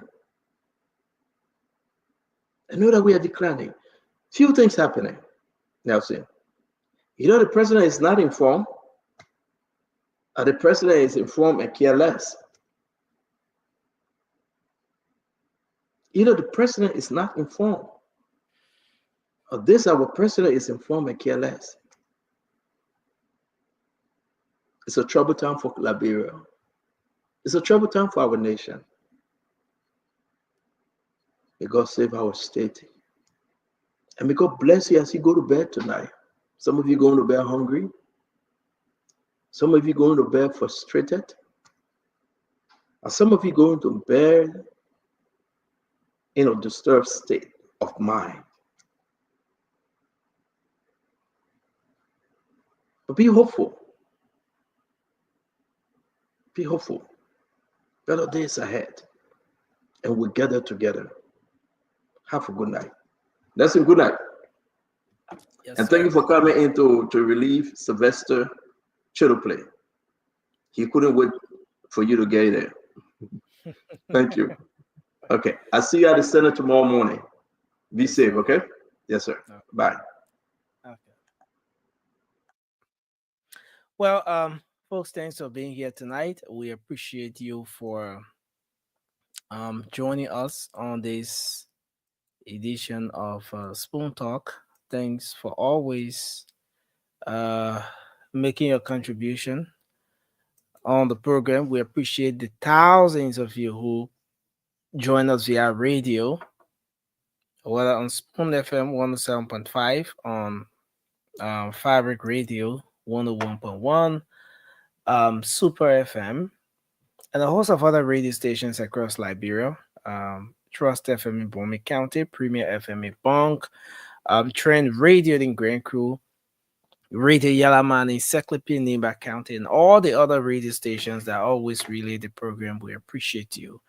Many thanks to our online audience, those of you always making up time to join us here. Bernard Davis, Siata Doe, Mark Lincoln, Ruben Woja, CDC Papi Success Keita for Life, Natalie Weir, Josh Morris Jr. Thanks a lot. Pierre Kimber, thanks a lot for being here tonight. We appreciate you. Alfonso was moving fast. Momo, we appreciate you. Sir Johnson, Wadiet Holt, thanks for being on tonight. Maramu, Mari Blessing, thanks for coming on. EO White, Ruth Goba, everyone joining us tonight. We appreciate your participation on this edition of the program, joining us whether in the comment section, just making your input here tonight. We want to say send a special anniversary, wedding anniversary greeting to Thomas Kuman, an ardent follower of the Spoon Network. Thomas, you are celebrating your wedding anniversary today alongside your wife. We are wishing you both good health, long life, all your wishes coming through. Happy anniversary to the both of you, Thomas Kuman, as you celebrate your wedding anniversary today. And we want to say thanks to everyone. If you joining us tonight for the first time, welcome. Mr. Bill Kazan, that's SK Roland Cannon, Ezekiel Opaka. Thanks for coming on. Cyrus Sive, Marcos Wallow, we appreciate you as well for coming on tonight. And the invitation is yours to be here with us tomorrow. Of course, Spoon Talk will be back on the radio. Until then, my name is Nelson Collier. Have a good night and bye-bye for now. From the CEOs, they're coming with the spoon. And your boy, right in the South Bend. On the beat.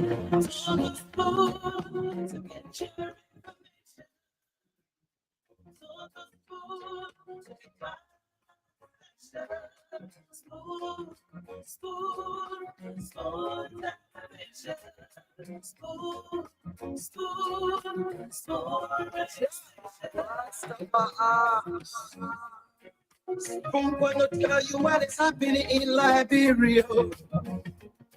Spoon gonna tell you what is happening in Morovia. Spoon gonna tell you what is happening in Africa. Just to spoon, you will know. The children crying for starvation, just to spoon.